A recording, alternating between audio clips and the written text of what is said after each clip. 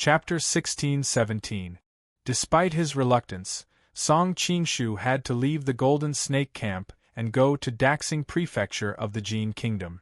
Along the way, he met people fleeing north from time to time. Apparently, they had to flee their homes after hearing that a war was about to break out in the south. Interestingly, most of them were Han people. Song Qingshu found it strange at first. Shouldn't the Han people be welcoming the southern Song dynasty's northern expedition? But he soon realized that it had been a long time since he came to this world. He gradually understood that the people at the bottom of the social ladder were busy with 3 meals a day and struggling with food and clothing.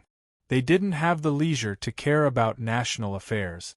Those who had the energy to care about these things were usually the hot-blooded scholars who came from well-off families. For the people at the bottom of the social ladder, war meant danger to their lives, starvation, and homelessness. When the people prosper, the people suffer. When the people perish, the people suffer. Song Qingshu was never a saint who bemoaned the state of the universe and the fate of mankind, but he was deeply touched by the miserable situation of some refugees. He became more determined to unify the world as soon as possible and keep the people away from the chaos of war. They rushed to Daxing Manor without stopping. The number of guards at the city gate was doubled compared to usual, and the streets were filled with soldiers patrolling everywhere. It was obvious that the atmosphere in the city was much more solemn and tense than usual. Obviously, it was because of the impending war. Song Qingshu hesitated for a moment and decided to go to Tangqua's mansion first. After all, it was broad daylight. Even with his superb lightness skill, it was not easy to sneak into the heavily guarded Jin Kingdom's palace. When he was near Tangqua's mansion, Song Qingshu looked at the guards at the gate and felt depressed. "I didn't expect that I can't go through the front door to my own home. It's so depressing to think about it." In fact, it was easy for him to enter as Tangqua Bian, but he didn't know if the other Tangqua Bian was in the mansion. If there were 2 Tangqua Bian at the same time, it would be troublesome. Of course, if he said Song Qingshu's name, he could enter openly. After all, he was Tangqua Bian's sworn brother. But now that the southern Song dynasty's northern expedition was imminent, all the Han people in the world were paying attention to it. He didn't want to get into trouble. After hesitating for a while near the entrance, he finally made a detour to a secluded wall in the backyard. Taking advantage of the fact that no one was watching, he quietly climbed over the wall. Now that Tangqua Bian was the head of all the officials in the Jin Kingdom, his mansion was naturally heavily guarded. Song Qingshu found many hidden sentries along the way. Thanks to his familiarity with the situation in the mansion, he did not trigger the alarm along the way. Overhearing the conversation of some servants passing by, Song Qingshu said that Tangqua Bian was now dealing with government affairs in the study. He wondered who was pretending to be Tangqua Bian on the Jin side. Most of the time, it was Zishan Dragon Queen, Tajkis, who pretended to be Tangqua Bian, and Gubai, who pretended to be the Emperor, Wanyan Shi, who guarded the palace with Wanyan Ping. But sometimes they would switch roles, so he was not sure who was in the study. Thinking of the glamorous and arrogant Zishan Dragon Queen, the gentle and moving Gubai, and the lively and youthful Wanyan Ping, Song Qingshu felt a trace of tenderness in his heart. This was like another home for him, especially Gubai, who could bring him the warmth of a home and the tenderness of a wife. Although she always asked him to appear as Tangqua Bian, especially when they were intimate, but why would Song Qingshu, who came from the future, care about the gains and losses of this city and land? What he cared more about was the actual benefits, so he was happy to play the role-playing game with her. Occasionally, when she was extremely aroused, he would return to his original appearance. The shyness and anger on her face made him feel a strong sense of conquest. "Who is it?" Thinking of some charming scenes, Song Qingshu could not help but breathe heavily. In the study, Tangqua Bian suddenly raised his head and raised his hand, shooting a hidden weapon at Song Qingshu. Feeling the strong wind coming at him, Song Qingshu cried out in shame. He hastily stretched out his hand to block the hidden weapons and opened his palm to take a look. It turned out to be a few golden flowers. So it's Tajtish. Song Qinshu smiled faintly. This was Zishan Dragon Queen's unique hidden weapon. Meanwhile, Tadish was in the study handling the sea of letters that had been sent in from various places. Suddenly, she heard a commotion outside her door. Without hesitation, she shot out a concealed weapon from her sleeve. After all, she had specifically instructed the servants of the residence to not take a single step into this small courtyard without her command. Sensing that the other party had neutralized her hidden weapon with a raise of his hand, Tajtish's heart shivered. She knew that the person who came was a top-notch expert and she was not his match. Just as she was about to call for the guards to warn them, she suddenly saw the other party's appearance. Her mouth opened halfway and she forcefully swallowed the words she was about to say. The red lips of the number one beauty of the martial arts world in the past were so tender and alluring. It's a pity that you have a full beard now. Song Qinshu pushed open the door and said with a teasing expression. Tajtish rolled her eyes at him and raised her hand to cover her face. By the time she pulled down her sleeve, she had already restored her icy cold, peerless and gorgeous appearance. At this moment, the guards outside heard the commotion and ran over. "My lord, what happened?" "It's nothing. Withdraw. Without my command, no one is to come near." Tajtish flicked her sleeve and closed the door, then coldly said, "Yes." Without the slightest hesitation, the group of guards silently withdrew. Song Qinshu looked at her in surprise. The Dragon King's skill in controlling his subordinates has truly impressed me. You are truly worthy of strict obedience. No matter what, I was once the holy maiden of the Ming dynasty's headquarters and the head of the 4 kings of the Ming dynasty of the Central Plains.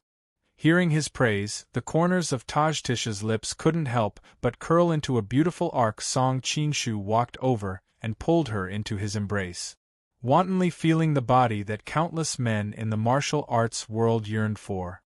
He smiled and said, "However, the thing that makes me the happiest today isn't your well-trained subordinates, but something else." "What is it?" A faint blush flashed across Tajtish's fair cheek. Given her character, she wasn't used to being so pampered by a man, especially one who was younger than her. Tajtish's body was plump and soft. Song Qinshu felt as though he was hugging a ripe water lily. "I'm happy that your first reaction upon seeing me was to restore your appearance. Evidently, you've already begun to care about your image in my heart. As the saying goes, a woman dresses up for the man who pleases her. How can I not be happy?" Tajtish was startled. Could it be that she had unknowingly gradually accepted him? After all, back then, she had been half forced by him to possess her body. Although she was a little flustered, she didn't have the slightest intention of admitting it. "Who said that? I'm not used to wearing that mask anyway. My face is covered with a full beard and it's so prickly." Song Qinshu moved closer to her cheek and sized her up. "Let me take a look. Dragon King, your delicate skin is so sensitive to being pricked by the beard on the mask. That would be a real waste of God's gift." Being so close to him, to the point where she could even feel his breath, Tajtish's skin couldn't help but tremble slightly. Somewhat flusteredly, she got up from his embrace and said, "You're only a few years older than my daughter. Don't tease an old woman like me like I'm a little girl." Song Qinshu laughed. "The Dragon King's skin is so smooth that it looks as though it's going to break at the slightest breeze, and your figure is still as graceful as a young girl's. When the two of us stand together, people who don't know you might even think that you're my younger sister. How am I old?" In this world, Xiao Zhao was only 15 or 16 years old, while Zishan Dragon King was only in her early 30s. Song Qinshu was also nearing his 30s.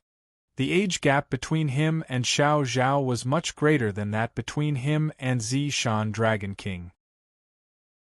Chapter 1618.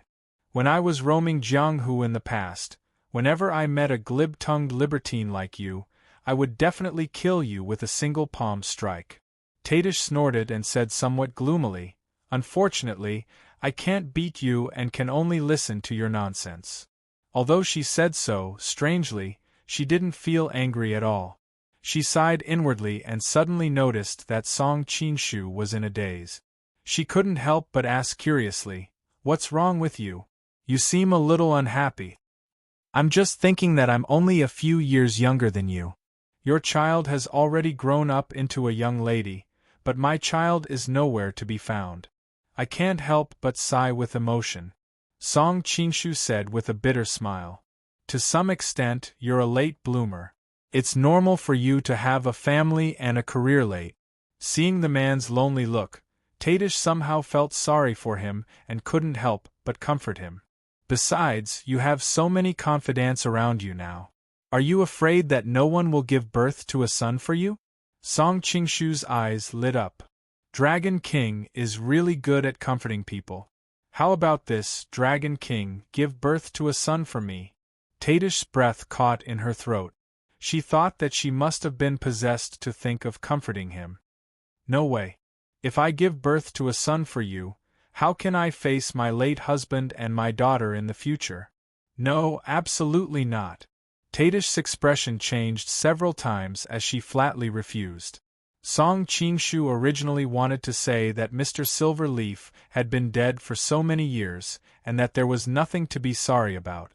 However, seeing the other party's intense resistance, he wisely didn't continue this topic. All right. I was just joking with you. Look at how excited you are." Song Qinshu, on the other hand, was secretly thinking that whether or not she could get pregnant was up to him, and it was not something she could control. When the time came, he just needed to irrigate her more. Even if she did not want to, she would still bear fruit. Of course, for now, he could not bear to let such a beautiful woman get pregnant so early. "Don't joke with me like this in the future." Tadish was now maintaining this secret relationship with him. Although she was somewhat resistant at first, she could still reluctantly accept it since outsiders didn't know about it. However, if her husband was dead for so many years and she suddenly became pregnant, wouldn't she be ridiculed by the world?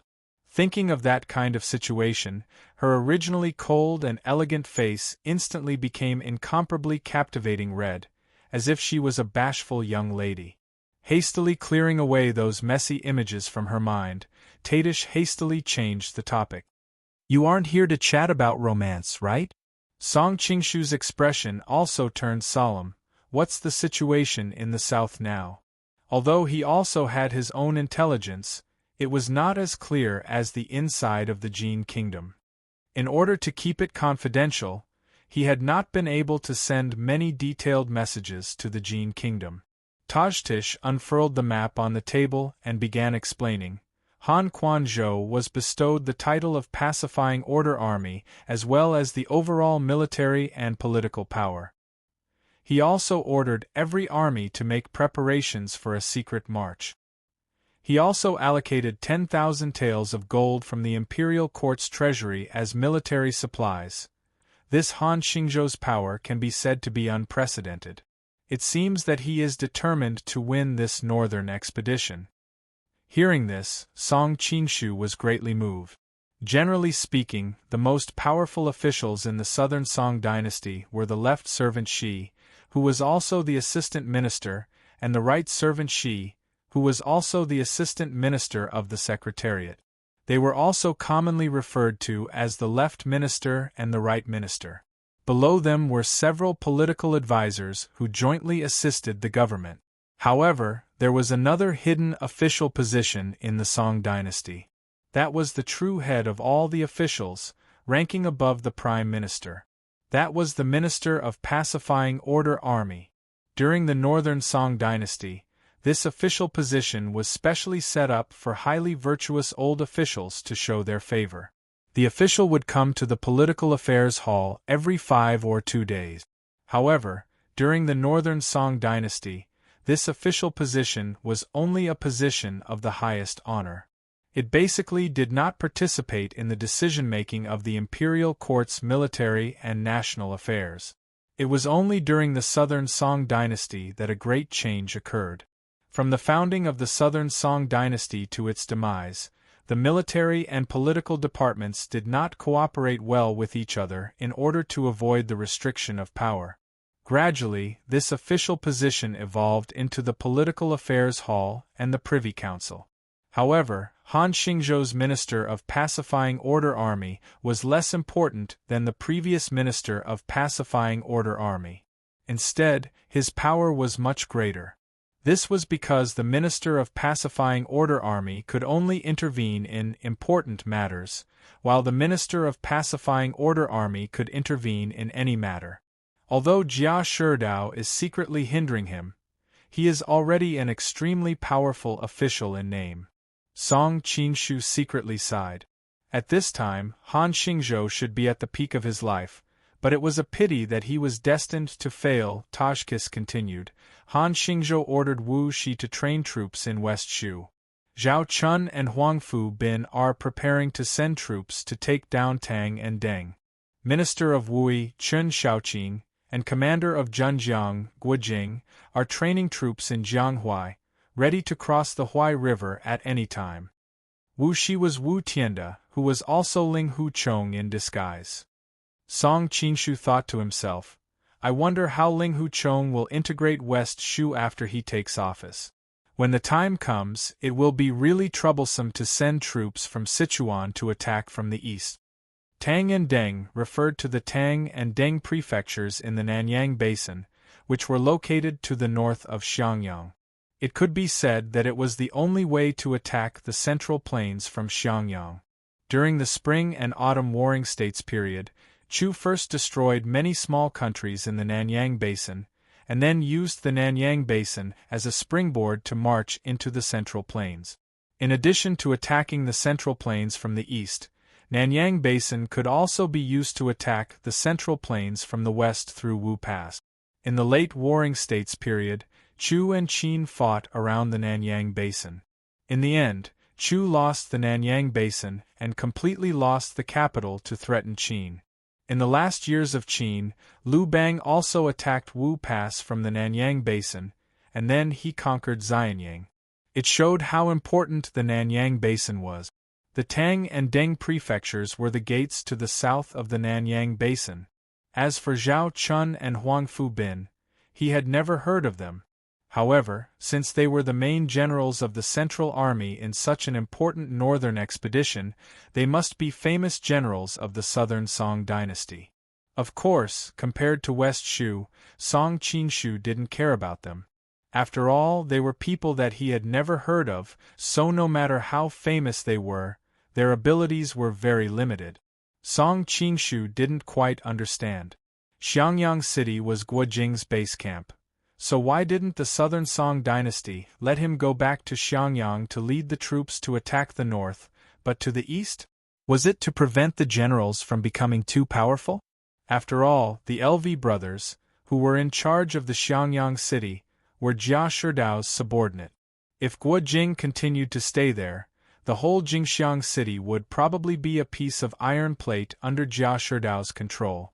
Song Qinshu didn't have to guess to know that Han Xingzhou's efforts must have been a part of it. Now that the Southern Song dynasty is coming aggressively, it will be really troublesome when the three armies attack at the same time. Song Qinshu had a headache. He had been as fierce as a tiger before, and he had defeated Liao, the biggest threat in the north, and even ignored the Golden Snake Battalion in the east. However, he didn't expect that the Southern Song dynasty could still organize three armies to attack the Jin Kingdom at the same time.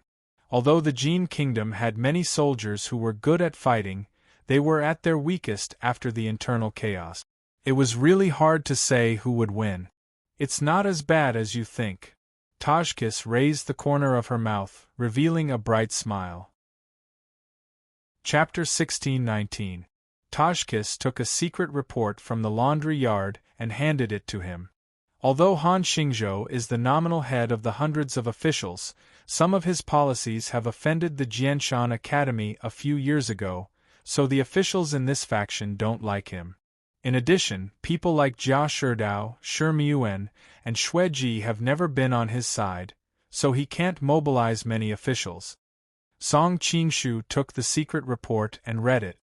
His expression suddenly became very interesting because it recorded Han Xingzhou's recent setbacks. Han Xingzhou wanted to appoint Xue Shi, the commander of Guang province, to lead the Huaishi army at the front line, but Xue Shi didn't seem to accept the appointment. He also ordered Su Jiji, the Privy Council secretary, to guard Jinling, but Su Jiji also didn't go out. He also transferred Qiu Ming to Jianghuai Proclamation Commissioner, but Qiu Ming refused. Even through the paper, Song Qingshu could feel Han Xingzhou's embarrassment and rage, but he couldn't do anything about it. The officials in the Southern Song dynasty were good at playing word games. They could always find some random reason to refuse, and at the same time, they could make it impossible to deal with them.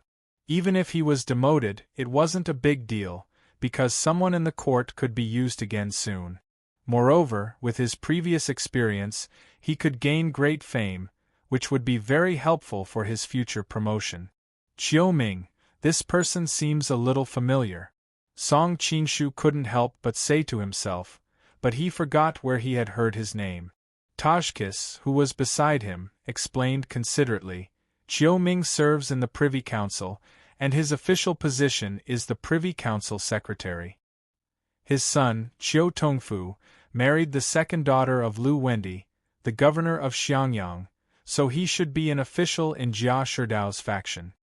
This didn't surprise Song Qingshu.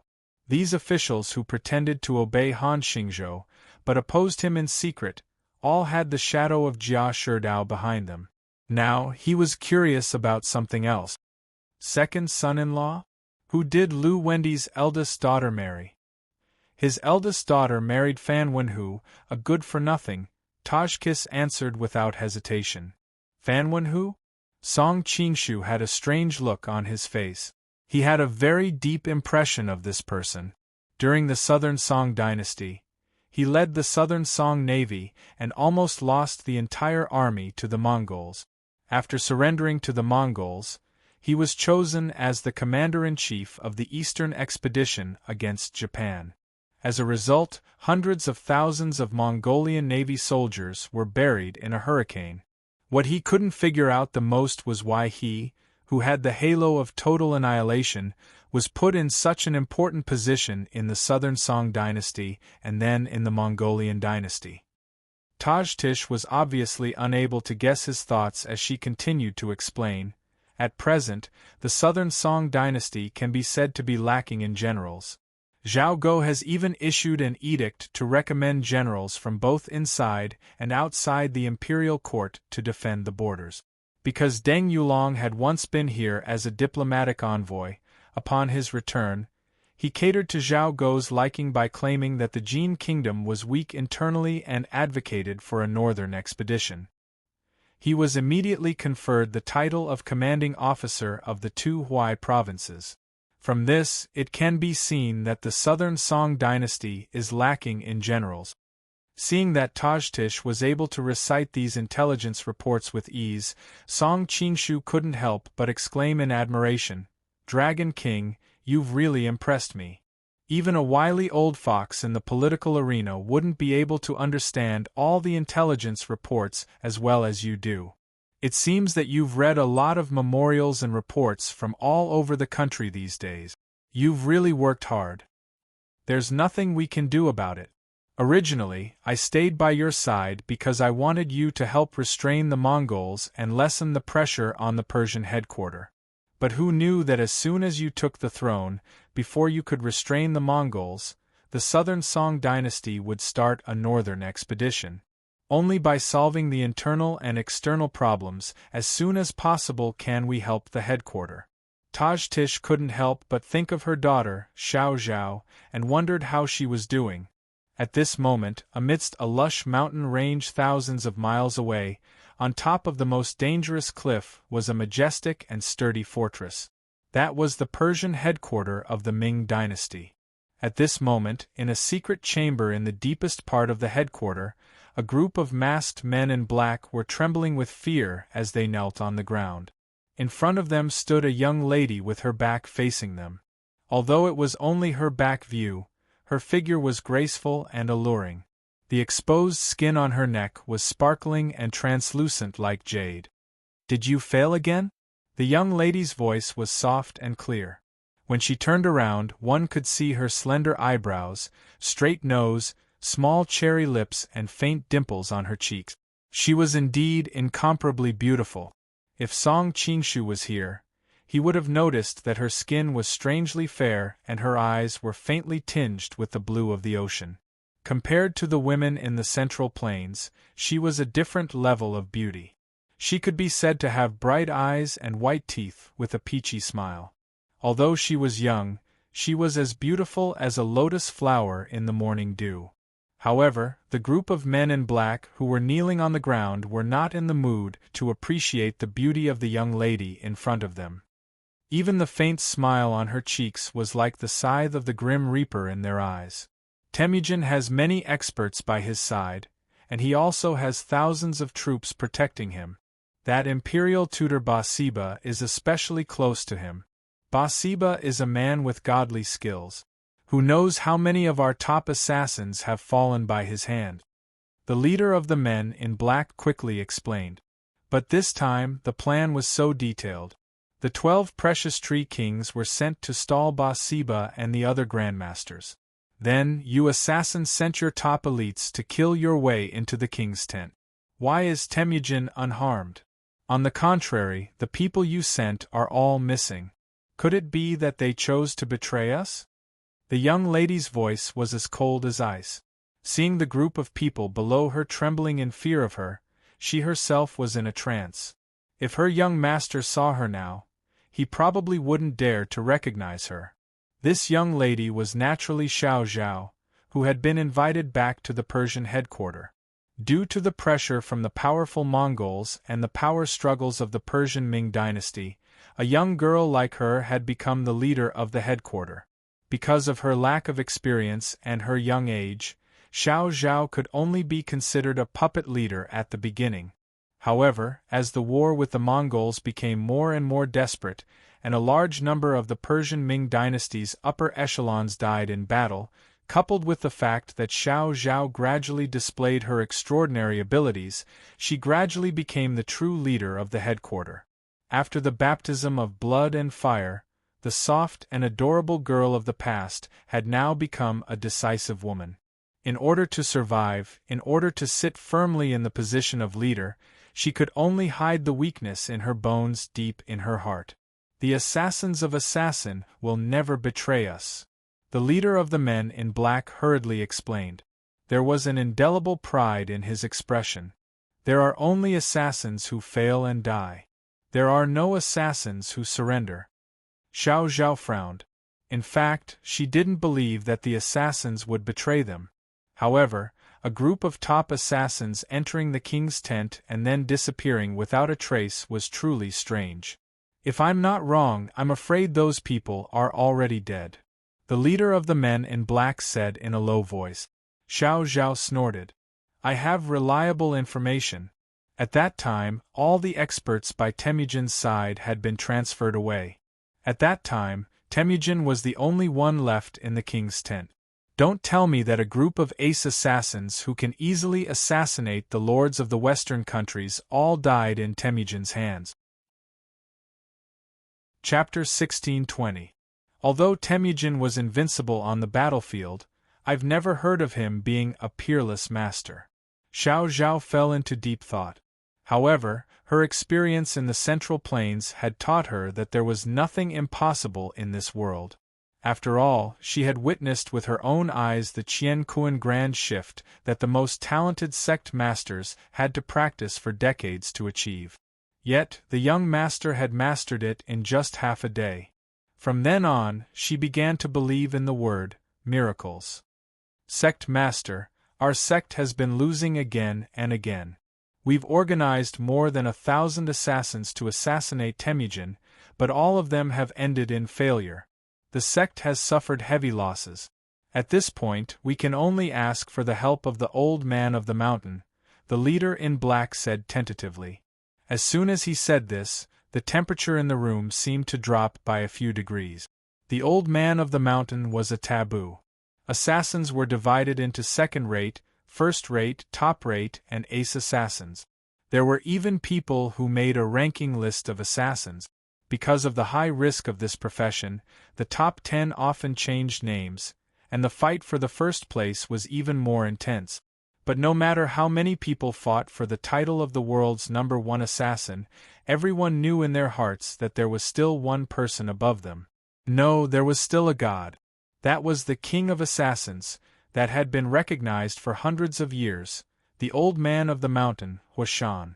Decades ago, the entire West trembled at this name, because no matter if it was the lord of a small country or the ruler of a large country, as long as they were targeted by him, they would definitely die.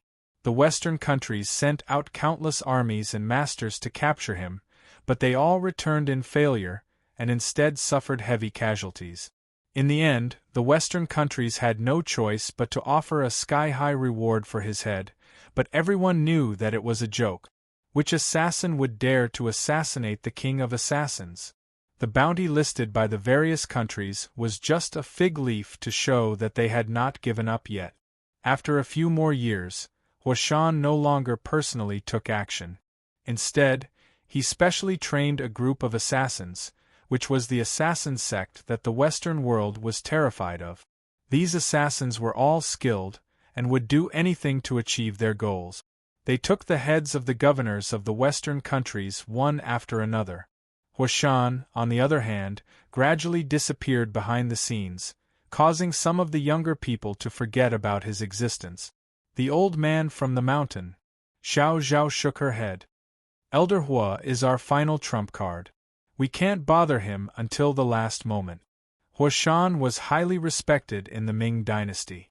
Although he was an elder in name, he was more respected than the cult leader most of the time. Xiao Zhao was not even sure if she could invite him. After all, she was able to ascend to the position of the cult leader largely because he had secretly opposed the opinions of the masses. But we're already at the last step. About a year ago, they had managed to seriously injure the Mongolian commander-in-chief Zulwu, and the Mongolian offensive had indeed weakened significantly.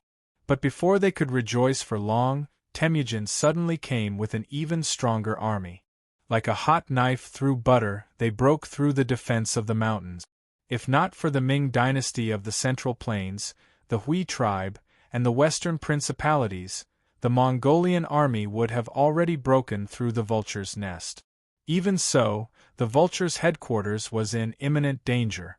Who knew how much longer they could hold out? Even the most optimistic person knew that they could at most hold out for another year or two. If they were unlucky, they might not even last for a year. Don't worry. I just received a secret message from my mother. Her plan in the Jin Kingdom is about to succeed. Soon, she will be able to help us attack the Mongolian rear. Thinking of her mother, Xiao Zhao's eyes finally revealed a trace of the girl from before. The Dragon King's side has succeeded? Hope flashed in the eyes of the people kneeling below.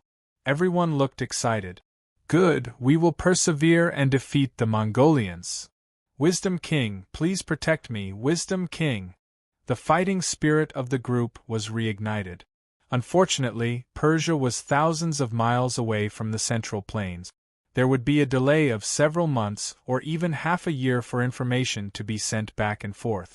They did not know that Tashkis was having a headache dealing with the Southern Song dynasty's northern expedition and was unable to attack the Mongolians in Daxing Manor, thousands of miles away.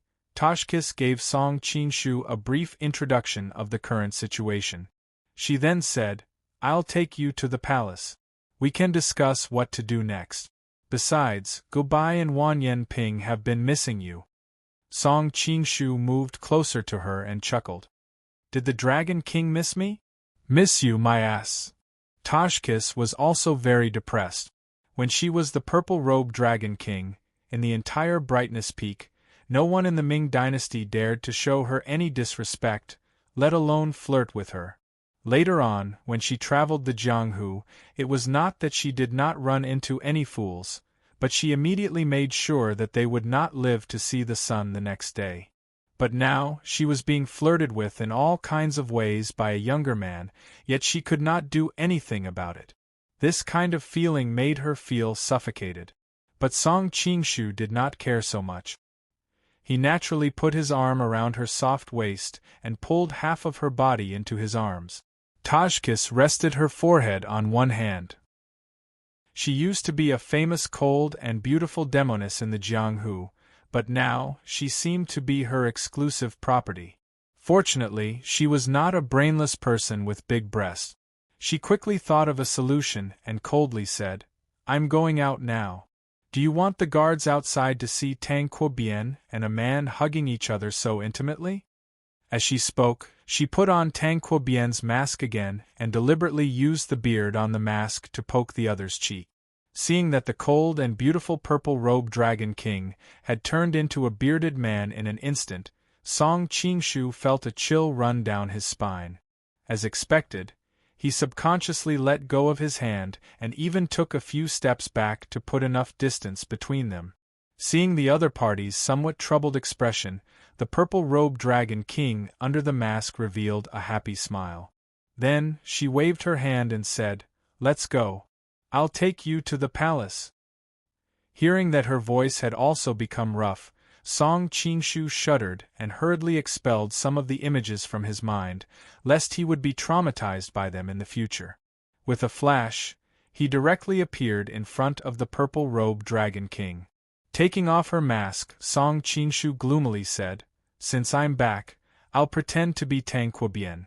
Wearing this mask to cover your peerless beauty is truly a waste of God's gift." Although she had heard countless people praising her beauty, when she received Song Qingshu's approval, the corners of Tajkis's mouth slightly curled up into a beautiful smile. Unfortunately, before she could finish her happiness, she heard Song Qingshu's next words, "Take off your clothes." "What do you mean?" Tajkis subconsciously covered her collar and looked at him warily. Although the two of them had intimate contact, she was still a cold and beautiful woman deep down. Moreover, they had been separated for several months. She had tried her best to forget everything that had happened between them. "I'm just asking you to replace Tang Quobian's clothes with mine." Seeing her intense reaction, Song Qingshu was instantly displeased. "Besides, you are my woman. If I ask you to take off your clothes, just do it. There's no need for you to ask so many questions." Tajkis coldly replied, "I'm not your woman. I'm just, you promised to help the Persian Ming dynasty to deal with the Mongols. That's why I'm staying by your side. But from the looks of it, there's no sign of you fulfilling your promise." The Mongols were like the sword of Damocles hanging over their heads. Song Qingshu's heart turned heavy as well. "It's just that I can't free my hands right now. Don't worry, I'm even more anxious to deal with the Mongols than you are." Recalling the steppe empire that swept through everything in history, Song Qingshu felt the pressure mounting. Chapter 16:21. Upon hearing her words, Song Qingshu turned around and said in a flat tone, "Dragon King, you probably don't understand your current situation. What right do you have to negotiate with me?" Tadish was momentarily at a loss for words. But she reacted quickly and replied, "Is it possible for me to pretend to be Tangqua and help you deal with so many government affairs?" Song Qingshu was stunned. Indeed, Tadish, who had lost all her trump cards, didn't have the capital to negotiate with him. But now that she had accomplished her mission in Tang Quobian's position, she had sufficiently proven her worth. This put him in a difficult position. "You did a good job, but it's not irreplaceable. If worse comes to worst, I'll let Wan Yanping take your place." Song Qingshu snorted. He had to suppress this woman's arrogance, or else she would become cocky. "You can indeed find someone to replace me, but that will waste several months of your time, and what you lack the most is time. Moreover, this is a crucial time for the Southern Song dynasty's northern expedition. Are you willing to take the risk?" Tadish was not to be outdone. Don't forget that you've been poisoned by me. Your life is in my hands at any moment, reminded Song Qingshu. At the same time, he secretly wondered if her courage and vision had improved after being the #1 expert of the Jin Kingdom for so long. You won't kill me. Tadish stood there gracefully without the slightest bit of concern. Song Qingshu was stunned. Where does this mysterious confidence of yours come from? Because you are a lecher. A blush flashed across Tadish's beautiful and indescribable face. You're very confident in your looks, sneered Song Qingshu. Tadish didn't answer and just glanced at him. The former #1 beauty of the martial arts world was undoubtedly confident in her looks. I don't deny that I'm fond of beauties or that I'm soft-hearted. But when it's time to kill, I'm never careless, Song Qingshu said emotionlessly. The temperature in the room instantly dropped by several degrees. Tadish's heart skipped a beat. Because of the opponent's aura, she felt like a small boat on a turbulent sea, and even breathing was a little difficult. At the same time, the resentful souls of Wan Yanliang, Chongqing King, and the others seemed to be flying around and whispering in her ears from time to time, sending chills all over her body as if her soul had been frozen. After all, we've been cooperating happily. Do you really have to say such things to hurt our relationship? Although Tajtish had always been blunt with men, that was only because she did not think it was necessary. When she thought it was necessary, back in Dashing Mansion, under the name of Lady Peach Blossom, she had bewitched countless princes and grandsons who worshipped under her skirt. Hearing her suddenly speaking to him in a resentful and reproachful tone, Song Qingshu couldn't help but be startled. But soon after, he smiled and said, "That's right. The Dragon King is not a little girl who hasn't seen the world. I'm the one who has fallen behind. Can I change my clothes now?"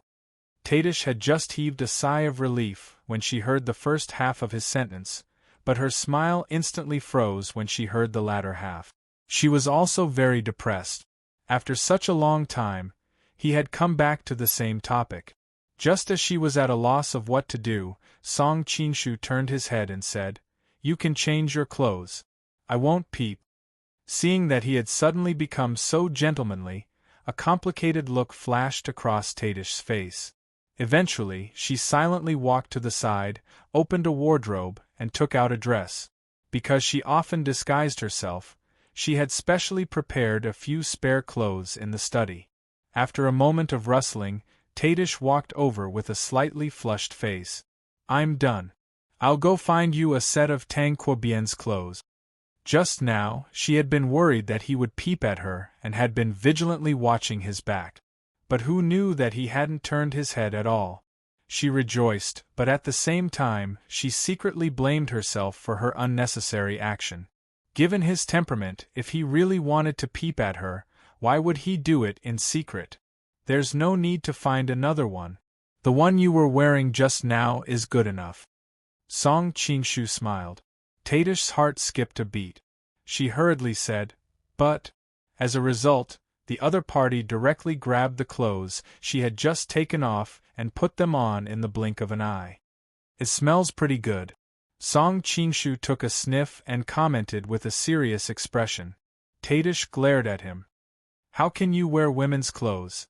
Aren't you afraid of bad luck?" This was a taboo in ancient times.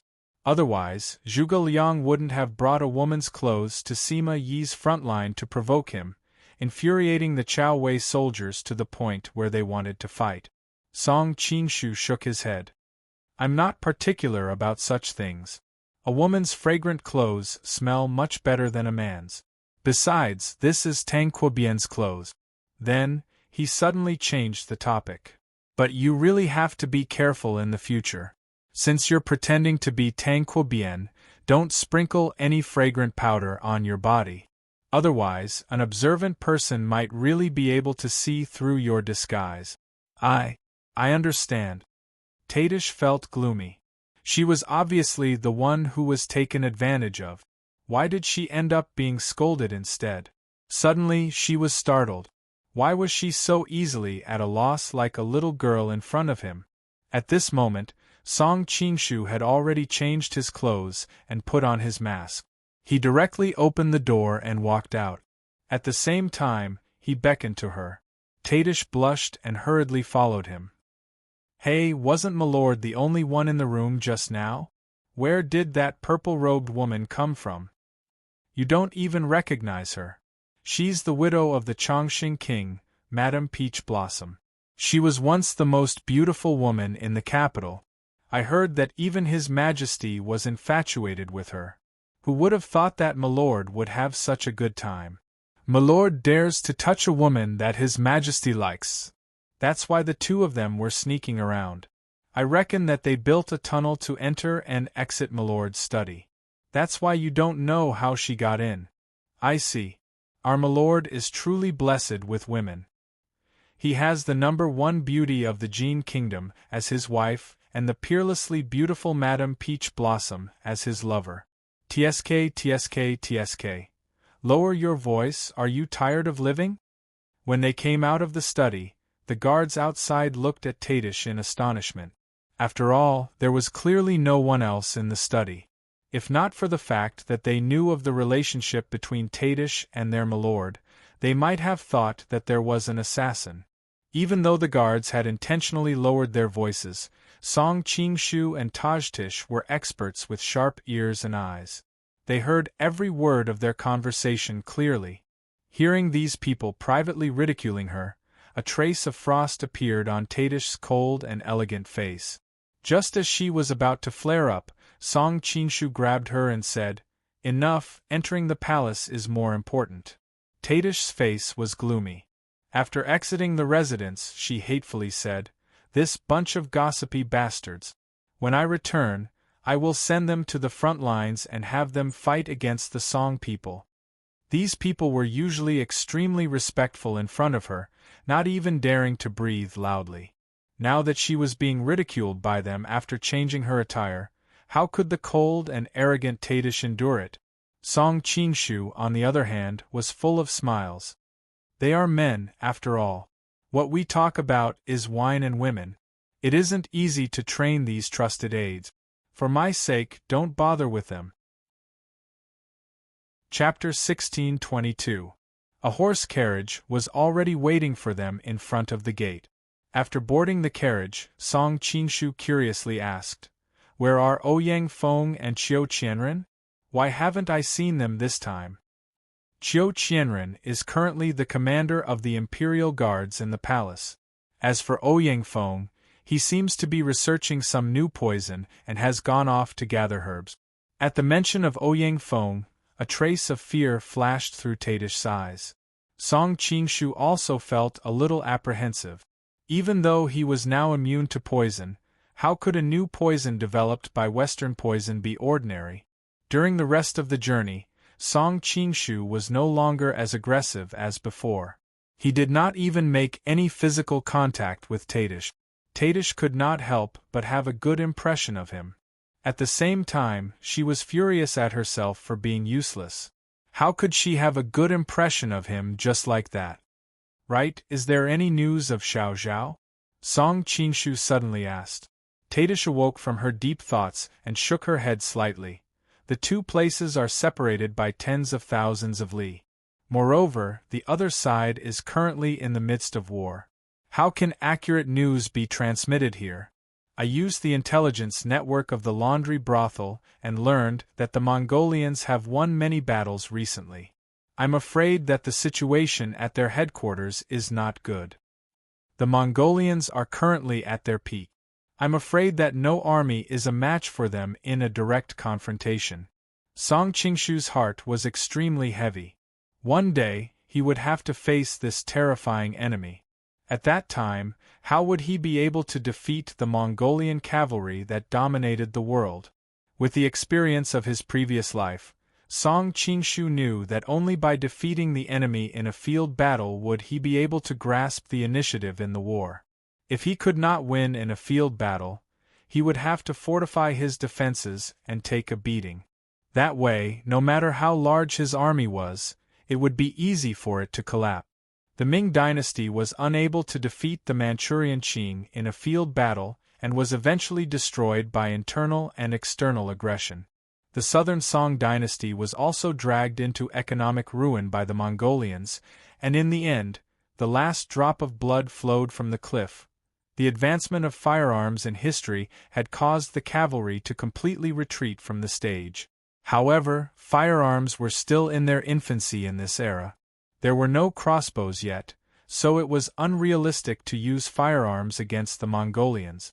Right, I recently received a report. It seems that the main altar had organized an unprecedentedly tight assassination attempt. However, in the end, Temujin was still safe and sound, Tadish suddenly said. Song Qingshu frowned. As far as I know, the headquarters of the Ming dynasty has organized countless assassination attempts against Temujin. There are many skilled fighters in the headquarters, not to mention the assassin faction, which is an expert in assassination. It's understandable that they have not succeeded even once, but why hasn't Temujin even been injured? Tadish was startled as well. You mean? Looks like Temujin is also a super expert. Song Qingshu's thoughts raced like lightning. If he could capture the leader first and deal with Temujin, then he might be able to get rid of Temujin. Based on the history of Mongolian infighting, he might actually be able to get rid of this thorn that had been plaguing him for a long time. But he also knew that just the Ruyang Palace alone was already filled with experts and had almost conquered the entire martial arts world of the Central Plains. As the Khan, Temujin would only have even more experts by his side. Furthermore, he had thousands of soldiers and horses protecting him at all times. Furthermore, he himself was an unfathomable super expert. How could it be easy to capture the leader first? Qingshu, can you promise me that you will deal with the Mongols as soon as possible? Tadish suddenly pleaded. Her voice was unprecedentedly weak. In fact, she did not care much about the survival of the Persian Ming dynasty. The only thing she cared about was the safety of her daughter, Xiao Zhao. However, after being the #1 official of the Jin kingdom for such a long time, she had thoroughly tasted the wonders of power. Suddenly, she felt reluctant to part with the Persian Ming dynasty. After all, this was their political capital. If the Persian Ming dynasty were to be destroyed by the Mongols, the mother and daughter would no longer have anything to rely on. They would also have no capital to negotiate with others. With their stunning beauty, they would only bring about endless disasters in this chaotic world. Don't worry, the Mongols have always been my #1 enemy. Song Qingshu nodded his head and replied in a deep voice. Tadish nodded her head. She understood the current situation of the Jin kingdom and knew that urging them would be of no use. The only thing they could do now was to solve the problem at hand. Just like that, the two of them arrived at the imperial palace. Tang Quobian's current power was overwhelming. Many of the guards in the imperial palace were his trusted aides. Therefore, it was as easy for him to enter and exit the imperial palace. Even when he brought a woman with him, no guards dared to question him. After asking the guard on duty, they found out that the emperor was currently in the imperial study, reading through memorials. The two of them then made their way to the imperial study. When they arrived at the outer perimeter of the imperial study, they found that the place was heavily guarded. The two of them were quickly stopped. Song Qingshu frowned. Even I am stopped? The leader of the guards smiled bitterly. Please forgive me, Marshal. The Emperor has specially decreed that no one is allowed to enter. If Marshal is here, we can send someone to report your arrival. What is he up to? Song Qingshu frowned. He waved his hand to signal the leader to go in and report. Tadish pursed her lips into a smile and whispered into his ear, "Women are always fond of beauty. It is uncomfortable to wear a man's face all day long. It is likely that Gu Bai has removed her makeup. To avoid trouble, she is refusing to see anyone." Song Qingshu was surprised. Soon, someone ran out and said, "The Emperor invites Marshal in." Song Qingshu nodded his head. Just as he was about to bring Tadish in, the guard stretched out his hand to stop her. With a troubled expression, he said, "The Emperor has specifically instructed that only Marshal will be allowed in. Please forgive me, Marshal." Song Qinshu finally realized that Gu Bai had removed her mask. Naturally, she could not be seen by anyone else. Hence, only Tang Quobian was allowed in. Tadish did not mind being stopped. "You go in first. I will just stand here for a while." Having said that, she went to the side to admire the scenery in the garden, leaving behind a beautiful silhouette that attracted the gazes of the surrounding guards from time to time. Song Qinshu could not help but laugh. Be it Purple-Robed Dragon Queen or Madame Peach Blossom, their charms were indeed capable of turning the world upside down. He did not tarry and followed the palace maid into the imperial study. When they were near the imperial study, the palace maid gestured for them to enter before quietly retreating. Song Qinshu pushed open the door and saw a devastatingly beautiful woman sitting by the desk. Her jade-white hands were gently flipping through the memorials on the table. Her long hair cascaded down like a waterfall. Her skin was as white as snow. The corners of her mouth curled into an elegant smile. Her slightly upturned pink lips resembled fresh flower petals. Her curved eyebrows faintly revealed a hint of faintly discernible charm. Just one look at her would cause one's heart to tremble. There was no lack of seductive women in this world. However, pure seduction and flirtatiousness were somewhat inferior. They could only tempt some vulgar and lustful men. On the other hand, some women had a dignified and graceful temperament. They gave off an inviolable feeling of holiness. Occasionally, they would reveal a hint of charm. That was the most fatal temptation to men. Even immortals could not help but be tempted by them. Obviously, Gu Bai belonged to the latter group. This was also why she was publicly recognized as the #1 beauty of the Jin Kingdom. Chapter 1623. Hearing the commotion at the door, Gu Bai raised her head. "Tajtish, weren't you supposed to be dealing with the news from the south? Why have you suddenly come to the palace?" She slowly got up, and an extremely ordinary movement outlined the contours of her body that made people's hearts sway. Song Qinshu was startled. He realized that the other party did not recognize him due to his disguise. He did not reveal his identity. "Isn't it because I miss Madam?" Looking at the familiar face before her, Gu Bai's eyes flashed with a trace of confusion. She could not help but recall the days when she and her husband were lovey-dovey. Back then, he seemed to have often called her that. However, she quickly remembered that her husband had passed away.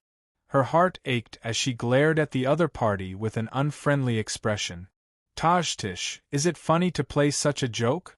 Seeing her pained expression, Song Qinshu sighed inwardly. He felt even more pity for her. He walked over to support her. "I was worried that Madam would be lonely, so I came to console her." Gu Bai, on the other hand, frowned. War is about to break out at any moment. With so many official duties on hand, you still have the mood to play such a joke? She suddenly thought of something. Especially at such a close distance, the other party gave her a completely different feeling from Tajtish. She could not help but feel a chill down her spine. "No, this isn't Tajtish's personality. Who are you?" "I am your man." Seeing the other party hurriedly retreating, Song Qinshu reached out and pulled her into his embrace. Gu Bai, on the other hand, was frightened out of her wits. She hurriedly opened her mouth and shouted, "Come." Unfortunately, just as she was about to call for the guards outside, her moist red lips were sealed by the other party's mouth. Her words could only be uttered in a low whimper. Gu Bai was so frightened that she struggled with all her might. Her delicate fists continuously hammered the man's chest. Unfortunately, her weak strength was of no use. Thinking that she was about to be defiled, 2 streams of tears uncontrollably rolled down her cheeks. This caused Song Qinshu to panic. He hurriedly tore off his mask and said, "Madam, it's me."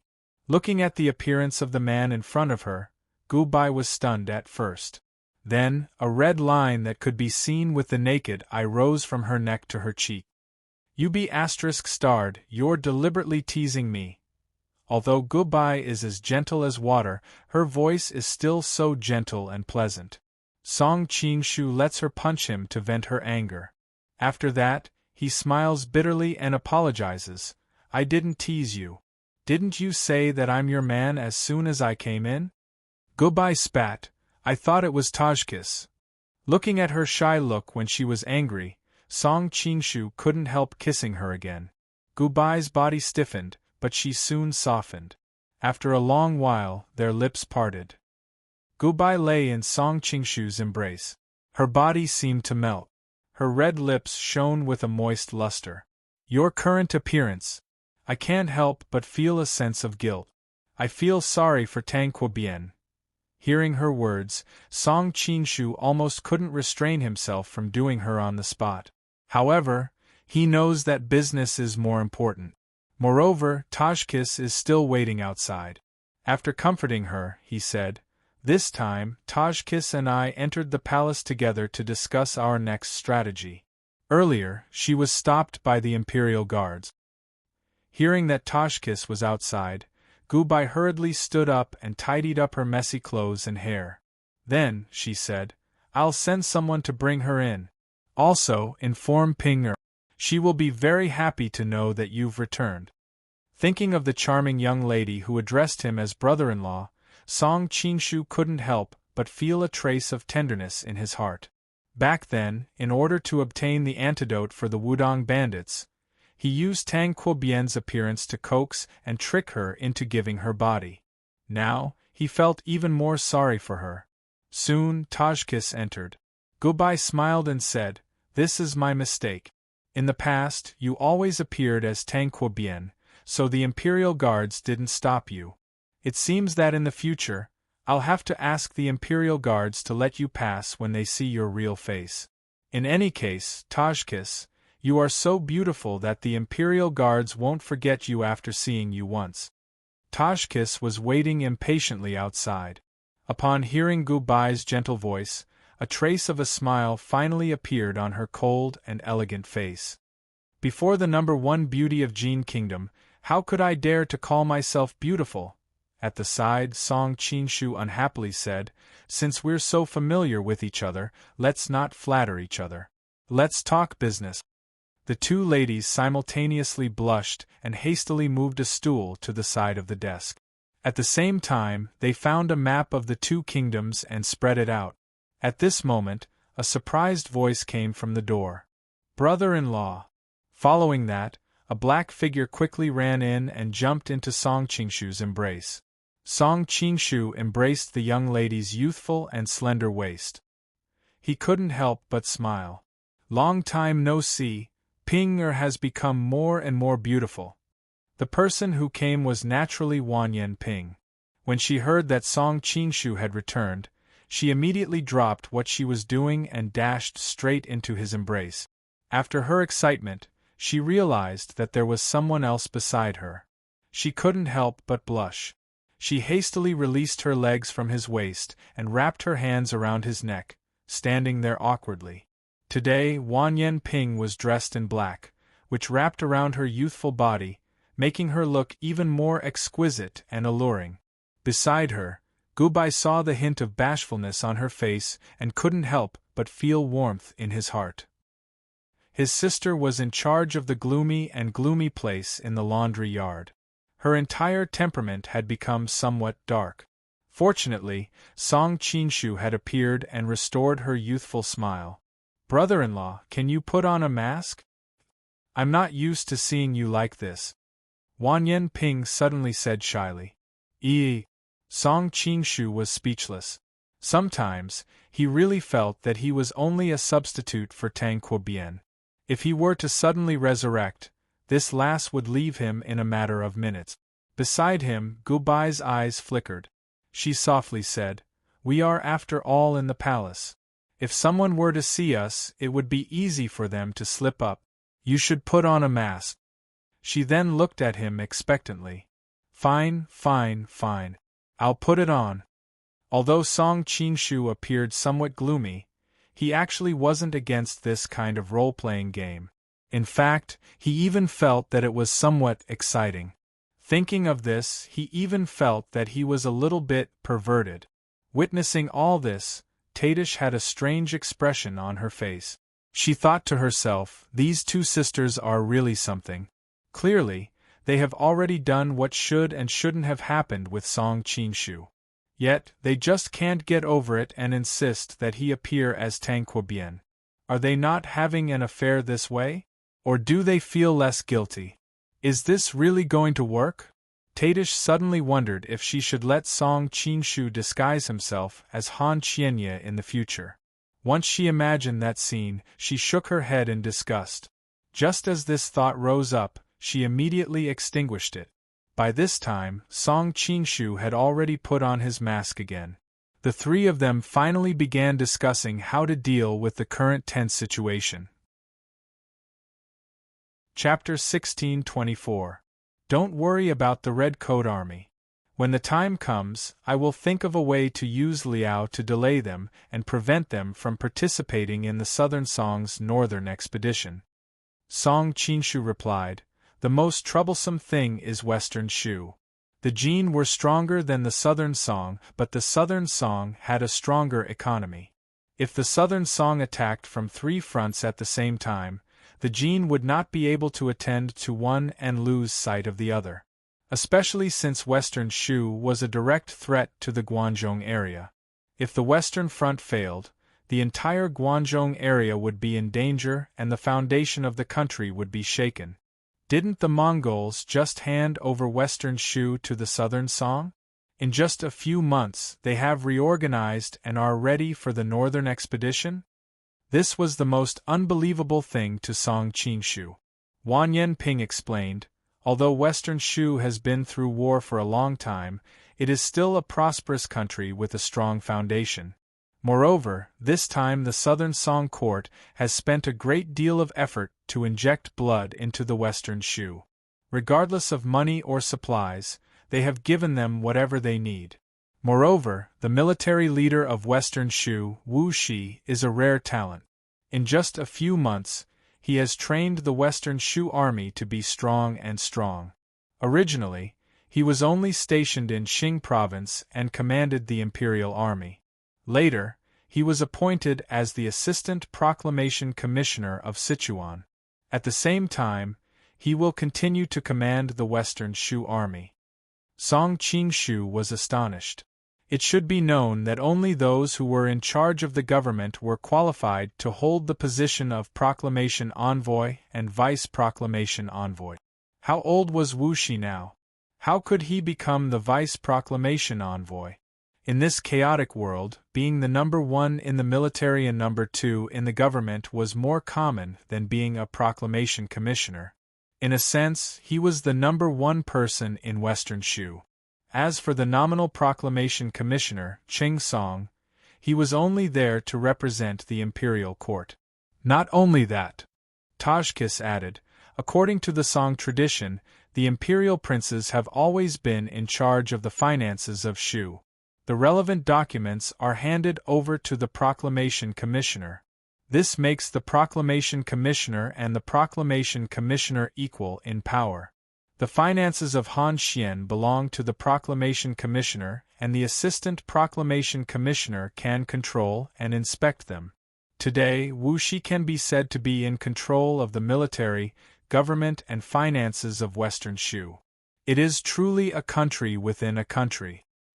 I've just received news that the imperial court has appointed Wu Shi as the governor of Shaanxi and Hedong.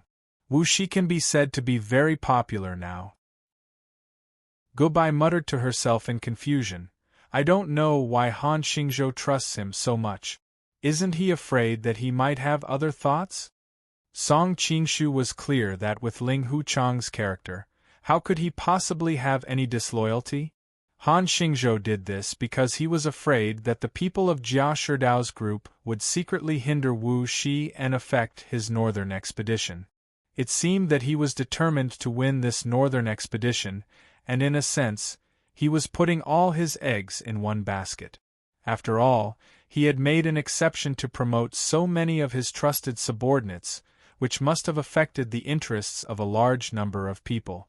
If he succeeded in the northern expedition, it would be fine. If he failed, what awaited him was probably a bottomless abyss. The imperial court has just gone through a civil war, and it hasn't recovered yet. I'm afraid that it can only deal with the 2 attacks from the south. The morale of West Shu is high. If they send troops, I'm afraid that Guanzhong will be in danger. Tajtish had been serving as the Minister of Defense of the Tang dynasty for a long time, so she knew the current situation of the Jin kingdom very well. She couldn't help but sound a little worried. She wasn't worried about the Jin kingdom, but worried that they wouldn't be able to deal with the Mongols if they failed. Now that the southern Song dynasty has taken back Sichuan, it's already bordered by Tubo and Xixia. Why don't we use these 2 countries to see if we can control Sichuan? Gubai suddenly suggested. Wan Yanping shook her head and said, according to the intelligence of the laundry yard, the Tubo kingdom is now in chaos. The imperial power and the religious power are fighting for the actual rule of the country, so they have no time to use troops. Moreover, the southern Song dynasty and the Tubo kingdom are connected by marriage. Back then, the princess of Jincheng married into the Tubo kingdom, so they have the strength to help the Song dynasty attack us. In history, because the southern Song dynasty lost the north, the ideology of the Confucian ethical code prevailed. Coupled with the shame of Jinkong, countless women of the royal family were kidnapped back to the laundry yard in the north. Therefore, the topic of connected marriage was a taboo in the Song dynasty. They believed that it was a great humiliation. If anyone dared to propose a connected marriage, they would definitely be drowned by the spittle of the civil and military officials. On the contrary, the more powerful Han and Tang dynasty didn't mind the idea of a connected marriage at all. This was because they were connected by marriage with the attitude of the strong. They weren't offering their daughters for glory. Although they sacrificed the happiness of a woman, it saved countless soldiers from dying on the battlefield. Indirectly, it saved even more women from the pain of losing their husbands. Therefore, different people's attitudes towards connected marriage were completely different. However, for some unknown reason, the Song dynasty actually sent a princess to marry into the Tubo kingdom. Hearing Wan Yanping mentioning the princess of Jincheng, Song Qingshu couldn't help but think of the time when he went to the Tubo kingdom to learn the joyful Zen. It seemed that he had met her on the road. But at that time, she was in the carriage, and he didn't see her face clearly. Wan Yanping's words quickly pulled him back to reality. Song Qingshu knew that now was not the time to let his imagination run wild. He hurriedly listened to her and said, as for the Western Xia dynasty, we received information that they intend to have a connected marriage with the Liao kingdom. The candidate is Princess Qing An, the daughter of Liao's powerful Yeluisan. Originally, the Western Xia dynasty and the Liao kingdom would definitely not help us after the connected marriage.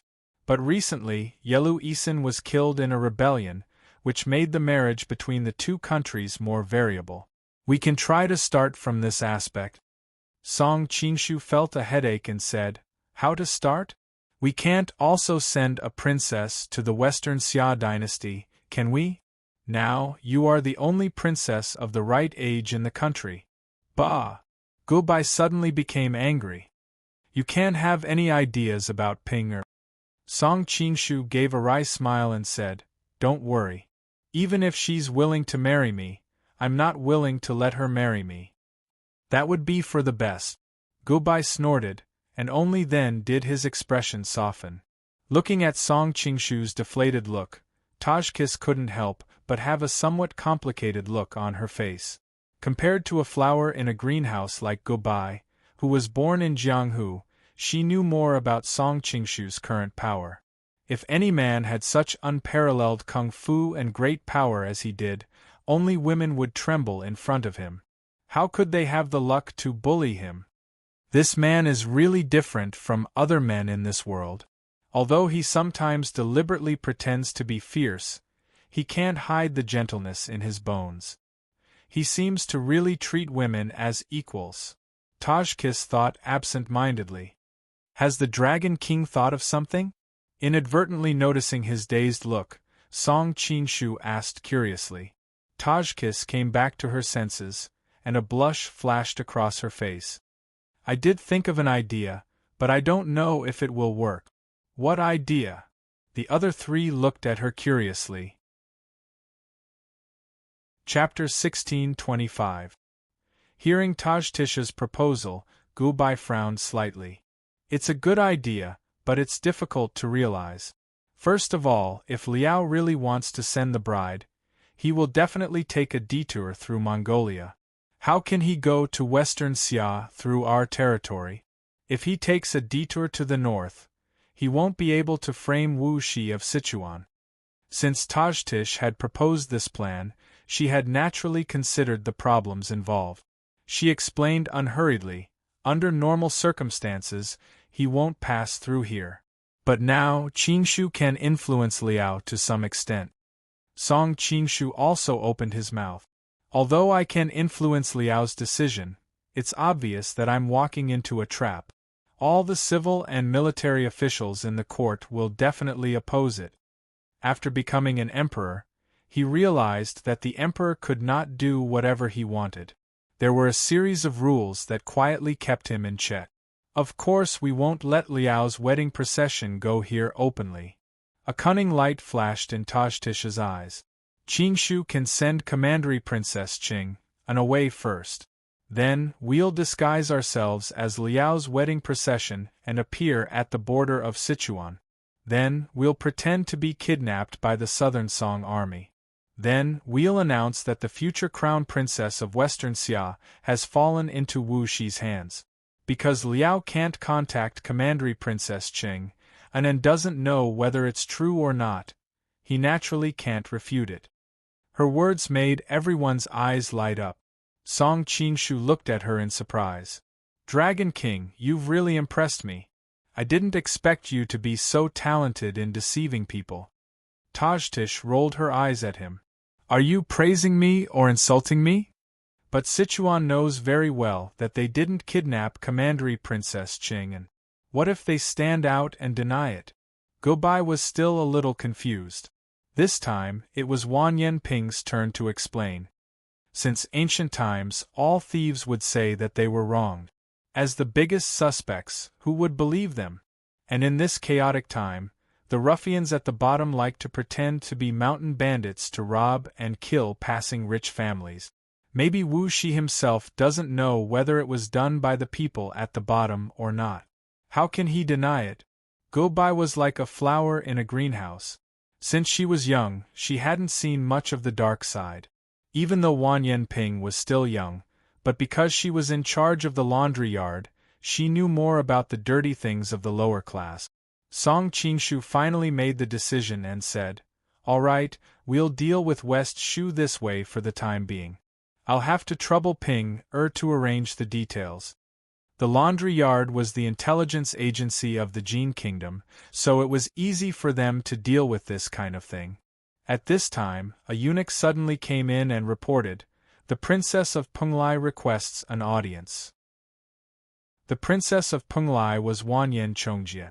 What is she doing here? The group of people looked at each other, not knowing what she was up to. Gubai didn't want to see her at first, but she was worried that she had something important to do, so she ordered, "Invite her in." Then, she put on Wan Yanrui's mask again. Because Wan Yanping had to make plans, she took the opportunity to return to the laundry yard. Not long after, under the guidance of a eunuch, a beautiful young girl slowly walked in. Her skin was incomparably white and tender, like cream, as if water was about to drip out. Her eyes were flowing, and her elegant eyebrows were slender.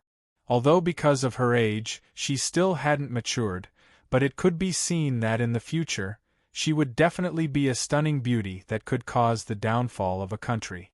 She has completely inherited her mother's beauty, and even surpassed her. Song Qinshu secretly sighed in admiration. Every time he saw Wan Yanzhongjie, he felt a sense of awe. In particular, That youthful and immature look of a young girl was enough to make any man feel pity for her. Chongjie greets your Imperial Majesty. Wanyan Chongjie walked in and bowed to goodbye, then turned to Song Qingshu and bowed. Greetings, Marshal Du. As he spoke, he secretly winked at him. Song Qingshu's heart skipped a beat. What a little vixen! Even with his current self-control, his mind was almost swayed by her seduction. If she wanted to flirt with some young boys, she would probably be able to attract a large number of young men in the capital to bow down to her with a flick of her finger. Chongjie, what business have you come to the palace for? Gubai looked at the young woman below the stage dotingly. According to seniority, she was the young woman's aunt. Perhaps it was because the Tangqua family and the Chongjie family were both in dire straits that they sympathized with each other, but their relationship had been very good over the years. I haven't come to pay my respects to your Imperial Majesty in a long time, so I came to pay my respects to your Imperial Majesty. Wanyan Chongjie giggled, her eyes like two crescent moons. Even as women, they couldn't help but admit her charm and find it hard to be angry at her. Nonsense. Gubai thought to herself, if you weren't my niece, it would be strange if you didn't get flogged today. You came to the palace for this matter? Wanyan Chongjie blinked and replied in a deadpan manner, Is paying my respects to your Imperial Majesty not a big deal? Noticing that everyone's expressions had darkened, she said, There's one more thing. My mother wants to invite Uncle to her residence as a guest, so I came to invite Uncle. I hope that Uncle will do me the honor. Tadish, who was standing to the side, frowned. You didn't invite anyone in the past, so why did you have to invite him today? Wanyan Chongjie pouted. My mother just happened to have a sudden impulse today. What's wrong with this kind of coincidence? Tadish snorted. She couldn't very well say that she suspected that Wanyan Chongjie was here for Song Qingshu, so she could only ignore her. Gubai was also somewhat dissatisfied. If you want to invite Uncle, why don't you go to the Commander-in-Chief's residence? Why do you have to come to the palace? She and Song Qingshu had not seen each other for a long time. Naturally, she didn't want him to be invited away by another woman as soon as he returned. However, with her current identity as Wanyan Shi, there were many things that were inconvenient for her to say. I went to the Commander-in-Chief's residence, but the people there said that Uncle had come to the palace, so I had no choice but to come here, Wanyan Chongjie said innocently. Couldn't you have waited for him outside the palace? Why did you have to disturb us for this matter? How could Gubai not understand that Wanyan Chongjie's visit to pay his respects was an excuse? His real purpose was to invite Tangqua to explain. Thinking of her charming and enchanting mother, Gubai couldn't help but frown. Although Pucha Elihu was the most beautiful woman of the previous generation in the Jin Kingdom, her reputation had never been good. It was rumored that she had had ambiguous relationships with many men over the years. As a result, Gubai, who had always been clean and pure, didn't like her very much. If I had waited for him outside the palace, perhaps he wouldn't have left today. Wanyan Chongjie said meaningfully. At the same time, his gaze swept across Gubai and Tadish's faces, causing their hearts to skip a beat. Could it be that she knows something? Gubai subconsciously looked at Song Qingshu. When the opportunity arose, she would definitely ask him about it. All right, I'll go with you later. Song Qingshu knew that something must have happened for Chongjie to look for him so urgently. Thus, he decided to go and see what exactly was going on. Chapter 1626. Song Qingshu was startled. Only then did he recall that he had instructed Tajtish about this matter. After all, he was the emperor of the Jin Kingdom in name, but in reality, he had to remain in the shadows. It was difficult for him to mobilize the power of the Jin Kingdom, Qin Kingdom, and other countries as he pleased. Influenced by the theory of political power comes from the barrel of a gun, in his previous life, he planned to build a new army, an elite of the elites, and an army that would only listen to his orders. However, as this was a matter of poaching the Jin Kingdom's people, it was inappropriate for him to let the Jebi sisters handle it. Therefore, he arranged for Tajtish to be in charge, with Qiu Qianren assisting from the side. Qiu Qianren used to be the leader of a gang. He had built the obscure Iron Palm clan into a famous gang in the Wuling world. His leadership ability was evident. Originally, Song Qingshu planned to let Ouyang Feng watch from the side, but he had no interest in these mundane matters. He was only obsessed with practicing martial arts and researching poisons. "I'll ask you about this when I come back." Song Qingshu glanced at Gubai. He had forgotten about it because he was busy dealing with the Southern Song dynasty's northern expedition. Now it was not appropriate to mention it in front of her. Oh, Tadish was rather gloomy. Actually, the reason why she didn't mention this matter was because she planned to use this matter to lure him out of the palace. This was to prevent him from indulging in the tenderness of the Songbi sisters and forgetting about his duties. Of course, it could not be said that she was trying to fight for Song Qingshu's favor. It was just a woman's instinct. After all, if she could get closer to Song Qingshu, it would be beneficial to convince him to send troops to Mongolia as soon as possible.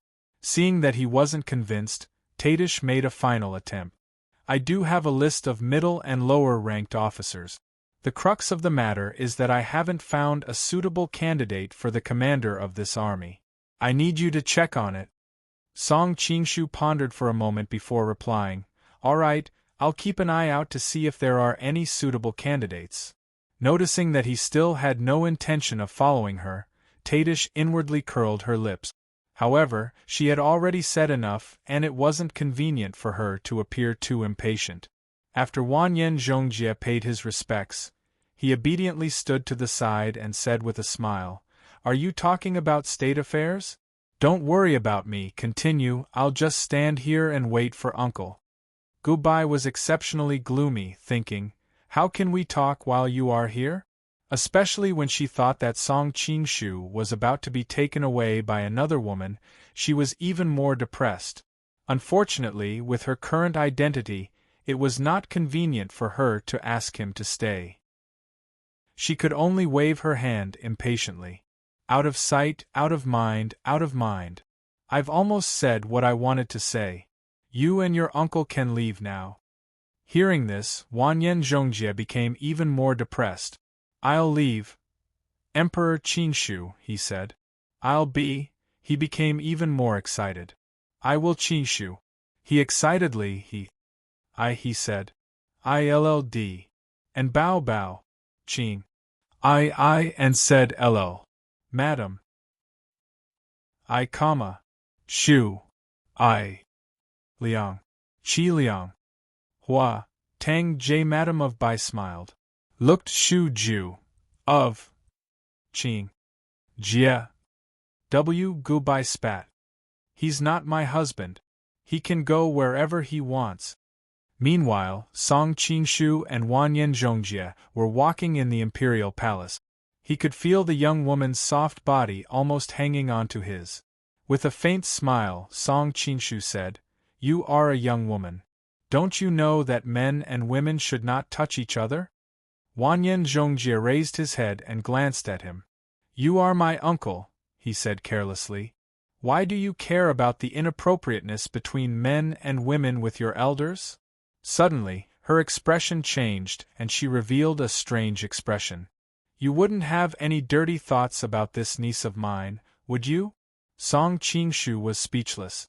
"You know very well that I am not your uncle." Wanyan Zhongjie already knew that Song Qingshu was pretending to be Tang Quobian. "I don't care. In any case, I'll treat you as my uncle." Wanyan Zhongjie snorted, revealing a young girl's unique arrogance. "I've never seen you so intimate with Tang Quobian before." A faint smile appeared on Song Qingshu's face as he saw through her thoughts. Sure enough, Wanyan Zhongjie's face reddened. However, she quickly raised her chin and said, "The past is the past, and the present is the present. Don't you know that a young girl's heart is the most fickle in the world?" Song Qingshu smiled.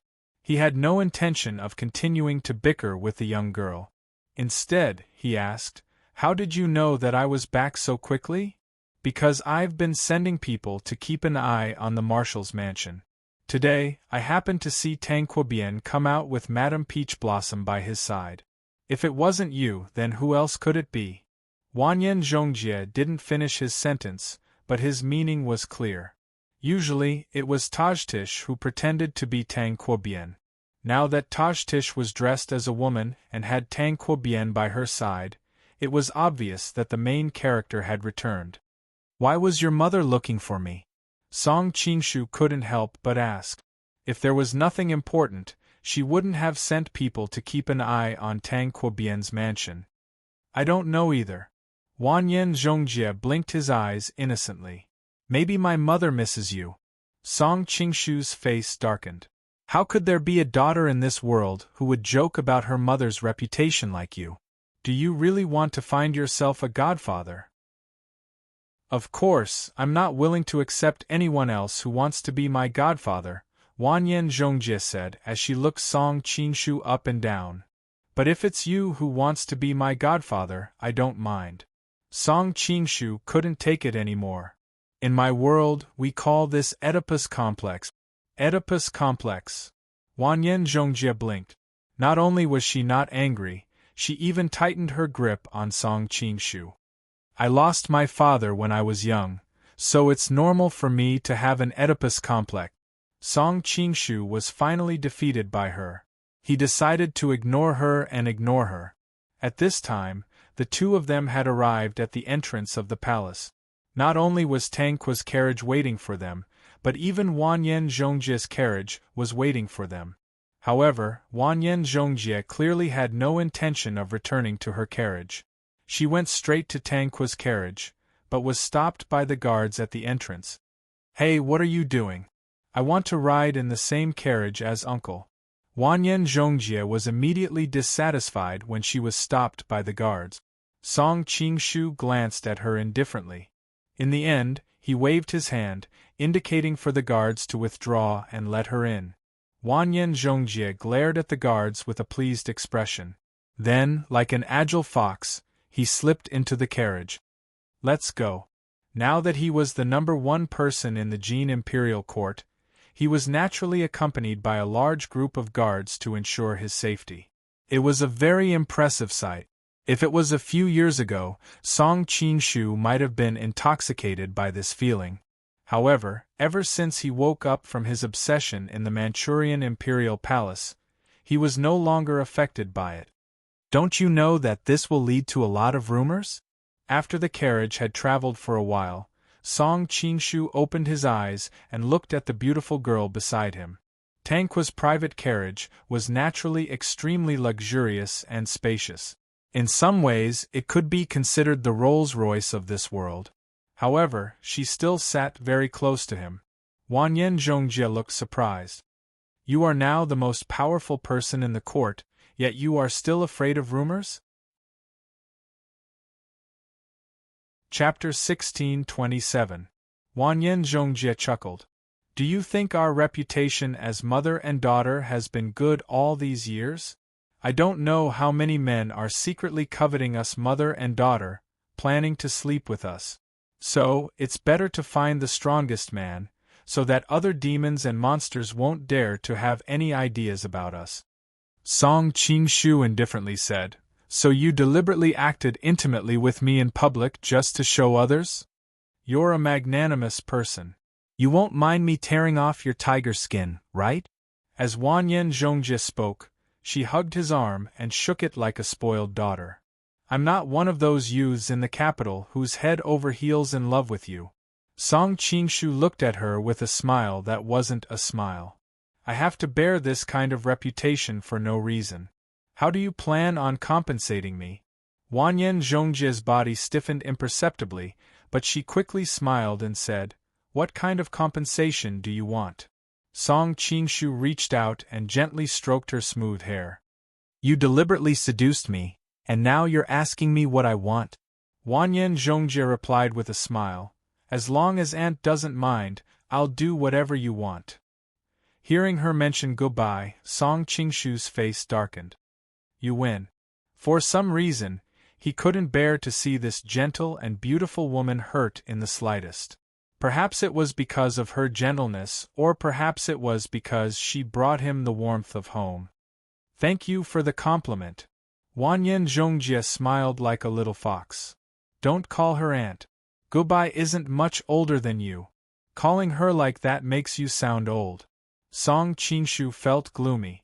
Even the way she addressed him made him unhappy. Goodbye was only in her 20s, and she sounded like an auntie when she kept calling her aunt. She really is my aunt. Besides, she's more than 10 years older than me. Shouldn't I call her aunt instead of sister? Wanyan Zhongjie pouted with an aggrieved expression, but there was a trace of craftiness in her eyes. What are you trying to say by repeatedly emphasizing the age difference between you two? Song Qingshu keenly saw through her little thoughts, and his expression instantly became unfriendly. Wanyan Zhongjie's face paled as he sensed the temperature in the carriage drop. Song Qingshu's voice became incomparably cold. She is your aunt, and she has always loved you dearly. I was wrong. Wanyan Zhongjie's eyes were as resplendent as the stars. At this moment there was a faint layer of mist covering them, making them incomparably dense. It was enough to make any man feel pity for him. However, Song Qingshu's expression turned even colder. You're still acting in front of me? Wanyan Zhongjie blinked his eyes. His previous pitiful expression, which was on the verge of tears, disappeared in an instant. Instead, it was replaced by a look of astonishment and worship, as expected of the man who subdued Auntie's body and mind. Even this couldn't fool you. Song Qingshu was still indifferent. Change it to flattery? Unfortunately, I don't buy it either. Then what should I do? Wanyan Zhongjie's small mouth curled up, revealing a young girl's innate arrogance. Since I can't flatter you, then I'll change it to you spanking my butt. That should appease your anger, right? As she spoke, she bent down and stuck out her petite and firm butt in front of him. Song Qingshu was speechless. At this moment, a long sigh suddenly came from outside. How much did a man have to accomplish in life to not die a nameless death? Huh! Song Qingshu's heart skipped a beat. He lifted the curtains and looked outside. Not far away, he saw an execution ground. On a high platform, a tall and sturdy man was tied up. Behind him stood two bare-chested executioners. It was obvious that the execution was about to take place. The man who had spoken earlier was the one who had been tied up. Although he was about to be beheaded, there was no trace of fear on his face. There was only regret that his ambition had not been fulfilled. Seeing that more and more people had gathered to watch, the two executioners felt embarrassed. They kicked the man's knees, trying to force him to kneel on the ground. Unexpectedly, after a few kicks, the man remained motionless. The man turned around and glared at the executioners. A real man kneels to the heavens and to his parent. If I die, I die. How can I kneel? What a real man! Wanyan Zhongjie exclaimed from the side. Song Qingshu nodded and looked the man up and down. A strange look appeared in his eyes. Then, he called for a guard. Bring that man here with my token. Yes. The guard took the token and left without hesitation. Song Qingshu put down the curtains and closed his eyes to rest. He wasn't worried about the situation outside. Even if he didn't have the token, with Tang Quobian's current status, who would dare to stop him as his personal guard? As expected, not long after, the guard brought the man over. Perhaps he was afraid that the man was on death row, so he didn't untie him. The burly man glanced at Song Qingshu in the carriage with a strange look in his eyes. Then, he glanced at the beautiful Wanyan Zhongjie beside him, and a look of amazement flashed across his eyes. However, he quickly shifted his gaze to Song Qingshu and said, "Many thanks to the marshal for saving my life. You recognize me?" Song Qingshu saw that the man's eyes were honest and upright. He was clearly not a lustful person. Song Qingshu couldn't help but like him a little more. When he heard the man reveal his identity, he was a little surprised. Nowadays, in Daxing Prefecture, anyone can enter and leave with such an imposing manner. Any random guard can make the supervising officer bow and scrape. Aside from the current minister and marshal, who else could it be? The man replied, I didn't expect you to have such a meticulous mind despite your boorish appearance. Song Qingshu smiled and gestured to the guard beside him. Untie this warrior. Yes. The imperial bodyguards did not hesitate. Firstly, Tajkis had trained them to obey orders and prohibitions. Secondly, Tang Quobien's imperial bodyguards were all martial art experts of the army. Therefore, they were not worried that this man would suddenly rise in revolt. By the way, how should I address you? Song Qingshu asked. The man replied, Monk Chen, Monk Wanyan Chen. Song Qingshu's heart skipped a beat. He had some recollection of this name.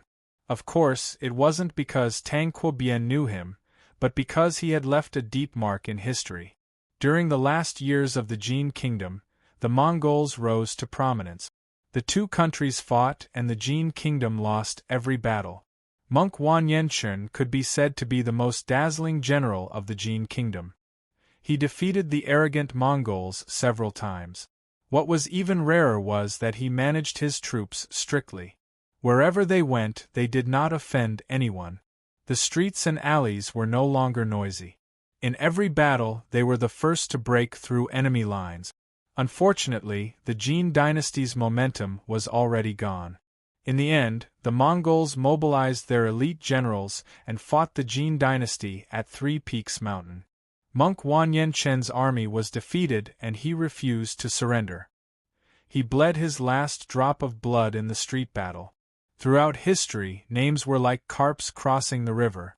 The reason why Song Qingshu remembered him, other than being the last famous general of the Jin dynasty, was largely because of his military management and loyalty, which left a deep impression on him. As expected, the advantage of a transmigrator isn't just for show. Song Qingshu sighed inwardly. No wonder so many otakus wanted to transmigrate.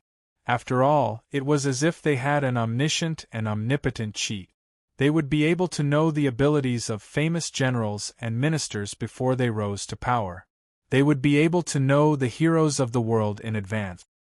He recalled that Tajkis had mentioned that everything was ready for the establishment of the loyal and filial army.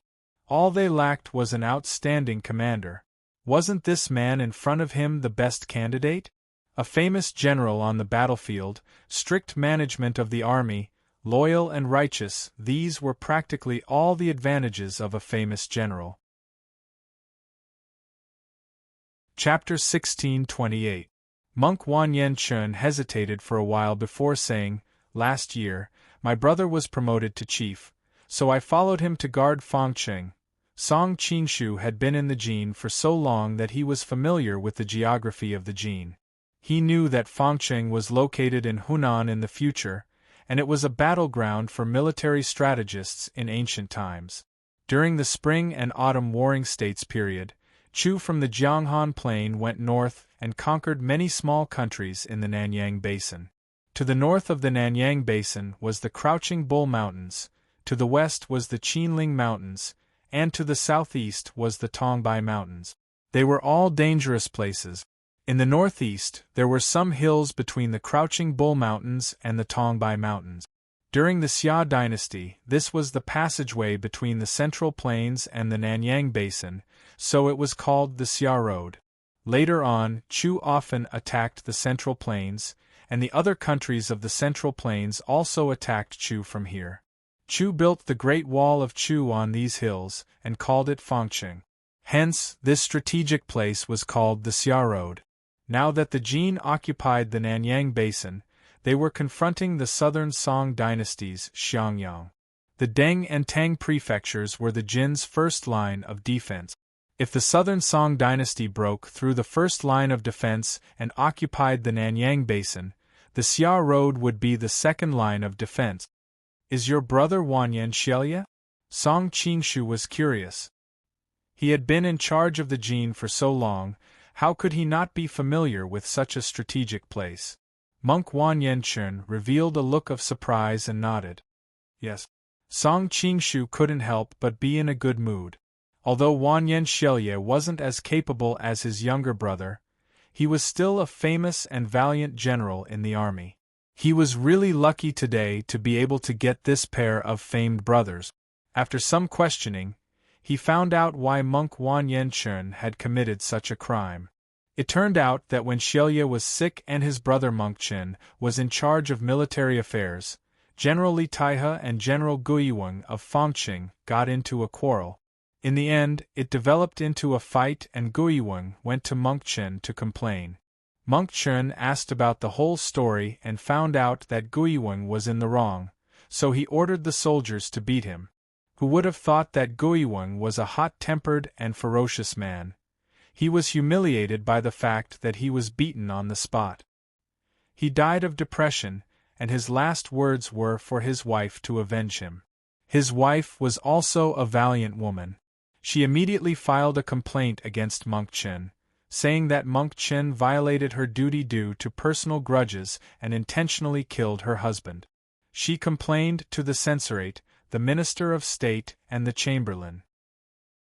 She also piled up firewood at the south of Longjing Bridge, claiming that if Monk Chen was not punished, she would burn herself to apologize to her husband. This matter caused a big commotion, and the impact was not good. Moreover, there were Guiyueng's friends among the remonstrant officials, so they concluded that Monk Chen held military power and acted arbitrarily, violating the country's law.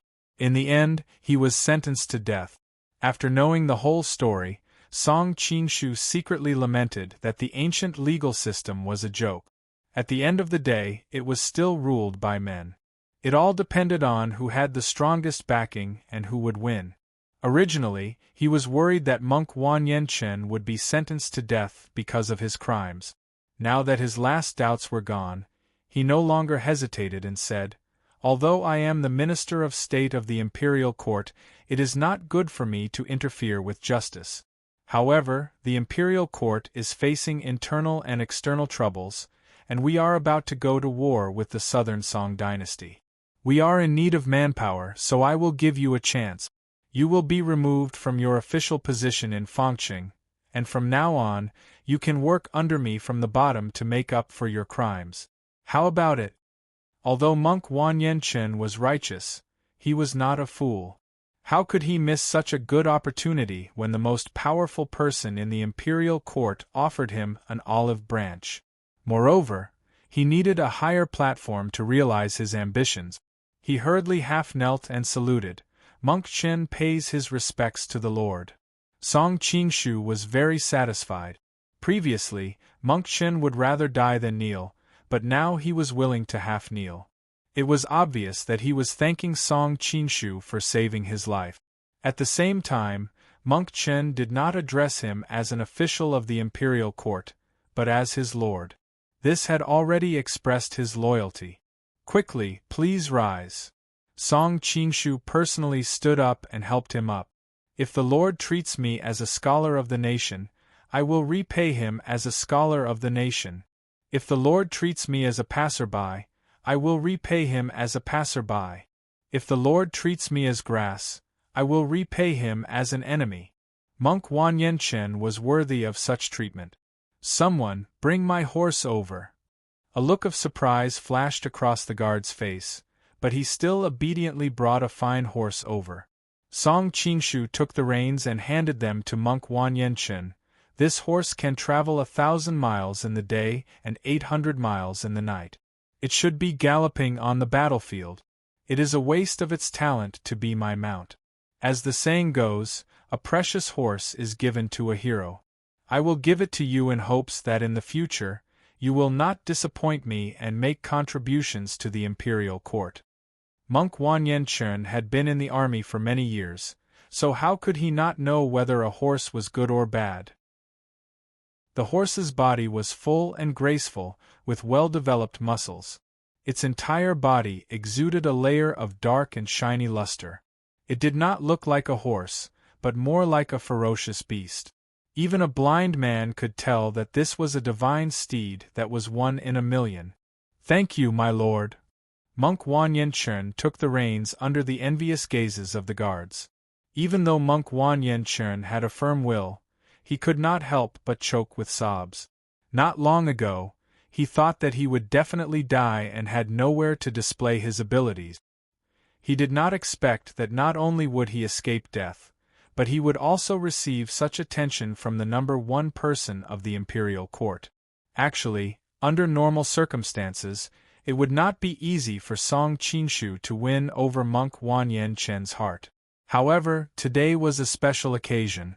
In addition, Song Qinshu treated Wan Yen-chen with the courtesy of a scholar of the nation, just like the arrogant Han Xian of the past. Even though he had already divided the world into 3 parts and was on par with Liu Bang and Xiang Yu, he still could not forget the kindness that Liu Bang had shown him when he was at his lowest. "That's right, I have a question for you," Song Qinshu suddenly said. "My lord, feel free to ask. I will tell you everything I know." If this was a game, Monk Wan Yen-chen's impression of Song Qinshu would have already been maxed out. "Do you know Qin Ergu?" Song Qinshu asked as he stared at Monk Wan Yen-chen. "Qin Ergu." Monk Wan Yen-chen shook his head, and a trace of confusion flashed in his eyes. "Fire Beacon Giant?" Song Qinshu asked immediately. Monk Wan Yen-chen was dumbfounded. He suddenly felt that his lord was strange and a little unreliable. "It's nothing, I was just asking casually." When Song Qinshu heard Monk Wan Yen-chen say before his death, "How great must a man's achievements be in order to not be nameless after death?" he couldn't help but think of a novel from his previous life. He thought that Fire Beacon Giant had also transmigrated, but it turned out that it was just a coincidence. Song Qinshu originally wanted to invite Monk Wan Yen-chen to sit in the carriage, but Monk Wan Yen-chen refused. Instead, he rode his horse and followed closely behind like a personal guard. Seeing that he couldn't persuade Monk Wan Yen-chen, Song Qinshu didn't force him. In the carriage, Wanyan Zhongjie looked at him with a smile. "Congratulations on subduing a general." Song Qinshu glanced at her and said, "I haven't settled the score with you about what happened just now." "Aya, you have already subdued such a fierce general. This is something worth being happy about. Why do you have to lower yourself to the level of a little girl like me?" Wanyan Zhongjie started to use her soft and sweet voice to act coquettishly again. Song Qinshu's eyebrows twitched from being swayed by her. He could only wave his hand and say, all right, I won't settle the score." "Stop acting coquettishly. I knew you're the best." Wanyan Zhongjie's smile became even more radiant. Not long after, they arrived at the Grand Preceptor's residence. When Pucha Elihu married in, her husband hadn't separated from the family yet. Later on, her husband and her father-in-law, Wanyan Zongpan, were killed in a failed political battle. However, the imperial court remembered Wanyan Zongpan's contributions and still retained his title as the Grand Preceptor. Thus, the plaque of the Grand Preceptor's residence was still hung at the entrance. Chapter 1629. Hearing his words, the surrounding guards all had strange expressions on their faces. If they didn't enter through the main entrance, it was obvious that they had snuck in. They thought to themselves that the rumors in the capital about Zhongjie and his daughter being Sir's exclusive women seemed to be true. The two of them must have hooked up a long time ago. The group of guards were all filled with envy. They thought to themselves that Sir was indeed Sir. Only he could enjoy such rare luck with women. Monk Wan Yen-chen, who was at the side, was expressionless from start to finish. He was only interested in what happened on the battlefield. Moreover, his lord was in a high position. It would be abnormal if he didn't have this little bit of romance. The doors of the Grand Preceptor's residence are always open for you. You can come in whenever you want. Wanyan Zhongjie's gentle words made the surrounding guards even more envious. Song Qinshu smiled and didn't comment. He was busy with many affairs and probably wouldn't have the chance to enter and exit this place. The Grand Preceptor's residence had long received the news. A group of people stood at the entrance to welcome him. However, Pucha Elihu didn't come out. After all, she was a woman and a widow. It wouldn't be good to welcome him at the entrance. Song Qingshu naturally didn't mind. Under Zhongjie's lead, the group of people entered the Grand Preceptor's residence. The guards that followed him had their own duties. Some ran to the surroundings to check for danger, some ran to the main roads to guard the exits, and the rest were to protect him. Even though he didn't need anyone to protect him with his current cultivation, Song Qingshu didn't reject them. It felt quite convenient to have someone take care of everything. After entering the mansion, a woman in palace attire came out to welcome them. Her dress was very fitting, accentuating her slender waist and perky breasts, revealing her curvaceous curves. Her bright red lips, full and plump breasts, an exquisite and sexy figure made men think of the bed at first glance. She is indeed a stunner. Song Qingshu sighed inwardly. As expected of the number one beauty of the Jin kingdom. This servant greets Lord Marshal Du. Pucha Elihu bowed gracefully. Her bulging clothes made it seem as though they were about to burst out. Madam, please get up. After all, she had lived at home for many years and there were outsiders nearby. Song Qingshu did not go up to help her up. Instead, it was Wanyan Zhongjie who bounced over to help her up. Mother, I was fortunate enough to not disappoint you and invite this busy man over. How are you going to reward me later? You're already such a big girl. Don't you feel ashamed in front of so many people? Pucha Elihu lovingly scratched his daughter's nose. After Song Qingshu's guidance, the knot in their hearts had been resolved. Now, the two of them depended on each other, and their relationship was immeasurably good. One was gorgeous and charming, while the other was beautiful and elegant. When the mother and daughter stood together, they were like the most beautiful scenery in the world, causing all the men around them to breathe rapidly. With Song Qingshu's current mental fortitude, he would naturally not be bewitched like this. With a natural expression, he said, "May I know why Madam has summoned me? It's very windy outside. Let's talk inside." Pucha Elihu did not answer.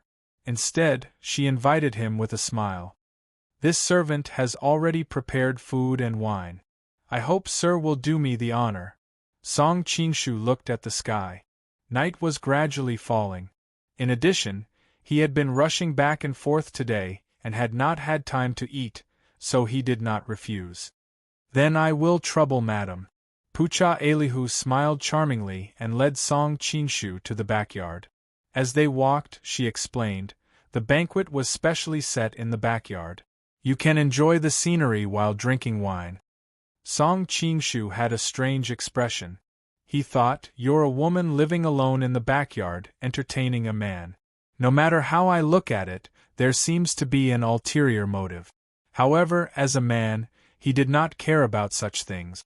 In any case, with such a charming great beauty and a beautiful and exquisite little beauty accompanying him, at worst, he would just deal with whatever came his way. Next, Song Qingshu had the guards guard the perimeter. After all, the women of most mansions lived in the backyard and did not allow unfamiliar men to enter. Of course, he was not so dazzled by beauty that he forgot himself. He had another intention, which was to lure the snake out of its hole. He had always been very curious about why Zhongjie and her daughter had come to find him. He wondered if they had set up an ambush here to obtain the antidote for the 3-corpse brain divine pill. The fact that the other party had specially set up the banquet in the backyard further proved his guess. After all, this way, they could justifiably stop most of his personal guards. Song Qingshu simply went with the flow. In any case, he was skilled and daring. He was not afraid of an ambush. It would be troublesome if the other party kept hiding. Leaving Wan Yanchen and the guards outside, Song Qingshu followed the mother and daughter to the backyard. He thought to himself, the two of them have seen my martial arts, yet they still dare to make trouble for me. What kind of strange poison did they prepare, or did they find a master to help them? For example, Wanyan Zhongjie's mysterious master? Wanyan Zhongjie's martial arts were extraordinary. Considering that she had reached such a level of attainment at such a young age, it was even more astonishing. Song Qingshu was very curious about the identity of her mysterious master. However, along the way, he did not discover any ambushes or the aura of any experts. He could not help but feel very puzzled. "Young master, please take a seat." Pucha Elihu's coquettish voice sounded. At this moment they had already reached their destination. They were in an extremely elegant room. Looking out from the window, they could see the flowing water in the garden and the lush greenery. After sitting down, Song Qingshu was about to speak when Wanyan Zhongjie, who was beside him, raised her wine cup as if she had predicted it. "Let's toast to Big Brother first." Hearing the way she addressed him, Song Qingshu's heart trembled. He thought that they were planning to expose his identity, so he hurriedly increased the volume of his wine cup. However, there was no one else within 100 feet radius, and he did not have to worry about being heard. Only then did he heave a sigh of relief. He knew that he had worried too much. They had been poisoned by him, and their lives were in his hands. Unless he was forced to the last resort, exposing his identity would not do them any good. "You called me the wrong way. Zhongjie should drink as a penalty." Even so, Song Qingshu did not raise his wine cup. Instead, he said indifferently, "The other party's intentions were unclear, so it was better to be careful." Wanyan Zhongjie pouted. "There are no outsiders here." "Why?" Pucha Elihu, who was at the side, interrupted her. "Impudent. He is your uncle. How can you call him that?" After glaring at her daughter, she turned back to Song Qingshu and said softly, "Zhongjie is young and insensible. Please be magnanimous and don't lower yourself to her level. I'll drink this cup of wine on her behalf." She was older and had protected her orphan and widowed mother in the center of the whirlpool of power all these years. Naturally, she was more meticulous than most people. From the other party's tone, she could acutely sense that he was unwilling to remove his disguise. He was clearly on guard. However, it was not convenient for her to explain the whole story. She could only go along with his wishes, lest something unresolvable happened later. After saying this, she raised her wine cup and drained it in one gulp. Then, she turned the cup toward Song Qingshu with a slight smile. Seeing that her fingers were as white as the porcelain cup, Song Qingshu could not help but sigh at her natural beauty. His expression naturally softened. Chapter 1630. After that, they didn't mention the purpose of their visit, and Song Qingshu didn't ask either. They toasted each other and only talked about romance, not business. The atmosphere gradually warmed up. Because of the wine, Pucha Elihu and Wanyan Zhongjie's originally fair cheeks were now flushed red, making them even more beautiful. The entire room seemed to be brighter under the light of their faces. Song Qingshu looked at his mother, then at his daughter. He couldn't help but sigh in admiration. Plums, orchids, bamboos, chrysanthemums, each had their own advantages. One was mature and beautiful, while the other was pure and enchanting. He really didn't know who to look at. However, even the most beautiful scenery had its end. Song Qingshu put down his wine cup and said, "It's getting late. I should go. Thank you for your warm hospitality, Madam and Mississippi. You're leaving so soon?" A pitiful look flashed through Pucha Elihu's eyes. If it weren't for the fact that Song Qingshu knew about her past, he really might have been tricked by her. All good things must come to an end. Besides, I've been running back and forth today. I'm a bit tired. I want to go home and rest. Song Qingshu wasn't moved in the slightest. If Milord wants to rest, there's no need to go so far. You can just rest in my humble abode. Pucha Elihu's eyes were like limpid autumn waters, and she spoke shyly. "Spend the night at Madam's place?" Song Qingshu looked at her with a smile that wasn't quite a smile. I'm afraid that's not very convenient. In the past, there had been all sorts of rumors in the capital, but they were just rumors. He had come here with great fanfare. If he stayed here for a night, everyone in the capital would know what had happened the next day. At that time, the mother and daughter would become Tang Quobian's exclusive property, and it would be difficult for Wanyan Zhongjie to get married in the future. I and my daughter don't mind. Why are you afraid, milord? Pucha Elihu said with a red face. Wanyan Zhongjie also lowered his head shyly.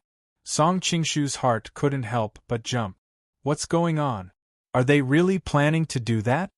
He knew that because of the death of their husband and father-in-law, the mother and daughter had been living very hard these past few years.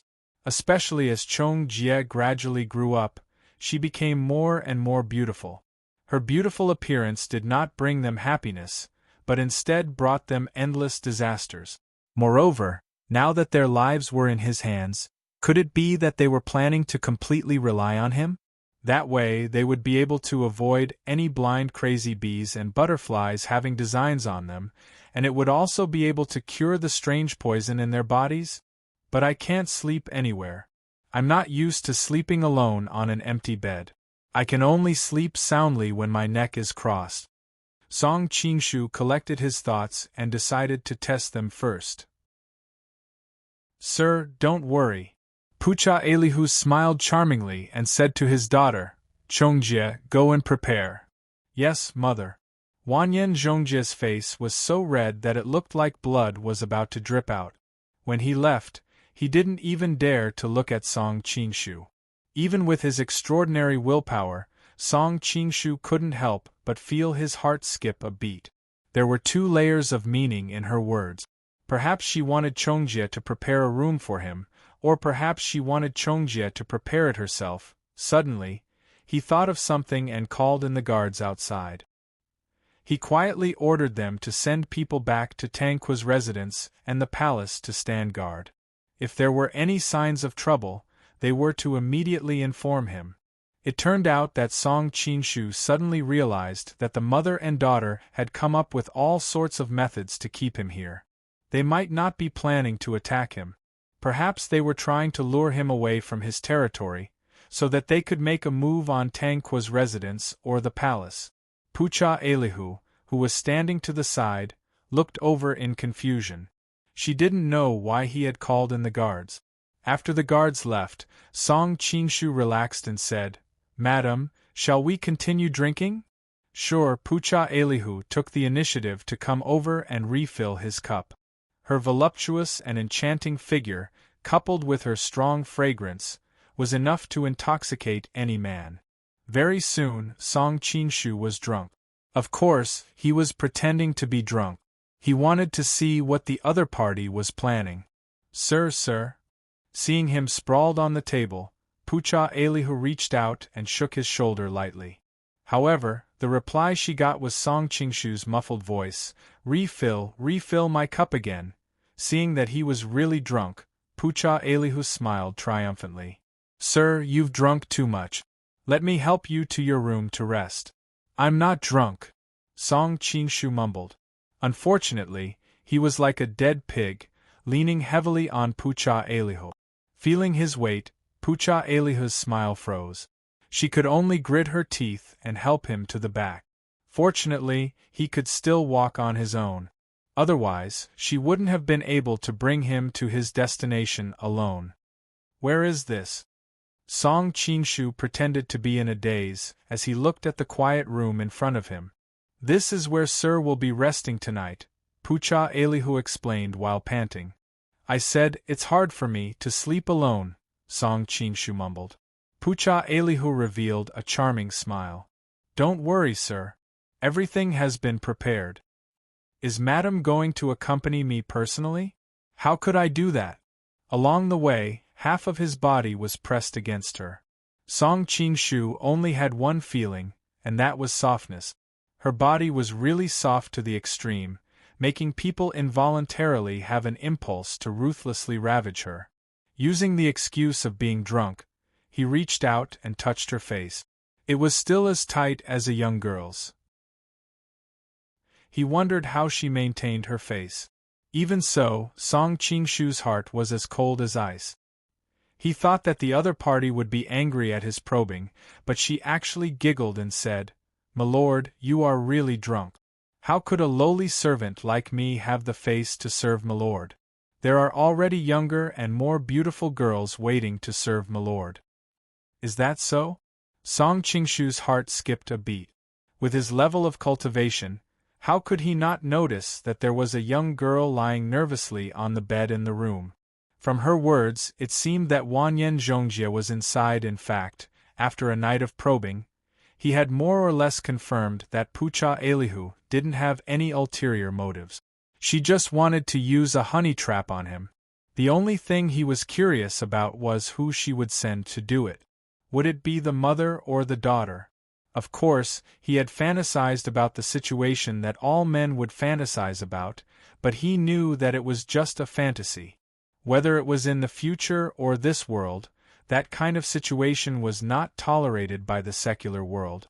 Song Qingshu couldn't help but admire the historical Wanyan Liang. He had really achieved all the fantasies of men. Of course, the price he had to pay was that he would be recognized by history as a licentious ruler.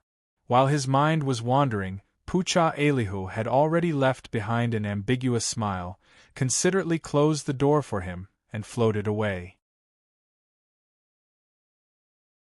Chapter 1631. This Little Girl. Thinking of Wanyan Zhongjie's shy and nervous expression as she left, Song Qingshu sighed inwardly. It was no wonder that when he asked her what she wanted, she clenched her teeth and refused to say a word. How could she open her mouth when it came to this kind of thing? Song Qingshu lifted the bed curtains and sat on the bed. He began to ponder, should I eat the meat that's already been delivered to my mouth?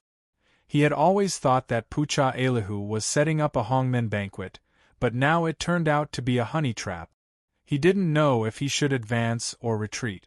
Especially when he thought of Wanyan Zhongjie's stunning beauty that could topple cities, Song Qingshu couldn't help but feel his heart heat up.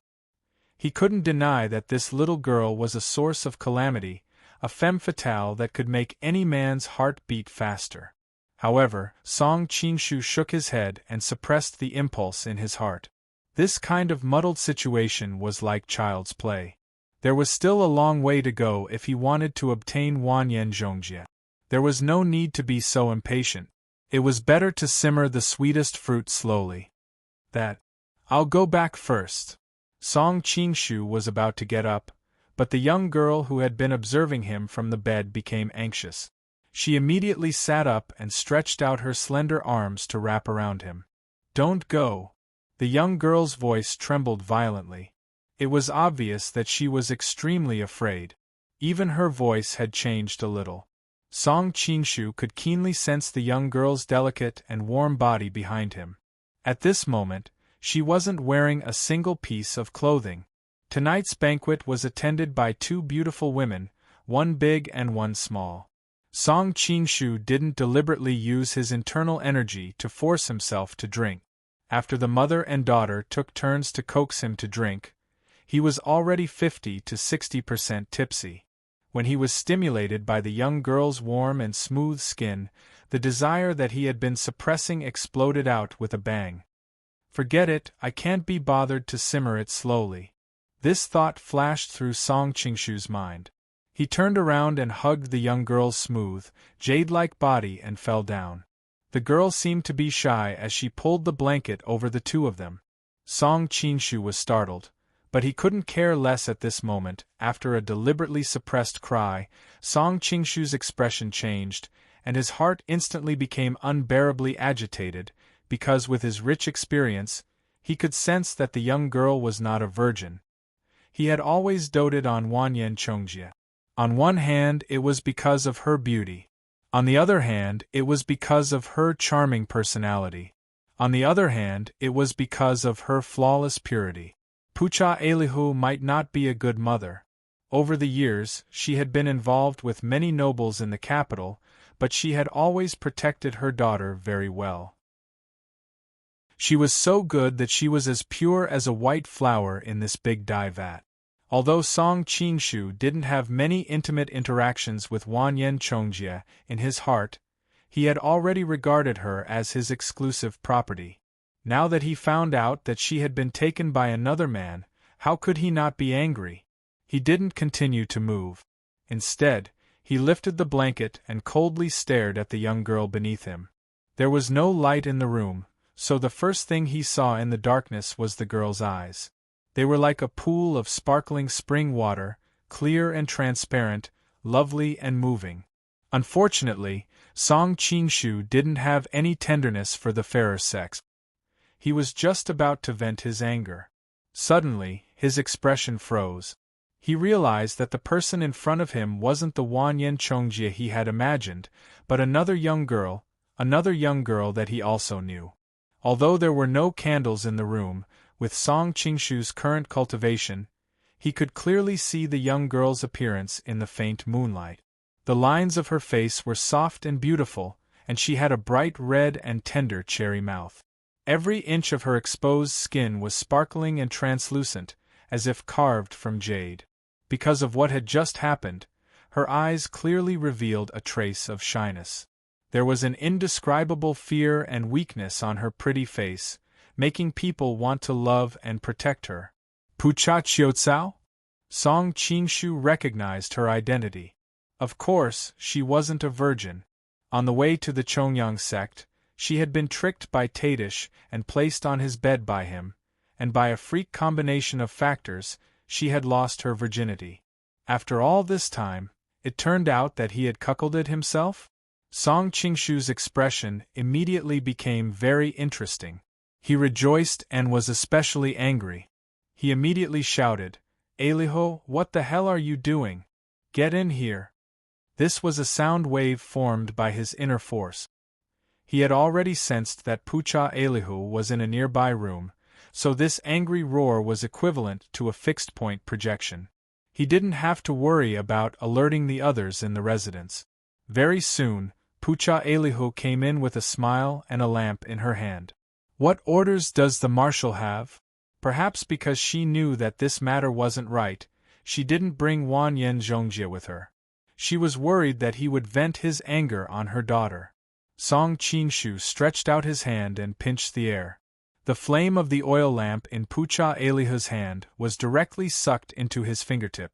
Then, with a flick of his fingers, the flame split into several parts and shot towards the red candles in the room. The red candles were quickly lit, and the room was once again restored to light. If a senior monk from the Shaolin Temple were here, he would definitely be dumbfounded. That move just now seemed to have combined the essence of the flower-pinching finger and the multi-layered leaf finger. Its degree of subtlety far surpassed those two supreme techniques. It was truly a marvelous skill. Pucha Alihu's red lips were wide open. Even Pucha Qiutsao, who had kept her head down all this time, raised her head in astonishment. However, after the initial shock, she quickly lowered her head again. She silently covered her chest with the blanket and knelt on the bed. Song Qinshu pointed at Pucha Qiutsao and glared angrily at Pucha Alihu. What the hell is going on? How could he not be angry? After all, Pucha Qiutsao was Yangguo's fiancée in the Jin Kingdom.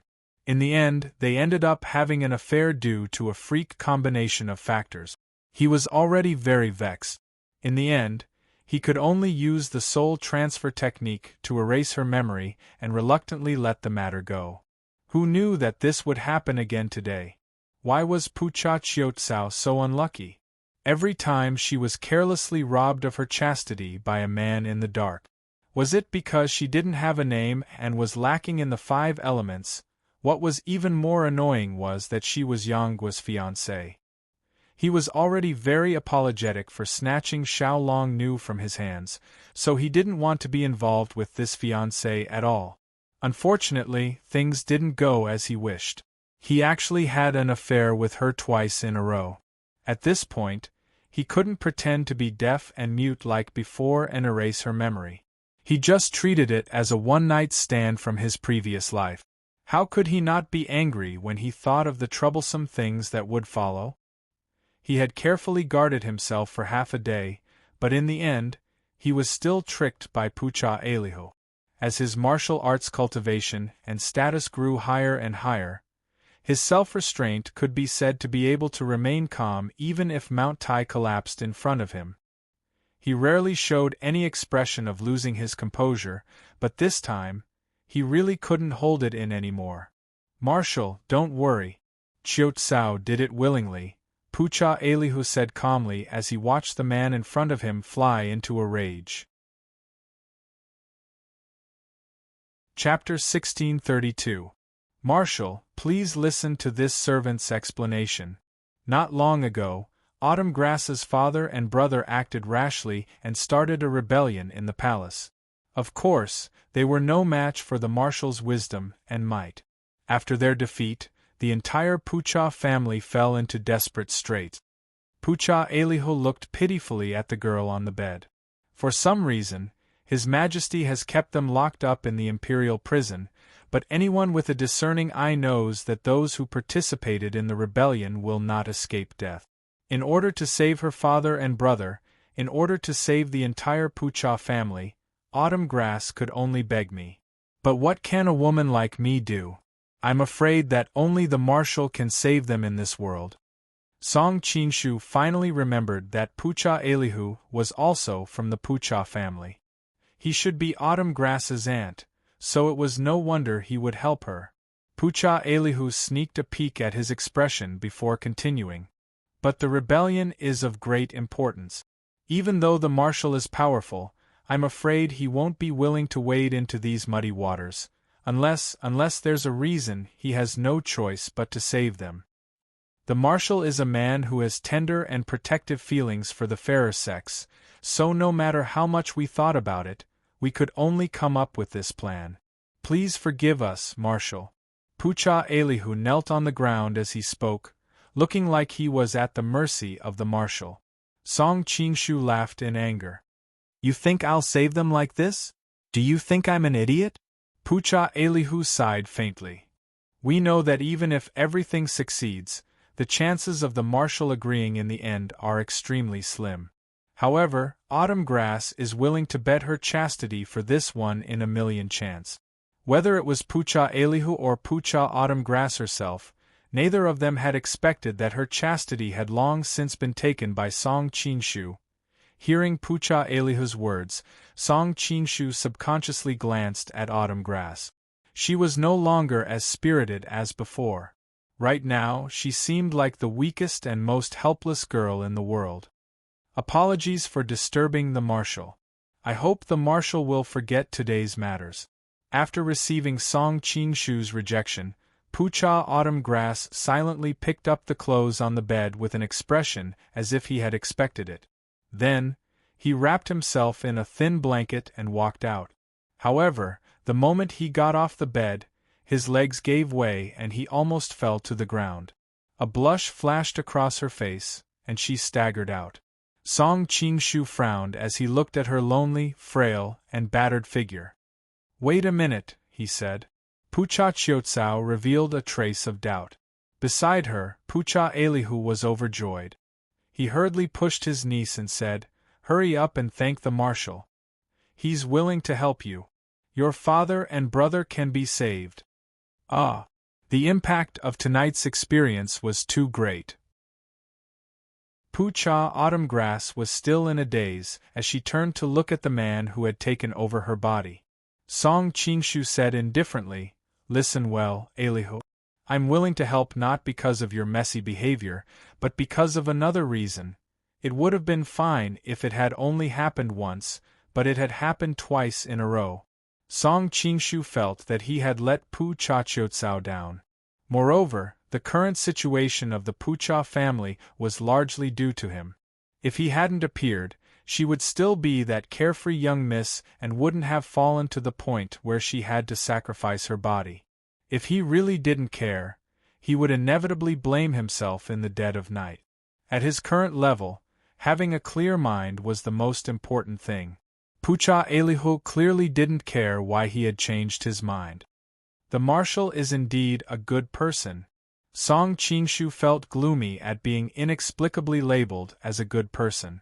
He got up and said indifferently, "Don't be happy too early. She can be spared from death, but she can't escape punishment. Her father and brother can be spared, but the Pucha family won't be able to recover its former glory." As one of the three great families of the Jin kingdom, the Pucha family's influence ran deep. From the imperial court to the local government, there were officials in the Pucha family. If the Jin kingdom wanted to eradicate the Pucha family, it would definitely cause a national upheaval. This was also the reason why Pucha, Hyut, Pucha Shiji, and the others were locked up and not sentenced to death. Since he had encountered such a thing tonight, he might as well go with the flow and sell them a favor. At the same time, he could also make up for the guilt he felt towards Pucha Chiotsao. Pucha Chiotsao, on the other hand, didn't know the whole story.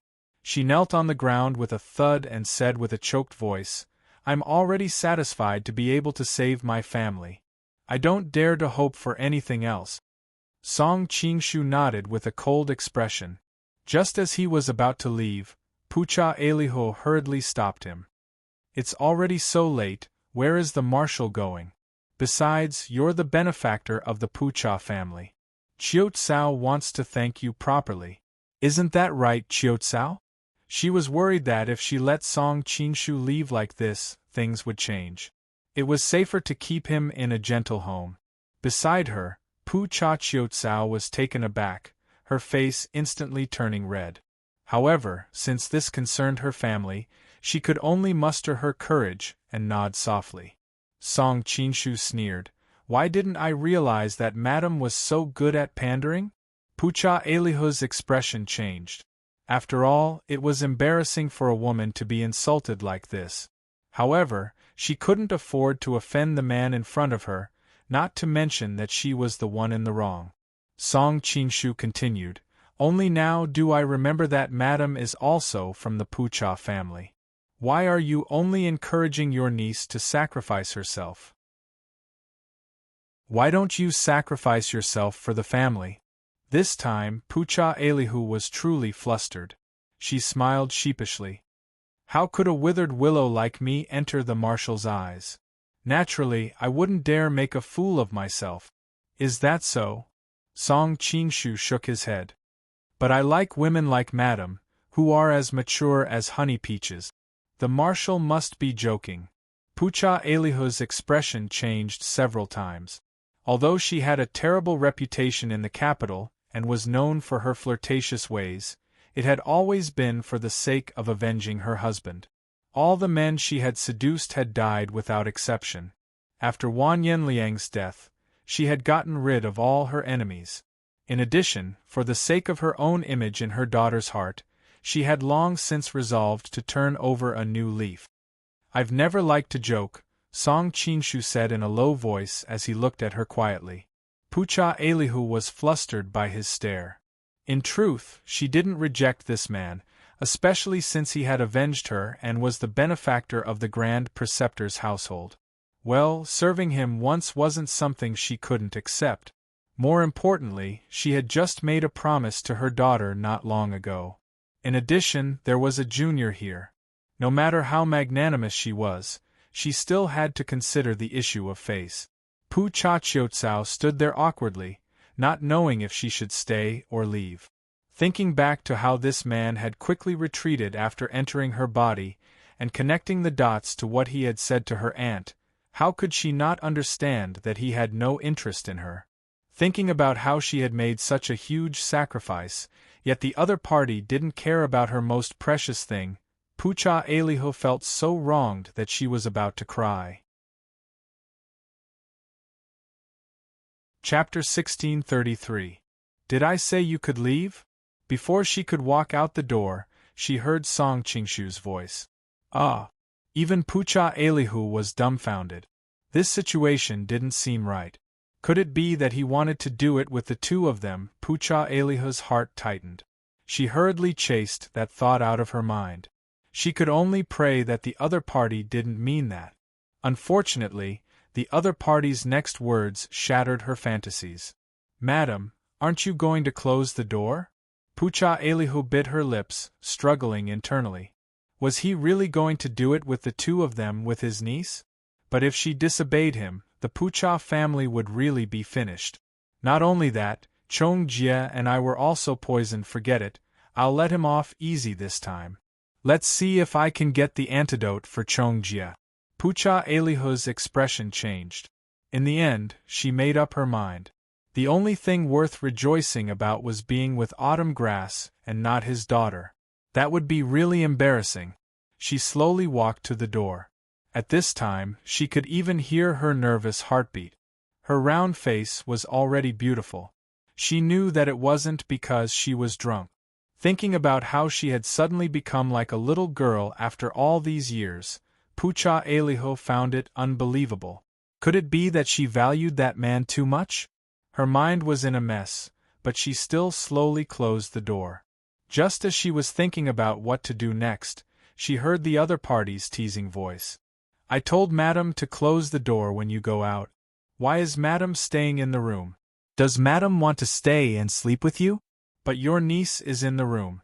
Isn't that a little bad?" Pucha Elihu exclaimed.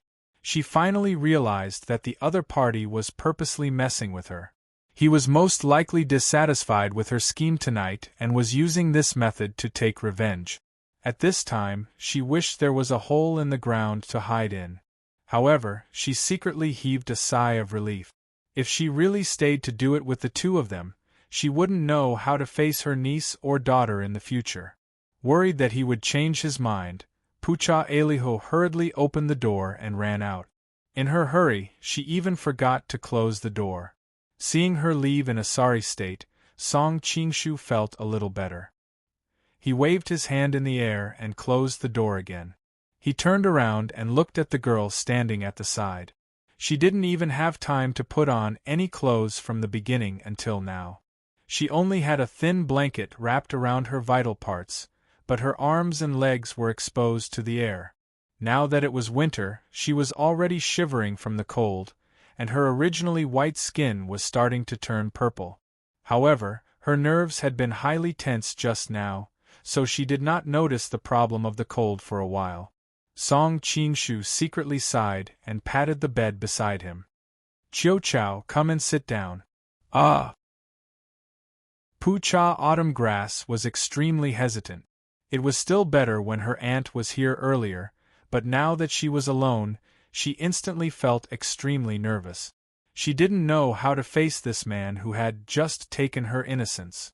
Because of her family, she didn't dare to offend him, but she couldn't get over the hurdle in her heart if she wanted him to listen to her. "Look at how cold you are." In the end, Song Qingshu couldn't stand it anymore. He picked up the blanket, walked over, and wrapped it around her body. Pucha Autumn Grass immediately felt warm all over and couldn't help but say in a small voice, "Thank you. Go sit over there for a while." Seeing her tottering appearance, Song Qingshu couldn't help but say. Pucha Autumn Grass hesitated for a moment, but in the end, she still nodded and followed him back to the bed. After all, no matter how unwilling she was, what should and shouldn't have happened had already happened. Why should she persist on some empty things? "Give me your hand," Song Qingshu said. Pucha Autumn Grass blushed and sighed inwardly. In the end, she still handed her hand over. Holding the fair little hand in front of him, he felt that it was colder than ice. Knowing that she had probably caught a cold just standing there, Song Qingshu's mind moved, and a stream of zhenqi flowed into her hand. Pucha Autumn Grass originally thought that he was going to do something after holding her hand, and she had already resigned herself to her fate. Who knew that a stream of warmth would flow into her body, making her feel as comfortable as soaking in a hot spring. Only then did she realize that she had misunderstood him. Sometimes women were just that strange. A second ago they might hate you to the bone, but the next second they would have a completely different impression of you because of a small matter. Pucha Autumn Grass was like this now. The man beside her wasn't as scary as she had imagined, and he had even saved her father and brother, and was also her first man. Unknowingly, she suddenly felt that the stubble on his face was somewhat pleasing to the eye. "All right, you should rest first." Sensing that her body had warmed up again, Song Qinshu retracted his internal energy and stood up. Where are you going?" Pucha Autumn Grass hadn't expected that she would take the initiative to ask him. For a moment, she was embarrassed and at a loss. Song Qinshu smiled slightly. "Of course I'm going back. Do you think I'm going to continue defiling you here? Don't worry, I won't go back on what I promised you." After saying this, he put on his clothes and walked out. Pucha Autumn Grass opened her mouth, but in the end, she didn't say anything to stop him. After all, she was a pure and innocent girl, and she really couldn't bring herself to ask him to stay for the night. At this moment, a commotion suddenly came from outside. Song Qinshu couldn't help but frown. He opened the door and looked outside. Unfortunately, the place where the commotion was happening was some distance away, and he couldn't immediately figure out what was going on. Very quickly, Pu Cha Elihu and Wanyan Zhongjie also hurried over, their faces also filled with bewilderment. "What exactly happened?" Song Qinshu snorted. "This is your residence. How would I know what happened?" Pu Cha Elihu was worried that Zuan would misunderstand that this was a trap and an assassination, so she hurriedly explained, "I really don't know what happened. I'll go ask someone in the front." She had just moved when Song Qinshu grabbed her. "Don't go. Someone is charging in from outside. If you go, not only will you not be able to help, but you'll also be easily taken hostage." With Song Qinshu's current cultivation, he could naturally sense that someone was charging into the rear courtyard. This also dispelled his suspicions. If Pu Cha Elihu really wanted to set up a trap and assassinate him, he definitely wouldn't use such a reckless method. Furthermore, he only sent one person. What could they do to him? "Marshal, an assassin has charged in from outside. Right now, our brothers are delaying him. Marshal, please leave this place quickly." Monk Wan Yenchen hurried over and solemnly reported what had happened in the front courtyard. Chapter 1634. Monk Wan Yenchen smiled bitterly and said, "Although there is only one assassin, his martial arts skills are extremely high.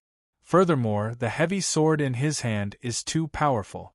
Our brothers' weapons were all shattered the moment they came into contact with it. No one was his match." Heavy sword? Song Qinshu found it vaguely familiar. What did he look like? Monk Wan Yenchen quickly replied, "The assassin looked quite young, and he was holding a pitch-black heavy sword. That's right, his right hand seemed to be broken. He was well versed in both the pen and the sword, and he had always been observant. He only mentioned the most prominent features of the person, and as for the useless information like his handsome appearance, he automatically omitted it." "It's him?" Pucha Chiotsao had hastily put on her dress and walked out. She happened to hear Monk Chen's description and couldn't help but exclaim. Song Qinshu also had a strange expression. It really was a small world. Before he could finish sighing, there was a sound not far away. A few bodyguards had been sent flying back into the courtyard. A man walked in. His eyebrows were like swords, his eyes were like a phoenix, but his face was pale and haggard. Who else could it be but Yang Guo? Yang Guo barged in and didn't even look at the others. His gaze fell on Pucha Chiotsao, who was by the door. When he saw her messy dress, he couldn't help but frown. He said in a low voice, "Miss Chiotsao, I'll take you away." It turned out that ever since Yang Guo disappeared from the throne room, he had been searching for Xiaolongnu's whereabouts. It wasn't easy for him to hear that Xiaolongnu had appeared in the vicinity of Linnan.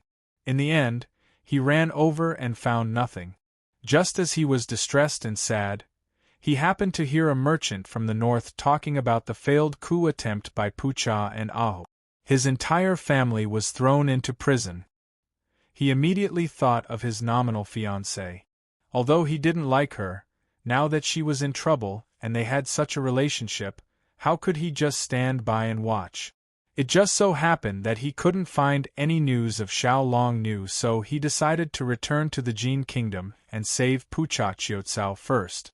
After asking around in Daxing Constabulary for a few days, he finally learned that she had come to the Grand Tutor's residence today. He wanted to sneak in and rescue her, but the security at the residence was much tighter than he had imagined. He had no choice but to expose himself. Brother Yang. Looking at this betrothed fiancé, Pucha Autumngrass's tears immediately flowed out. If he had come 2 hours earlier, she might have disregarded everything and left with him, but now what should have happened had already happened. She had already been touched by another man, so how could she leave with him? Seeing that she didn't say anything and just silently cried, coupled with her untidy clothes and messy hair, how could Yang Guo not guess what had happened? He couldn't help but snort coldly, "This person bullied you. I'll kill him for you." As soon as he finished speaking, he swung the heavy sword in his hand at Song Qingshu like a ferocious tiger coming down from the mountain. If this strike landed, Song Qingshu would either be split in half or be smashed into meat paste. During this period of time, all sorts of things had not been going his way. On top of that, he couldn't find Xiao Long Nu. Yang Guo had been suppressing his anger for a long time. Today, with the provocation of Pucha Autumngrass, he instantly exploded. Song Qingshu, on the other hand, stood there, unmoved. Instead, it was the women beside him and the guards who were panicking. The guards all raised their swords and charged over, but it was a pity that the ancient tomb sect's lightness kungfu was unparalleled in the martial world. Although Yang Guo was wielding a heavy sword, they still couldn't catch up to him. Song Qingshu frowned and thought to himself, with Yang Guo's level of martial arts, these guards probably won't be able to stop him. Don't tell me I have to do it myself? But if I do that, I might expose something. At this critical moment, Monk Wan Yenchen, who was beside him, roared in anger. He picked up a stone table beside him and used it as a weapon. The stone table probably weighed a few 100 pounds, but when he swung it around, it didn't seem to be at a disadvantage at all. Originally, many of the guards were unconvinced that Tang Quobian had placed so much importance on him and rewarded him. But when they saw his innate divine strength, their jaws dropped and they no longer had any thoughts of being unconvinced. With a loud bang, the heavy sword and the stone table collided, creating a large series of sparks in the dark night. Unfortunately, the stone table's quality couldn't compare to the dark steel heavy sword. After the violent collision, it shattered into pieces, causing a huge commotion in the backyard. Everyone hurriedly dodged the flying stones. At the same time, a pile of stones flew towards Song Qingshu. Wanyan Zhongjie, who was beside him, waved his sword and skillfully flicked the stone to the other side. Even so, she still felt her wrist go numb. She couldn't help but secretly smack her lips at the strength of the blow. If one of the stones contained such strength, then one could imagine how much force the two of them had to endure at the center of the explosion. Monk Wan Yenchen flew backwards, rolling on the ground a few times before stabilizing himself. A trace of red flashed across his face. Clearly, he had suffered serious internal injuries just now. Yang Guo wasn't much better off. He had to take a few steps back before he could steady himself. The collision just now had made his blood boil. Out of all the people he had seen, the Erba was the only one with innate divine strength, but the person in front of him had even more divine strength than the Erba. Men, take this assassin down. Pucha Elihu was both angry and anxious. If anything happened to Tang Quobian here, then the entire Grand Preceptor's residence would be in trouble. At this time, the guards of the Grand Preceptor's residence and Tang Quobian's subordinates had already reacted. Many archers had already arrived and were waiting for the order to shoot 10,000 arrows through the heart. Yang Guo frowned and directly stabbed his heavy sword into the ground. Then, he opened his mouth and let out a deep dragon's roar. The surrounding guards were caught off guard and were injured by his powerful sound wave. They all covered their ears and fell to the ground in pain. How could they still have the strength to hold their bows and arrows? Monk Wanyan Chen and Wanyan Zhongjie were stronger than the guards, so they could just barely hold on. Pucha Qiutsao and Elihu were even weaker than the guards. Song Qinshu didn't want the two of them to be injured here, so he secretly held their hands and sent a wave of Jinqi into them. Immediately, the two of them felt the nauseous feeling in their hearts gradually disappear. Yang took advantage of the chaos of the surrounding guards to leap up and stab at Song Qinshu. Song Qinshu sighed inwardly. Now that things had come to this, he could only make a move. However, at this crucial moment, Pucha Qiutsao suddenly spread out her arms and stood in front of him. "Wait!" Pucha Qiutsao hurriedly shouted. At this time, she was also extremely afraid. If Yang couldn't retract his sword in time, she would probably end up like the stone slab. No, her fate would be even worse than the stone slabs. After all, her flesh and blood wasn't as sturdy as the stone slabs. Fortunately, Yang's martial arts had already reached perfection, and he could retract and release his sword as he pleased. The heavy sword stopped less than 3 inches away from her. What exactly is going on? Chapter 1635.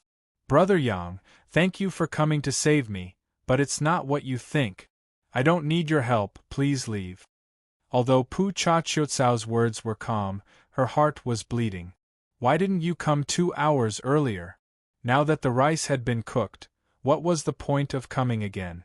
At this time, the remaining guards were about to charge over, but Song Qinshu raised his hand to stop them. Yang swept a glance at the surrounding guards and said, as if there was no one else present, "I heard that something happened to your family, so I dared to come and lend a hand." It would have been better if he hadn't said it, but the moment he did, Pucha Qiutsao instantly felt wronged. You left when the throne room bestowed the marriage. What's the meaning of coming back now?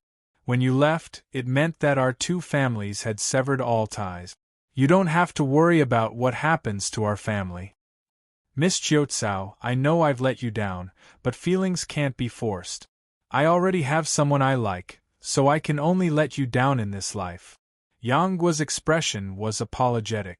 Although he felt apologetic towards other women, this woman in front of him had been hurt by him publicly breaking off the engagement. After he left, she had endured a lot of pressure. At the side, Song Qinshu had a strange expression. Why did it feel like he was watching a bitter drama? At the same time, he sighed inwardly that Pucha Qiutsao could make him and Yang feel guilty towards her at the same time. It was truly miraculous. But at this time, Song Qinshu not only felt apologetic towards Pucha Qiutsao, but he felt even more apologetic towards Yang Guo. Not only had he slept with his fiancée, but he also had a close relationship with his sweetheart. What's going on? When I watched The Return of the Condor Heroes, I was really a fan of Yang Guo. At this time, Song Qinshu only wanted to put a hand on his forehead. After interacting with the Yang Guo of this world, whether it was his character or his chivalry, he was equally admirable. Song Qinshu was originally thinking of not breaking up the couple, but when he thought of Xiao Longnu, he dispelled the idea without hesitation. Then, he found out that Pucha Qiutsao was actually Yang Guo's fiancée. At that time, he was overjoyed, because this could be considered as making up to Yang Guo. But fate makes fools of people, and in the end, he ended up with Pucha Qiutsao again. Thinking of this complicated relationship, he felt a headache coming on. He thought to himself, it seems that Qiutsao can't do it anymore. I can only give Guoxiang to him. Anyway, Xiang is still in Huang Rong's belly and I can't have any thoughts about her. Robbing someone's girlfriend and giving him a daughter, is this deal a loss or not? Song Qinshu suddenly felt conflicted. As for Guoxiang's identity, he actually didn't care too much about it. No matter what, he would treat her as his daughter. What's the point of saying all this now? I don't want to hear it anyway. You should leave. Pucha Autumn Grass's voice jolted Song Qinshu out of his little theater. Yang Guo frowned. Although I can't guarantee anything else, at least I can get you out. Before he could finish, Pucha Qiutsao immediately interrupted. I'm very well now, I don't need your help. Yang Guo looked at Tang Quobian behind her in confusion and asked in a low voice, Is he threatening you? Don't be afraid, Pucha Qiutsao replied quickly. No one is threatening me, I'm very happy now, everything is of my own free will. Of your own free will? Yang Guo was obviously not convinced. Pucha Qiutsao snorted coldly. If it wasn't of my own free will, why would I take the initiative to block the knife for him? Yang Guo's heart moved. Although he didn't really understand, he finally believed her words. He sheathed the dark steel heavy sword on his back and said a little desolately, If that's the case, it seems that I've been meddlesome. Goodbye. He had always been proud and arrogant, and he wouldn't tolerate Guofu's temper for even a second. He had treated Pucha Qiutsao this time because he felt guilty, but now that she had said so, he wasn't the kind of person who would lower his head and pester her. Seeing that he was about to leave, the group of guards surrounded him, but Song Qinshu raised his hand to stop them. Let him go.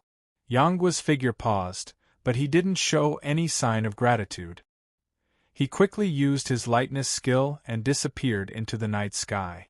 After he left, Song Qinshu hurriedly ordered, Go call the doctor over and bandage the injured brother. I'll leave this matter to Madam. No problem. Pucha Qiutsao bowed and hurriedly went to arrange the servants in the residence. Wanyan Zhongjie was worried that he would be punished later, so he hurriedly followed. However, before he left, he couldn't help but wink at Song Qinshu. This girl. Song Qinshu couldn't help but laugh, but when he thought that it was her in the room just now, he couldn't help but feel warm. He then walked over and personally helped Wanyan chin up. The monk's face was full of shame. My lord, I'm useless. Song Qinshu smiled and stopped him from continuing. With Yang Guo's current martial arts, there are few in the world who can match up to him. It's already very rare for you to be able to force him to retreat. Moreover, you've mainly learned how to fight on the battlefield. Fighting in the pugilistic world isn't your forte. If you met him on the battlefield, I'm afraid the outcome would be completely different.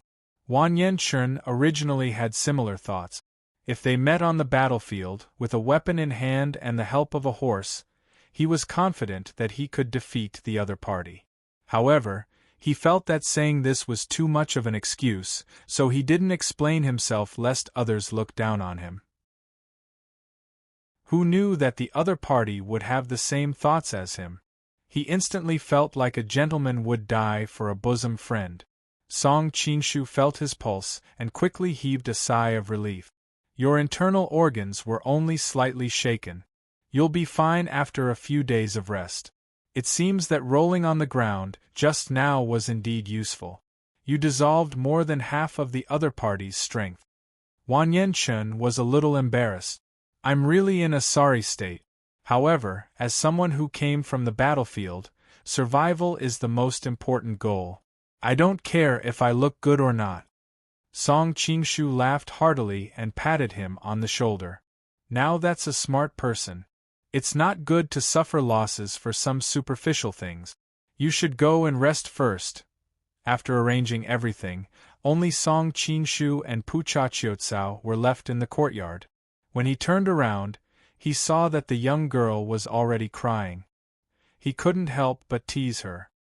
Since you can't bear to part with him, why didn't you leave with him just now? Pucha Qiutsao was shocked and hurriedly explained. No, I'm not. She fell into a panic. What if she made him unhappy and he went back on his words? Song Qinshu laughed. You don't have to be nervous. I'm just joking. I was also present when His Majesty bestowed the marriage to the two of you. I know your past. It's normal for you to be a little sad now. If you really don't care, I'll feel cold instead.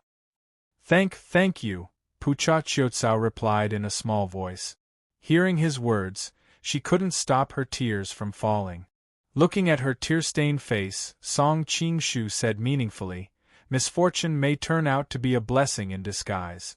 Perhaps this is a very sad thing for you today, but in the future, when you look back, you will find that this separation is a blessing in disguise." "I hope so." Pucha Qiutsao forced a smile, but she didn't think so. Today was probably the most difficult day of her life. Chapter 1636. This scene was familiar, but this time, Pucha Autumn Grass was much more natural than before. She slowly walked over and sat beside him. Perhaps what had just happened had made her realize her current situation, and she chose to give up. But that was no longer important.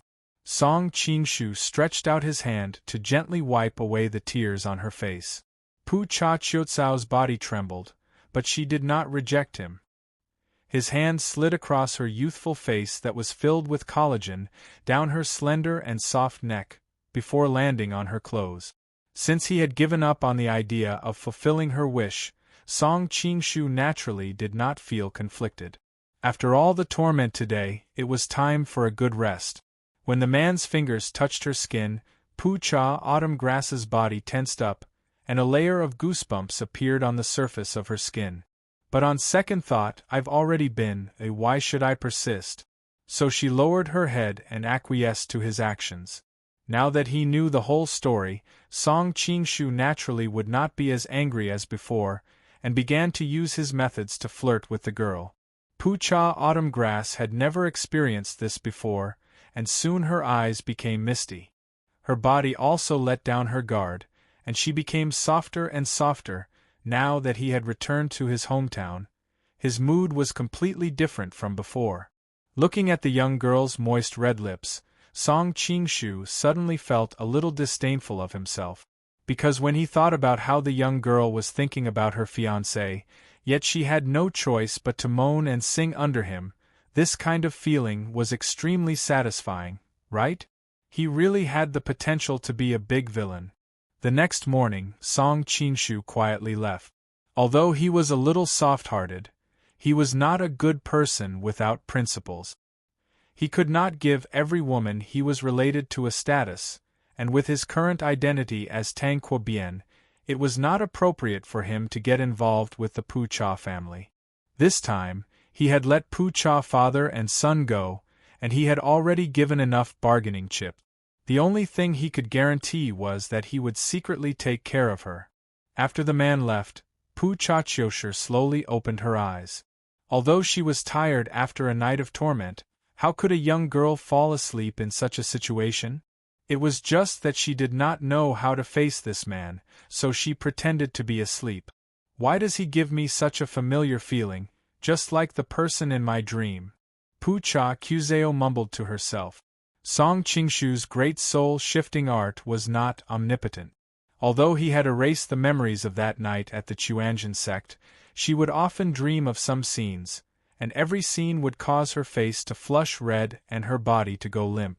This matter had been bothering her for a long time. After all, it was really embarrassing for a girl to have that kind of dream from time to time. Although it was a little distressing that she could not tell others about it, she also understood that it was just an illusion. However, the feeling last night seemed to be exactly the same as the feeling in the dream. "It doesn't seem to be as painful as I imagined." Recalling the events of last night, the young girl hurriedly reached out to touch her cheek. She discovered that it was already boiling hot, and for a moment, she couldn't help but fall into a daze. Meanwhile, when Song Qingshu left the main gate and was planning to return to the marshal's residence, a eunuch was already waiting outside. Seeing him come out, the eunuch hurriedly ran over with a fawning expression. "Lord Marshal, His Majesty requests that you immediately go to the palace to see him." Song Qingshu's face heated up. He thought that Gu Bai had indeed found out that he had stayed overnight at the Grand Preceptor's residence.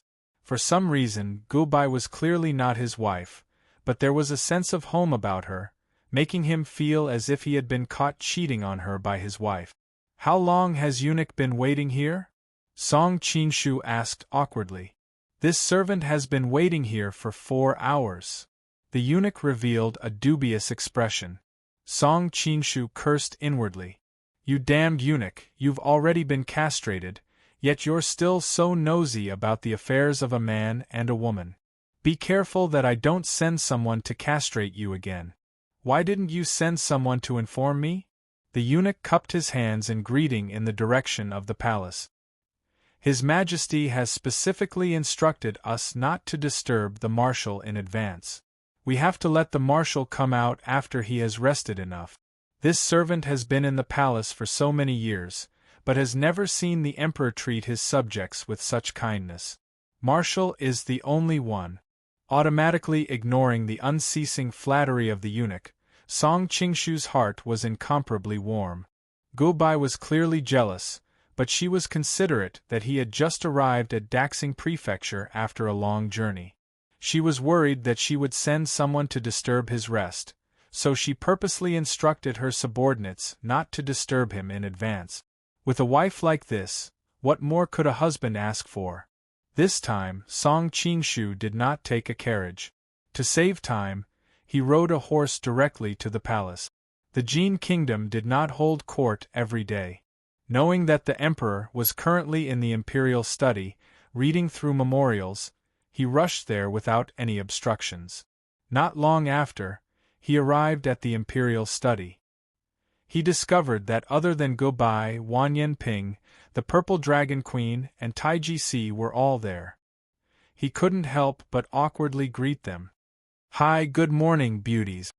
Gubai smiled faintly. "It's almost noon. Good morning?" Song Qingshu smiled awkwardly and wisely did not respond to the conversation. It was Wanyan Ping who could not restrain herself. She curled her lips and mumbled, "Sister waited for you all night yesterday. I don't know what's so good about that old woman." Her words made Gubai blush. She spat and said, "Who waited for him the whole night? You were the one who asked that yourself." Taiji Si looked on coldly from the side and added fuel to the fire. Pucha Elihu was the #1 beauty of the Jin kingdom in the past. Of course she's good. Wanyan Ping said indignantly, "It's all in the past. The #1 beauty of the Jin kingdom is my sister." Taiji Si smiled faintly. "House flowers are never as fragrant as wild flowers." Song Qingshu glared at her fiercely and said using the secret voice sending, "Madam is getting bolder. It seems that I need to find a chance to tidy you up." Taiji Si blushed. She turned her head away guiltily. However, she had fanned the flames enough. Wanyan Ping glared at Song Qingshu. "Brother-in-law, you still want Elihu despite her bad reputation. Don't you think?" "Shut up." Gubai stopped her at the right time. "No matter what, she is still your sister-in-law." Wanyan Ping stuck out her tongue. She did not know why, but she was a little afraid of her gentle sister. Although she did not know martial arts, there were times when her words carried a sense of dignity. According to the spy's report, there seemed to be assassins in the Grand Preceptor's mansion last night. "Are you all right?" Gubai looked at Song Qingshu and asked. Hearing this, Song Qingshu's heart warmed. She did not question him about the affair last night. She did not ask about anything else. Instead, she was concerned about his safety. Tang Quobian must have been lucky to marry such a perfect wife. Beside him, Taiji Si silently cursed. This girl looked as pure as a little white flower. In reality, she was the best at pleasing men. With Song Qingshu's shocking cultivation, what kind of assassin in this world could hurt him? She clearly saw that he was unharmed, and yet she deliberately asked such a question. "I'm fine." The assassin last night was the grandson of the king of Zhao, Wanyan Honglai, Wanyan Gu. Song Qingshu roughly explained what happened last night. Chapter 1637. Song Qingshu unhappily glared at Tadish beside him. "This is all thanks to a certain someone." Tadish cast her gaze outside the window, acting as if this matter had nothing to do with her. Elihu is from the Pucha family, and has the intention to save his family. It is understandable that he resorted to such a method, but it is a pity for that last Chiu Chao. Gubai sighed faintly, as if thinking that in this chaotic world, even the daughters of rich families were helpless and unable to control their own destinies. Are we really going to release Pucha, Ahu, and the rest? Tadish could not help but ask. Before Song Qingshu could reply, Gubai answered on her behalf. The Pucha family has deep roots in the Jin kingdom, so it's not a good idea to exterminate them completely. It's good to take this opportunity to release them in order to win over the hearts of the people. However, we can't give them complete freedom. It's best to imprison them in a manner and release them after a few years. Song Qingshu nodded. They are indeed husband and wife. What a coincidence! Upon hearing him mention the word husband and wife, the room suddenly fell into a strange silence. Be it the Gu sisters or Tadish, they all knew that they were not truly husband and wife. Reporting, urgent military news.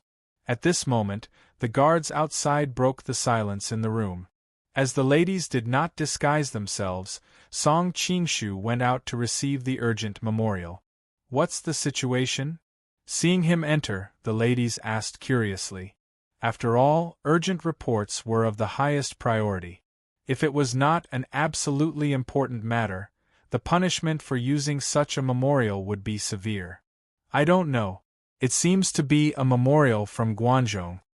As soon as Song Qingshu said this, everyone's heart sank. Could it be that Sichuan had already started a northern expedition to Guangzhou? Song Qingshu hurriedly opened the seal and read the memorial. She could not help but exclaim, "How is this possible?" The ladies curiously poked their heads over. When they saw the contents of the memorial, their expressions became incomparably interesting. It turned out that the memorial was sent by the garrison general of Fengxiang Prefecture. Fengxiang Prefecture was the western barrier of Guangzhou and also guarded the southern Song dynasty's strategic route out of Sichuan. The reason why they were so surprised was that the governor of Fengxiang Prefecture had mentioned in the memorial that the southern Song dynasty's deputy governor of Sichuan had sent a secret envoy to the Jin kingdom to surrender, asking the Jin kingdom to bestow him the title of king of Shu and acknowledge his identity. How is this possible? Song Qingshu sighed again. Others might not know who Wu Shi was, but how could he not know? Wu Shi was actually Ling Huchong. Although Ling Huchong was unruly, he was not the type. Why is it impossible? Sichuan is easy to defend and hard to attack. As long as they close their borders, it will be difficult for outsiders to enter Sichuan. Therefore, since ancient times, there have been many separatist forces in Sichuan. Moreover, as if there is a curse, the generals who pacify Sichuan will easily have the idea of rebelling. For example, every time the Central Plains dynasty attacks Sichuan, the emperor will be very careful in choosing the generals. Now that Wu Shi controls Sichuan's military, political, and financial power, it is not strange that he wants to be the king of Shu. Song Qingshu smiled bitterly. Others might, but it's impossible for Wu Shi. Why? The ladies were curious as to why he was so sure. Song Qingshu hesitated for a moment, but thinking that they were not outsiders and there was nothing to hide, he told them Wu Shi's true identity. Wu Shi is Ling Huchong in disguise? The three ladies looked at each other in shock. Yes, Ling Huchong has always been a chivalrous person and has no ambition. I believe that he will serve the country, but it is impossible for him to betray it. Song Qingshu said in a low voice. Tajtish nodded. I have heard of Ling Huchong. He will not commit treason. It seems that this is most likely a fake surrender. We need to inform the garrison general of Fengxiang Prefecture to be careful. Yes. Song Qingshu came to the table, quickly wrote a secret edict, stamped it with the imperial seal, and sent a secret messenger to deliver it to Fengxiang Prefecture.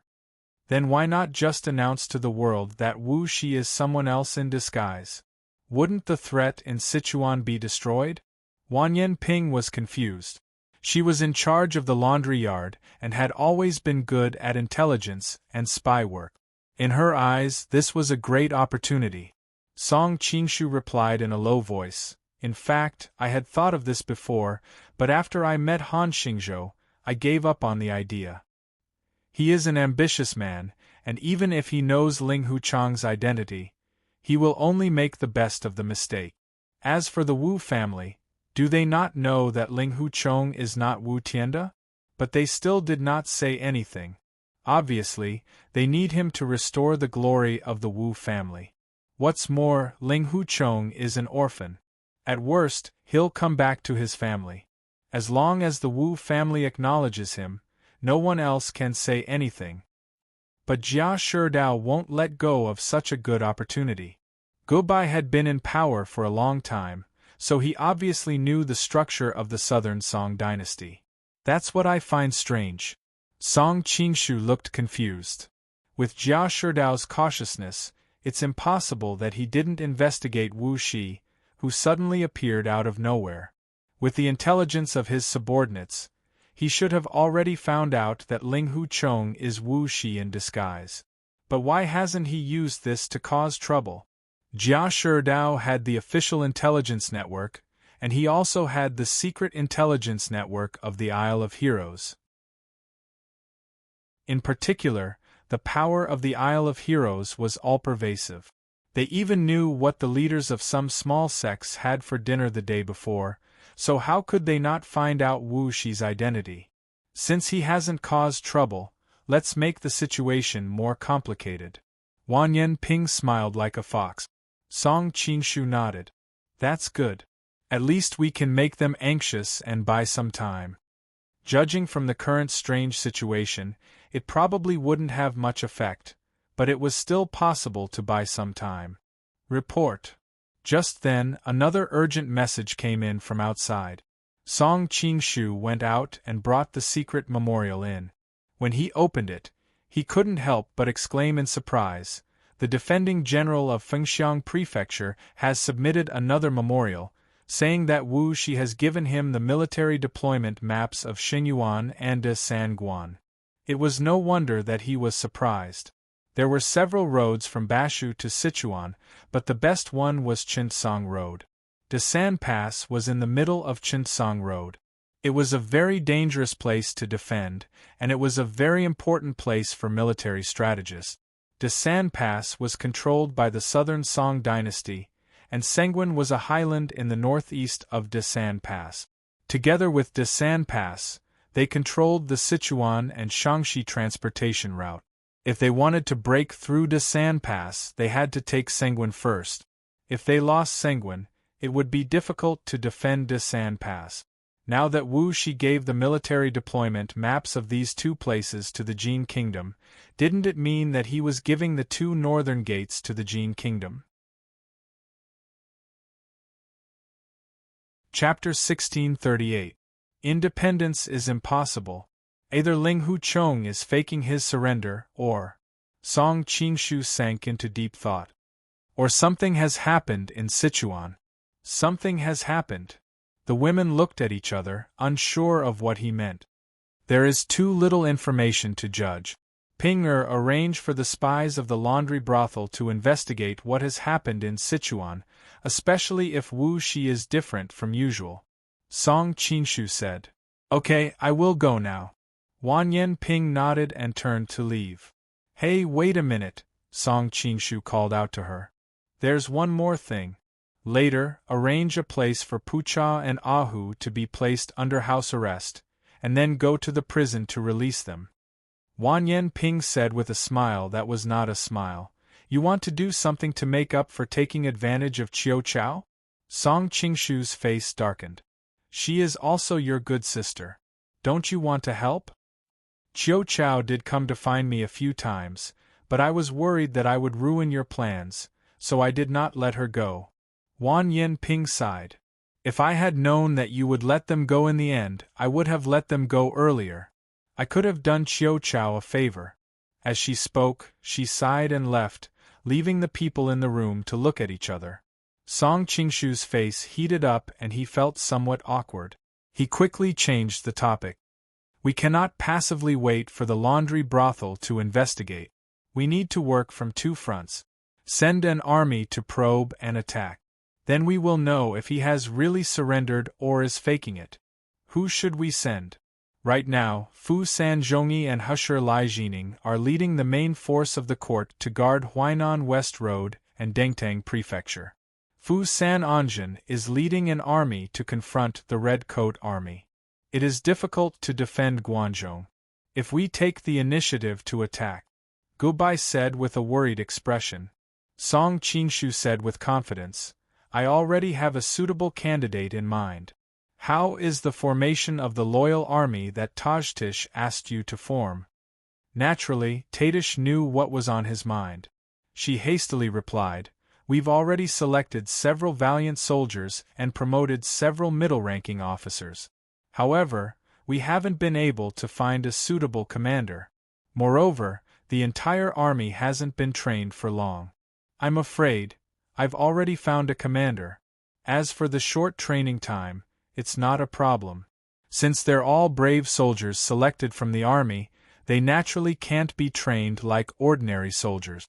Song Qingshu looked towards the southwest. The best training ground is always the real battlefield. Only through the tempering of blood and fire can a true tiger and wolf be trained. Will they suffer heavy losses if they enter the battlefield directly? Gubai asked worriedly. Under normal circumstances, it wouldn't be wise to let them enter the battlefield directly. However, we're only letting them test the waters. If the surrender is fake, they'll immediately retreat. If the surrender is real, then they'll be working together from the inside. Regardless of the situation, the danger they'll face will be much smaller than in a normal battle. Song Qingshu paused for a moment before continuing in a deep voice. If they can't even overcome such difficulties, then there's no need for their army to exist. His goal in establishing the loyal army was to create an elite of elites loyal to him. Moreover, with a historical general like monk Wanyan Chen leading them, he didn't believe that they couldn't accomplish such a simple task. First, bring me to the loyal army's barracks to take a look. During this period of time, he had been constantly on the move and hadn't had the chance to meet this army that would belong to him in the future. All right. The loyal army's barracks is 10 li west of the city. Do you want to take a look now? Tadish's eyes were filled with excitement. After all, she was the one who planned this matter. If she did it well, she would be able to raise her position in the other party's heart. Although she possessed a peerless beauty that could turn all living things upside down, she wasn't used to seducing people with her looks. Therefore, it was impossible for her to take the initiative to seduce Song Qingshu. Therefore, she could only prove her worth in another way. The more he valued her, the higher the chances of persuading him to send troops to assist the Persian main altar. All right, there's no time to lose. Song Qingshu understood that the opportunity was fleeting. If he couldn't grasp the opportunity of the other party's surrender, it would be too late for regrets if an unforeseen event were to happen. As Gubai had to pretend to be the emperor to oversee the palace, it was naturally inconvenient for her to accompany him. After bidding farewell to her, Song Qingshu and Tadish rode towards the barracks in the west of the city. The two of them rode side by side, with monk Wanyan Chen and the numerous imperial guards in front and behind them, faintly protecting them in the middle. Tadish took this opportunity to whisper to Song Qingshu, according to the selection criteria you mentioned earlier, only 3,000 loyal and filial soldiers have been selected. However, once the war in the south is over, there should be more soldiers to choose from. The quality of the soldiers does not depend on the quantity. 3,000 is more than enough. Song Qingshu understood that due to the southern Song dynasty's northern expedition, most of the Jin imperial court's main forces had been transferred to the south. It was already a miracle that she could still select 3,000 elite soldiers. As for the number of soldiers, as a transmigrator, he naturally understood that in ancient wars, the more soldiers the better. Battles involving hundreds of thousands or even millions of soldiers would often end in failure. With the communication system of ancient times, it was impossible to effectively command hundreds of thousands of soldiers. Often, when the vanguard troops were routed, the follow-up troops would not be able to reach the battlefield in time. When they saw the defeated vanguard troops, they would also flee. This was because fear was contagious. The number of people who died from trampling each other far exceeded those who died in battle. Another fatal factor was logistics. The most important factor in a war was logistics. Once there was a problem with logistics, even the most elite troops would instantly lose their combat strength. With the transportation system of ancient times, it was practically a fantasy to supply food to an army of hundreds of thousands. In the past, the wealthy Sui dynasty sent an army of 1,000,000 on an expedition to Korea. However, due to the long supply line, the government forced the people to rebel, causing the entire empire to collapse. Therefore, in history, those battles involving hundreds of thousands of soldiers were either exaggerated boasting by one side or the entire logistics force was taken into account. The actual combat force was only a fraction or even a tenth of the total. Therefore, in ancient times, an elite army of tens of thousands was the optimal choice. It balanced combat strength, flexibility, and logistical pressure. It was far more effective than simply sacrificing hundreds of thousands of soldiers. Although there were only 3,000 soldiers in the loyal army, after the baptism of blood and fire, these 3,000 elite soldiers were the seeds of the loyal army. They were the skeleton of the loyal army.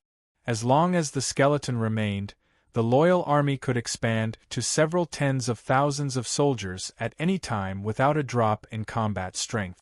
Tajtish then introduced him to the middle and high-ranking officers of the loyal army. Currently, the loyal army has a total of 6 deputy commanders. They were all selected according to your requirements. They are talented but have always been down and out. The first is Pusan Fayan. He used to be the deputy envoy of the Imperial Guard Bureau and the deputy commander of the Imperial Guard Bureau. Because he discussed the affairs of the Imperial Guards in private, he was reported and eventually dismissed. I've investigated him. He is an upright and decisive person. Moreover, in his early years at the border, he had outstanding military service. He is a rare talent. Chapter 1639. After so many years, the founding generals of the Jin Kingdom were mostly dead. The mainstays of the army were the Right Deputy Marshal Fu Sanzhongyi and the Deputy Privy Secretary and the In Husher Lai Jining of Kaifeng. The two of them held high prestige in the army and could be said to be the pillars of the kingdom. Although they could barely be considered as Tang Quobian's faction, that was because Tang Quobian represented the imperial court. If the two of them knew his true identity, they would definitely turn against him. Song Qingshu's purpose of establishing the loyal army was to prepare for the future when his identity was exposed. In other words, he wanted to use the power of the Jin Kingdom to support Song Qingshu's private army. Under such circumstances, he naturally did not want the royalists to join him. "Don't worry, he has nothing to do with Fu Sanzhongyi," explained Tajtish with a smile. "Although they are from the same clan, you should know that these so-called clans of the grasslands are actually formed by neighboring tribes. For the sake of convenience, they all share the same surname. If they can trace back 7 or 8 generations, they might really be one family. But after so many generations, with countless children in each generation, the two sides are almost unrelated by blood. Otherwise, with the help of the right deputy marshal and the deputy administrator, he wouldn't have been removed from office for so long." "That's good." Only then did Song Qingshu relax. "The second deputy commander is Husher Lai Ziren." "Don't worry, he has nothing to do with Husher Lai Jining," said Tajtish with an expression as if she already knew he would ask. "He is only from the Husher Lai tribe. He used to be a deputy general under the southwest appeasing envoy Fu San Kuei. Everyone in the army said that he mastered the strategy of governing the borders. But later on, when the Prince of Hai Ling's power grew, He offended the prince's trusted aide and was falsely accused of being removed from office. I only found him recently. Mastering the strategy of governing the borders. He will definitely be a star general in the future. Song Qingshu's eyes lit up. The Pu Songkue mentioned by Tajkis was the loyal son of Pu Songzhong and a famous general of the Jin kingdom. His inheritance was naturally extraordinary. Suddenly, he frowned and said, "The relationship between Pu Songkue and him," Tajtish explained, "they do not have a master-disciple relationship. It's just that when he was in the army, Huqi and Lai Ziren were constantly influenced by him, and he became a self-taught genius. I have also investigated them and found that they normally do not interact with each other. Even when he offended the hailing king and was dismissed from his post, Pu Songkue still stood by idly." Song Qingshu was finally relieved, but he soon exclaimed, "Self-taught, that's even more impressive." Seeing that he was satisfied with her choice, Tadish couldn't help but smile, making her look even more alluring, attracting the attention of many men on the street. "She is indeed the most beautiful woman in the Jin kingdom. Marshal, you are really lucky with women. Are you blind? That's not Princess Goodbye, but Madame Peach Blossom, the most beautiful woman in the capital. Isn't Madame Peach Blossom the ever-victorious prince's wife? Why is she with Marshal Tanqua, who asked ever-victorious prince to die so early? Madame Peach Blossom's beauty is not inferior to Princess Goodbye's. If you become the #1 person in the imperial court, you will also want to touch her. Tanqua Bien is really a winner in life. If such a beautiful woman let me sleep with her for a night, oh no, let me hug her, I am willing to shorten my lifespan by 3 years. Do you want to die? How dare you dream of the marshal's exclusive property?"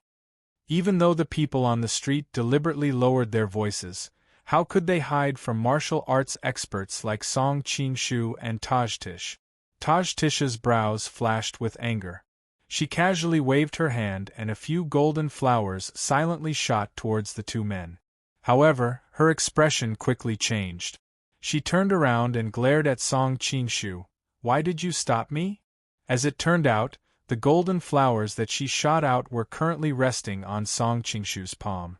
Song Qingshu smiled faintly. "Why are you bickering with these commoners?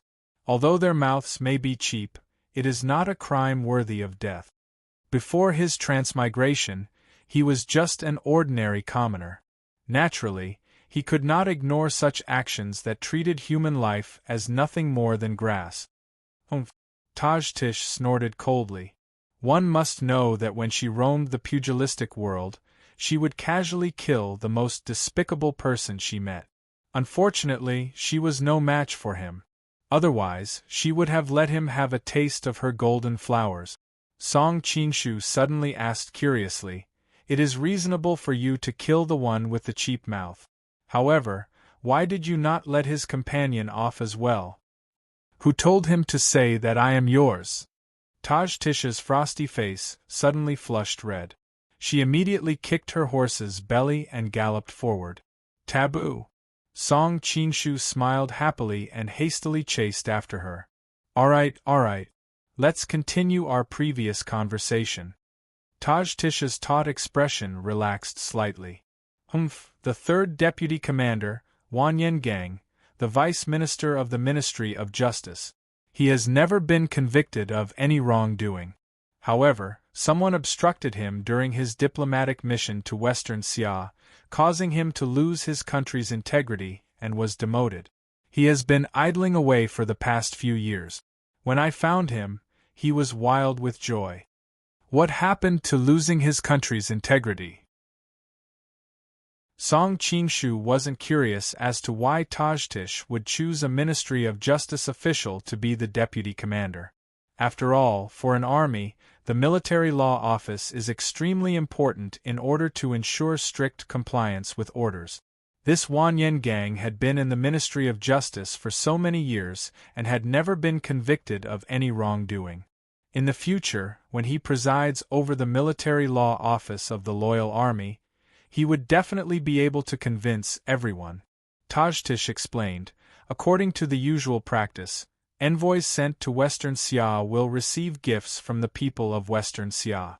The Western Xia side will then write several documents to decide the amount of gift. A few years ago, Wanyan Gang became the special envoy to congratulate the Western Xia Emperor on his birthday. The emperor ordered him to bring 3 imperial edicts. However, Sun Chuanyan, the vice minister of the left, wrote that the imperial edicts should be 1. As Wanyan Gang has always been an official of the Ministry of Justice, he didn't know much about these matters. As a result, he brought 1 imperial edict to congratulate the Western Xia Emperor. This caused the Western Xia Emperor to be greatly displeased, and the Western Xia Emperor's reciprocation was also extremely negligent.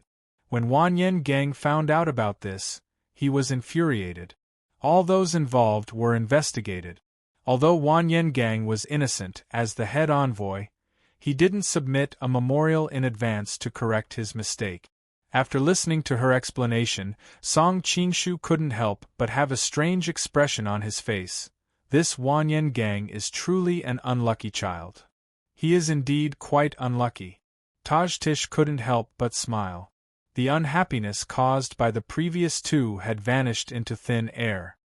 In order to ensure the degree of loyalty, I chose 3 deputy commanders from the Tangqua clan: Tangqua Hongda, Tangqua Xingrong, and Tangqua Minghui.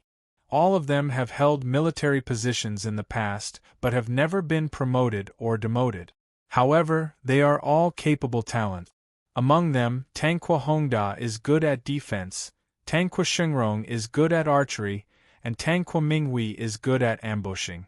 During this transitional period, letting the Tangqua clan's descendants take charge and stabilize the situation is also a good thing. Song Qinshu nodded. However, there isn't a single Han among all these deputy commanders. Chapter 1640.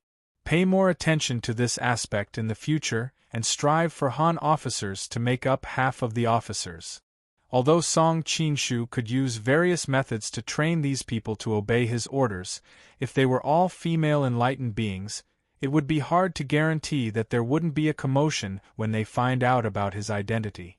If the majority of the officers were Han, it would be easier for them to accept his identity. However, he knew that this matter couldn't be rushed. After all, the Jin and Song dynasties had been at war for many years, and the Han people didn't have a good impression of the Jin. Those who worked for the Jin would be scolded as traitors.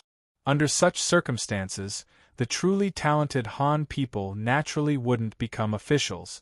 But it wasn't to say that there weren't any, especially for the commoners of the lower class. For the sake of survival, they could only join the Jin side. And it was among these commoners that there would often be some rare geniuses. After all, the tempering of life wasn't inferior to the nurturing of books.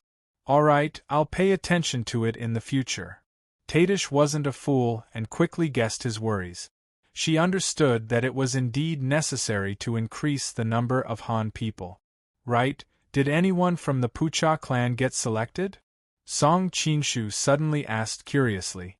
As one of the 3 great clans of the Jin Empire, the Pucha clan definitely had no lack of talent. As for the Tudun clan, they were like fire and water due to Wan Yanliang. Unless absolutely necessary, he wouldn't use anyone from the Tudun clan. Thinking of the Tudun clan, Song Qinshu couldn't help but think of the gentle and quiet consort of Hailing, Tudun Jing. She was probably living a miserable life in the cold palace now. Tadish rolled her eyes in annoyance. The Pucha clan was previously imprisoned for treason. How would I dare to use them? Song Qinshu collected his thoughts. The past is the past, and the present is the present. After this period of imprisonment, many in the Pucha family probably know what's most important. They'll cherish this hard-won opportunity even more. Tadish looked at him with a smile that didn't seem like a smile. In the end, isn't it because of that young lady from the Pucha clan? Song Qinshu replied indifferently, You women will only subconsciously think of jealousy. How would you understand a man's heart and ambitions? The Pucha family is indeed a double-edged sword, but I'm confident that I can control them. Pei, who would be jealous of you? Tadish spat. I hope you won't be devoured by it in the end. Song Qingshu didn't mind at all. After saying so much, do you have any suitable candidates? Yes, the Pucha clan's Puchajin. Because he isn't of the clan leader's bloodline, he wasn't valued by the clan in the past few years. However, he is skilled in both the pen and the sword. A few years ago, he defeated the Song army at the border several times. This year, he was transferred back to the capital. In the end, he was implicated in the case of Pucha Ahu's rebellion and was imprisoned. During this period of time, Tajkis had been utilizing her position as the minister to frequently study the resumes of certain officials. It could be said that she was very familiar with them. Song Qingshu immediately summoned an imperial guard and ordered, "Take my warrant and go to the prison and bring Pu Chajin here." Yes. After the guard received the order, he turned his horse around and galloped away. Following that, Song Qingshu summoned monk Wan Yenchen and began to explain the various matters of the loyal army to him. Just like that, they rushed towards the western outskirts of the city. Song Qingshu only recognized monk Wan Yenchen. However, he didn't know that the few generals that Tajtish had found were also famous generals of the Jin kingdom in history. They weren't the least bit inferior to Monk Chen. However, in terms of tragic endings, they weren't as famous as Monk Chen. The names of the three generals of Tangqua's family were fabricated. Pusan Feiyan's original name was Pusan Kuei, but Pusan Kuei was the son of Pusan Zhongyi.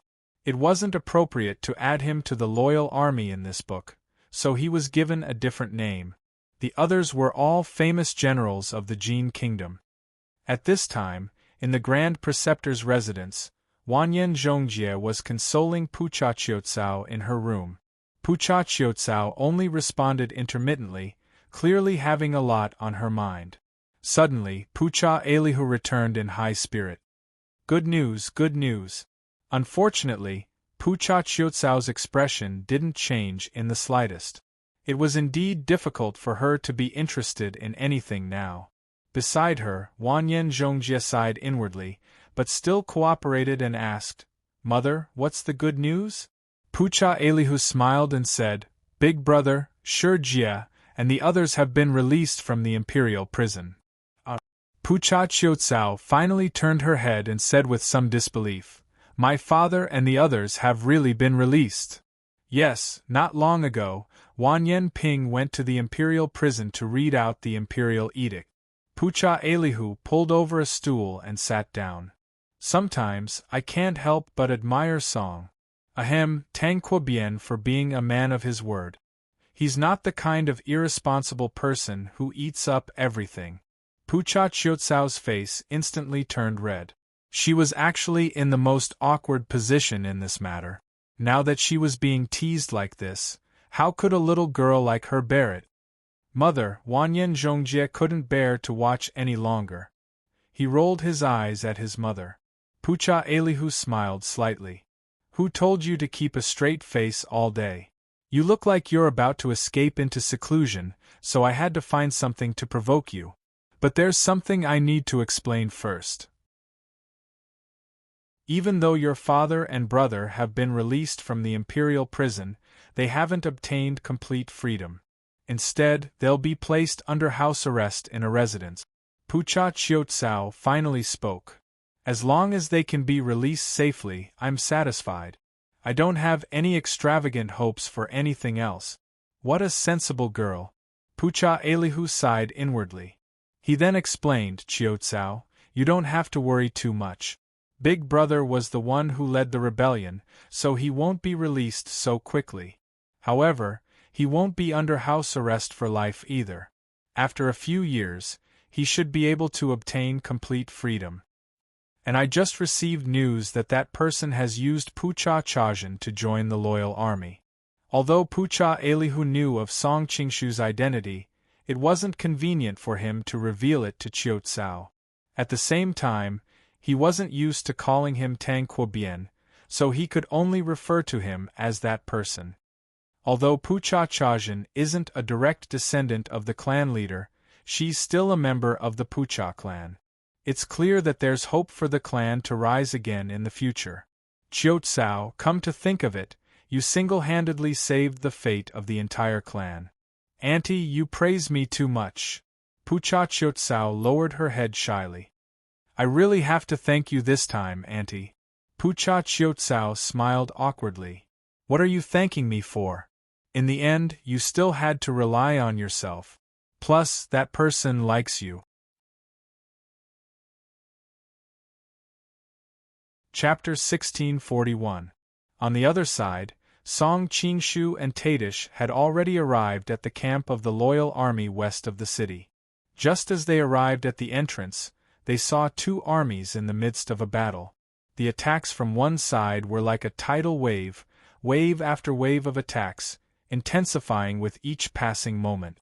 On the other side, the attacks were as firm as a boulder, repelling wave after wave of attacks in an orderly manner without the slightest hint of chaos. Song Qingshu inwardly nodded in approval. In a war, the number of troops could vary. However, due to the battlefield's terrain, the number of troops that could be deployed at the same time was limited. Many mediocre individuals would lead an army of several 100,000, but only a few tens of thousands of frontline troops would be able to engage the enemy. A large portion of their strength would be wasted. Only a peerless genius like Han Xian would be able to mobilize the fighting strength of an army of several 100,000, splitting them into dozens of groups. Wave after wave, they would take turns to charge at the enemy's camp without the slightest pause. It was as though an army of several 100,000 was charging at the enemy's camp at the same time, until the enemy's camp was completely crushed. The crux of this was the problem of linking up in the middle. If there was even the slightest bit of ambiguity, it would be easy for the enemy to grasp the flaw and counterattack. Song Qingshu was a man who had been on the battlefield several times. With his insight, the attacking side could be said to be impeccable, not revealing any flaws that could be grasped. The defending side was even more impressive. Under such a tidal wave of attacks, their formation was not the slightest bit disrupted. Tadish came to his side and reported, "The attacking side is commanded by Pusan Feian, while the defending side is commanded by Tang Hongda. One attacking and one defending, they are currently practicing." Song Qingshu couldn't help but exclaim in admiration, "I can't help but admire your insight. If placed on the battlefield, these two would be world-shaking generals." "Many thanks for the compliment." The corners of Tadish's lips curled up slightly. She didn't realize that a simple compliment from this man would actually make her feel happy from the bottom of her heart. Originally, Tadish intended to summon these mid-level commanders to meet with Song Qingshu. However, Song Qingshu stopped her and watched the entire drill with keen interest. However, Song Qingshu did not underestimate Fu San Feian at all. After all, both sides had the same number of troops in the drill, and the defending side had an advantage over the attacking side. In a real battle, the attacking side was the one with the initiative.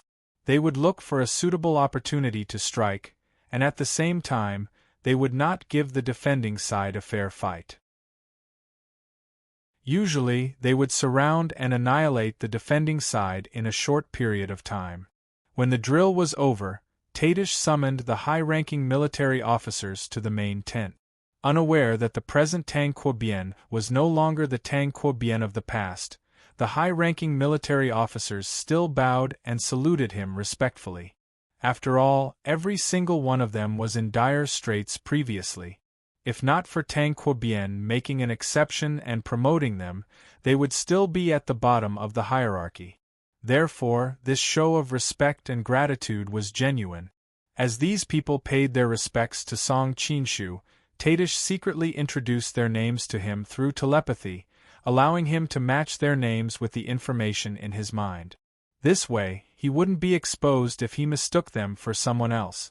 After exchanging greetings, Song Qingshu cleared his throat and said, I have come here for two matters. First, I would like to formally introduce you to the future commander of the Loyal Filial Piety Army, Monk Wan Yen Chen. Commander was an official title of the Jin Kingdom, similar to the Chinese word for commander. His words caused an uproar. These deputy commanders were all men of great ability. They had always thought that the position of commander would be chosen among them. Therefore, each of them gave it their all in a competition. Unfortunately, each of them had their own unique skills and none of them could suppress the others. Deep down, they were secretly admiring each other. But now, an unknown person suddenly appeared out of nowhere to be their leader. Who could stand it? Tang Quobien's prestige was so great that they didn't dare to say anything. But towards Monk Wan Yenchen, they weren't so polite. Among them, Pusan Feyan was the first to speak. May I know what position this general held, and what impressive achievements he had? Tadish glanced worriedly at Song Qinshu. She had always disapproved of the appointment of a leader out of nowhere. This group of arrogant and valiant soldiers would never accept it. However, Song Qinshu persisted. Now, he was leisurely sipping on his tea, as if he didn't see the scene before him. Of course, Song Qinshu wasn't worried. After all, Monk Wan Yenchen was a famous and valiant general in history. He had defeated the insufferably arrogant Mongolian army several times. If he couldn't even handle such a small situation, how could he leave his name in history? Seeing that he didn't show any signs of dissatisfaction, the deputy commanders were instantly emboldened and began to join in the ridicule. On the way, when Song Qinshu mentioned to him that he wanted to promote him to commander of the loyal army, Monk Wan Yenchen had already expected such a situation. Seeing this, he calmly replied, I didn't have an official position in the past, nor did I have any impressive achievements. Hearing his reply, the ridicule on the deputy commanders' faces intensified. So you're a nameless pawn. I wonder where you get the confidence to become the commander of the loyal army?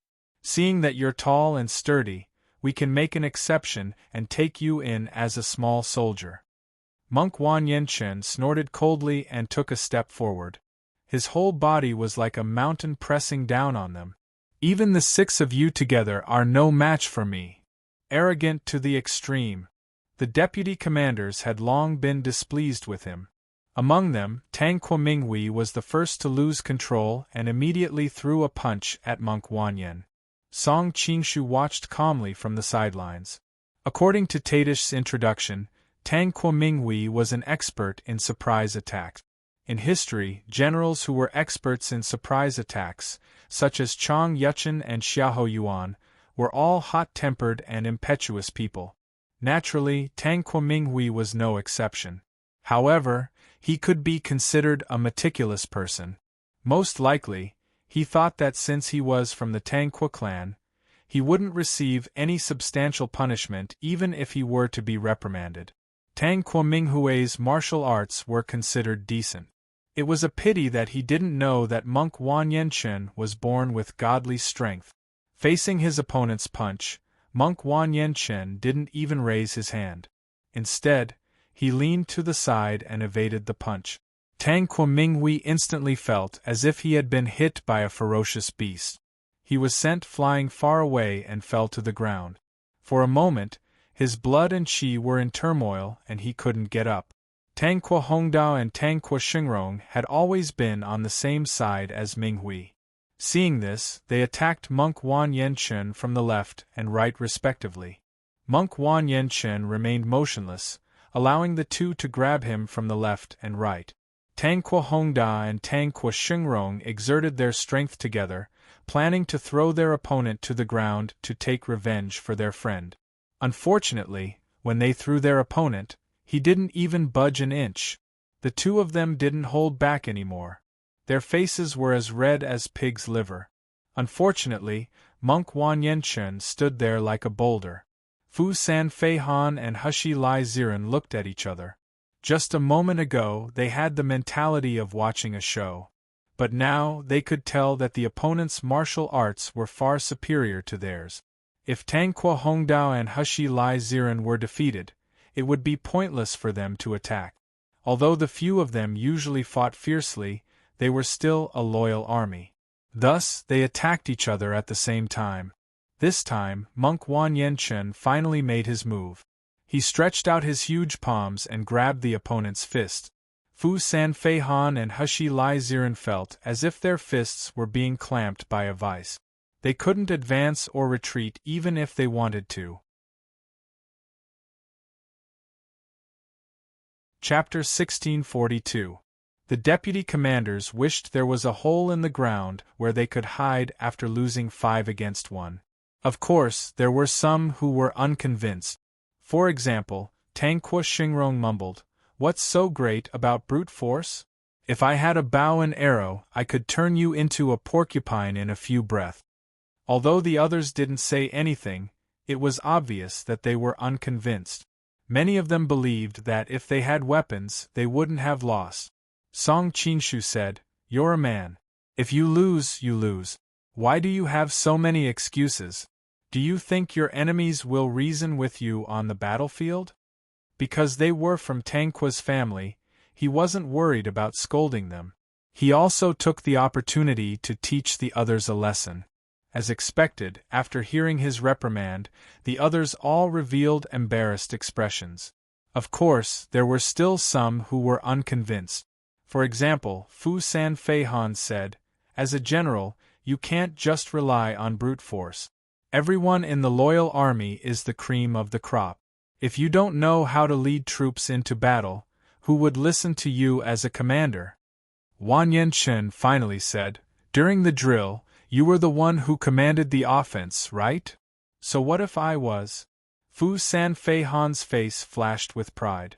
Although he had just lost, he had a good grasp of the rhythm of the offense. He was confident that if he met Tang Kuo in a real battle, he would be the final winner. "Unfortunately, we still lost," Wan Yenchen said. "That's because the drill has all sorts of rules.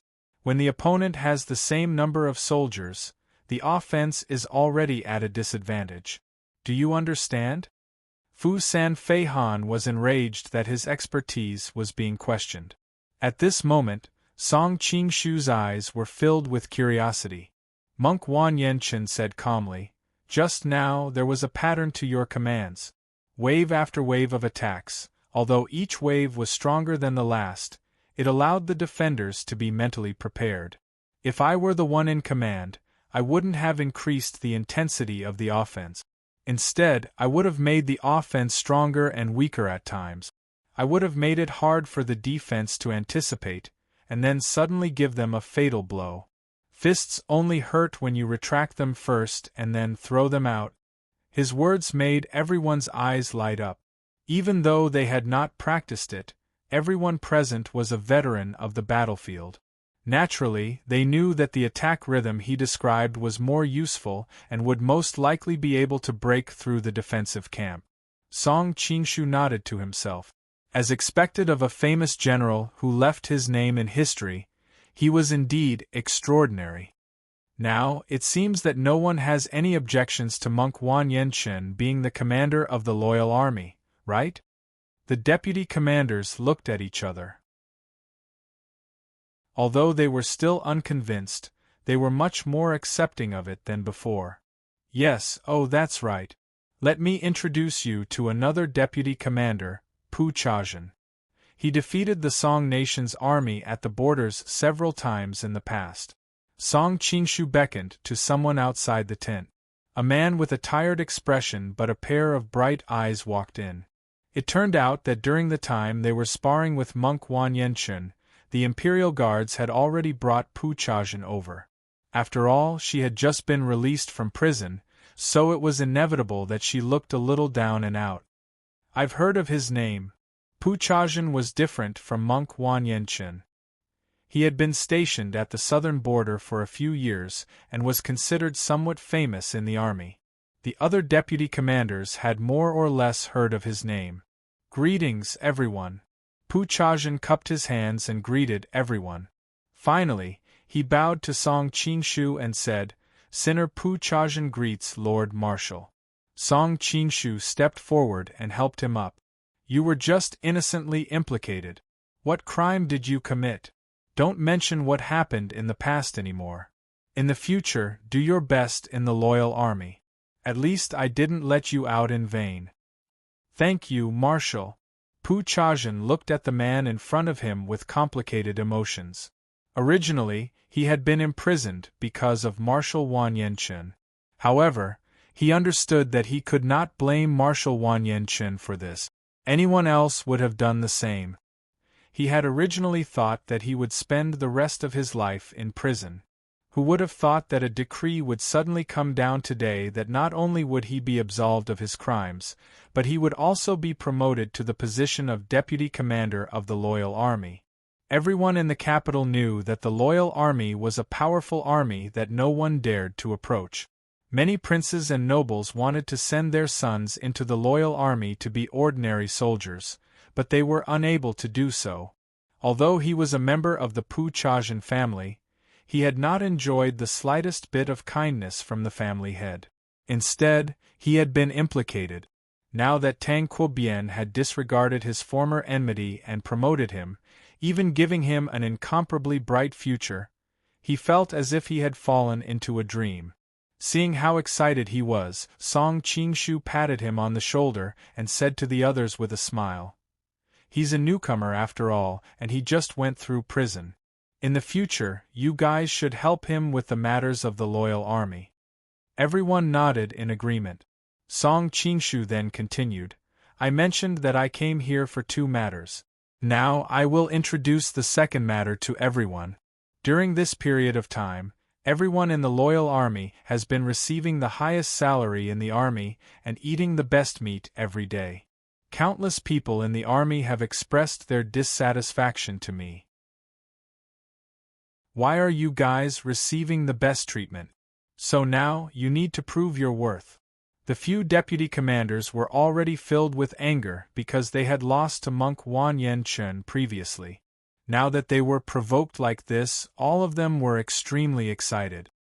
"As long as the marshal says it, we will not hesitate to go through water and tread on fire." Song Qingshu nodded in satisfaction.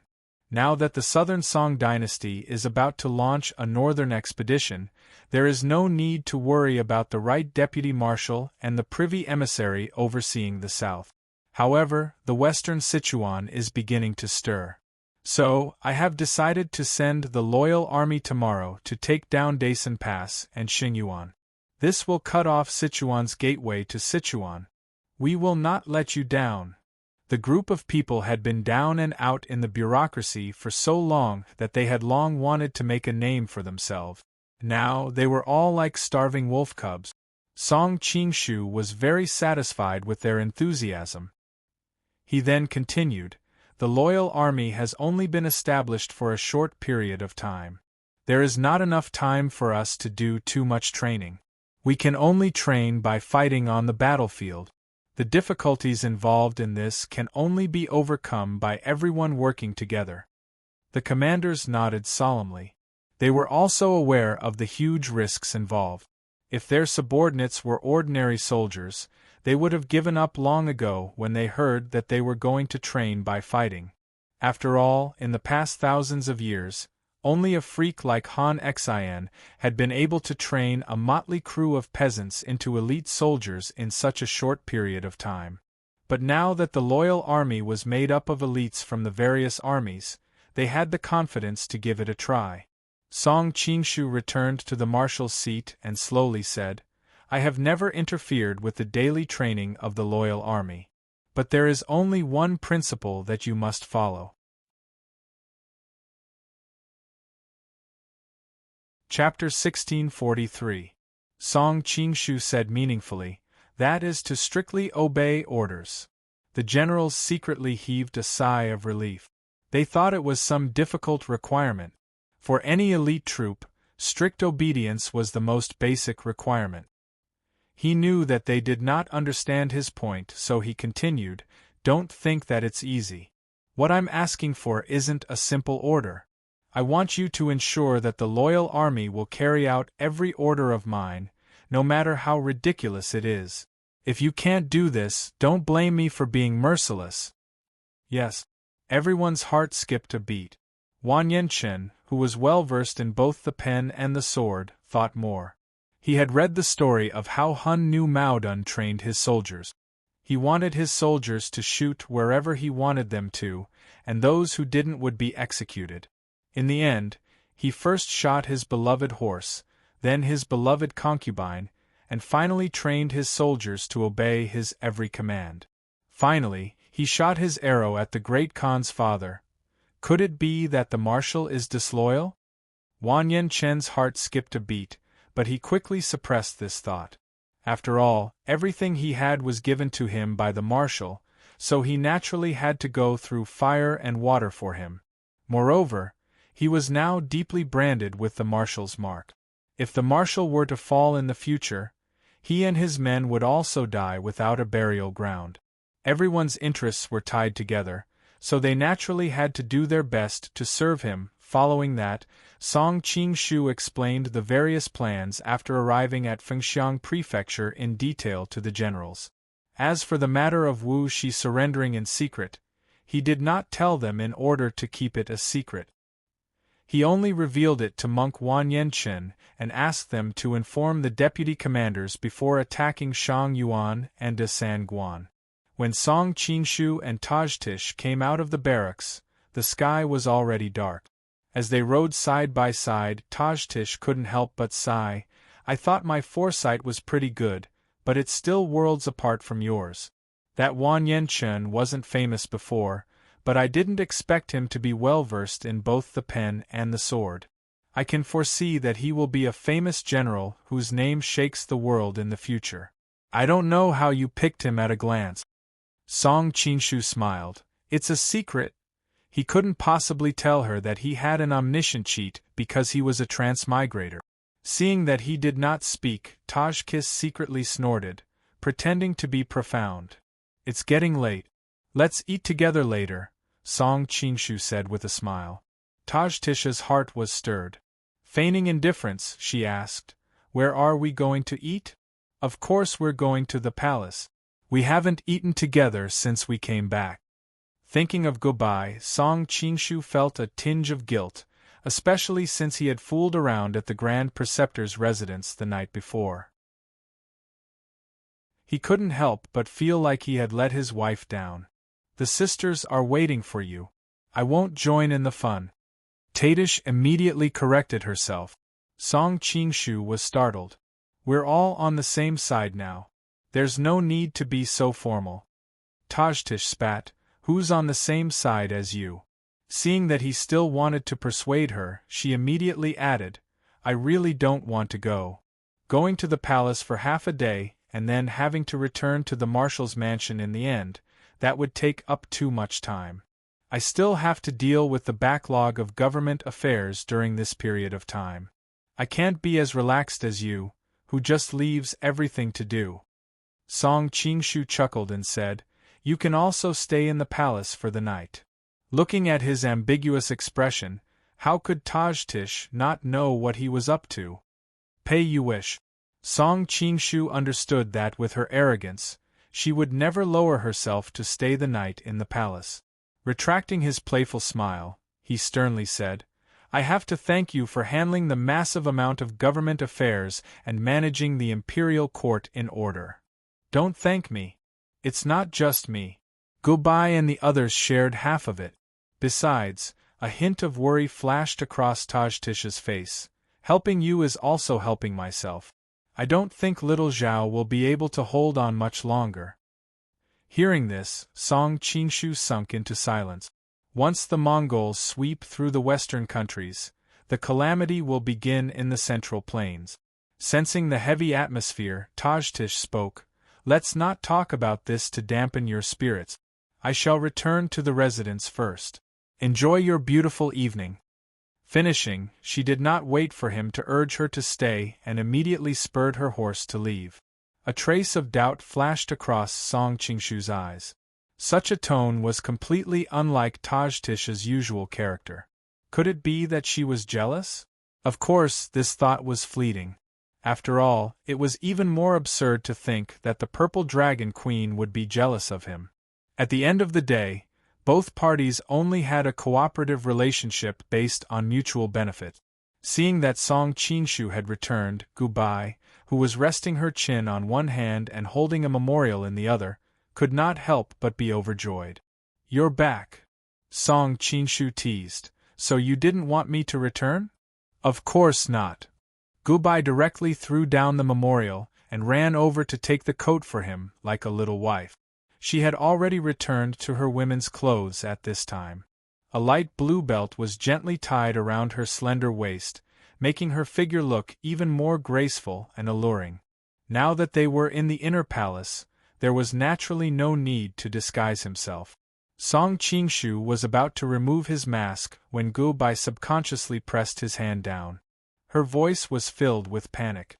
"Don't," Song Qinshu furrowed his brows. He realized that the woman was more used to her husband's Tang Kuo Bien look, which made him a little jealous. It was fun to cosplay occasionally, but if he did it every time, it would make him feel like he was just a substitute, and that was not a good feeling at all. Just as he was about to reject, he suddenly saw her pleading eyes. Song Qinshu could not help but feel his heart soften. Gubai was a woman who was very loyal to her love. If not for the fact that they had an intimate relationship in the beginning due to a freak combination of factors, she probably would not have done anything that would let down her late husband. Now that she asked him to wear the mask of Tang Kuo Bien, although it was self-deceiving, it was also a kind of adherence to her past love and values. Forget it. Why must I provoke her? In the end, Song Qinshu gave up the idea of removing the mask. He thought that with time, she would eventually be able to calmly accept his true self in the future. "You've been reducing these days." Song Qinshu gently pulled her into his arms, feeling her soft body. He could temporarily disregard his reputation, but he had to hold on to the substantial benefit. Being hugged by him, Gubai's body trembled, but she quickly relaxed. She gently pressed her face against his chest and hugged him tightly, as if she was feeling the breath of her husband. You're tuning in to the Phoenix Nights YouTube channel. Don't forget to subscribe and join us on this journey to catch the most captivating stories.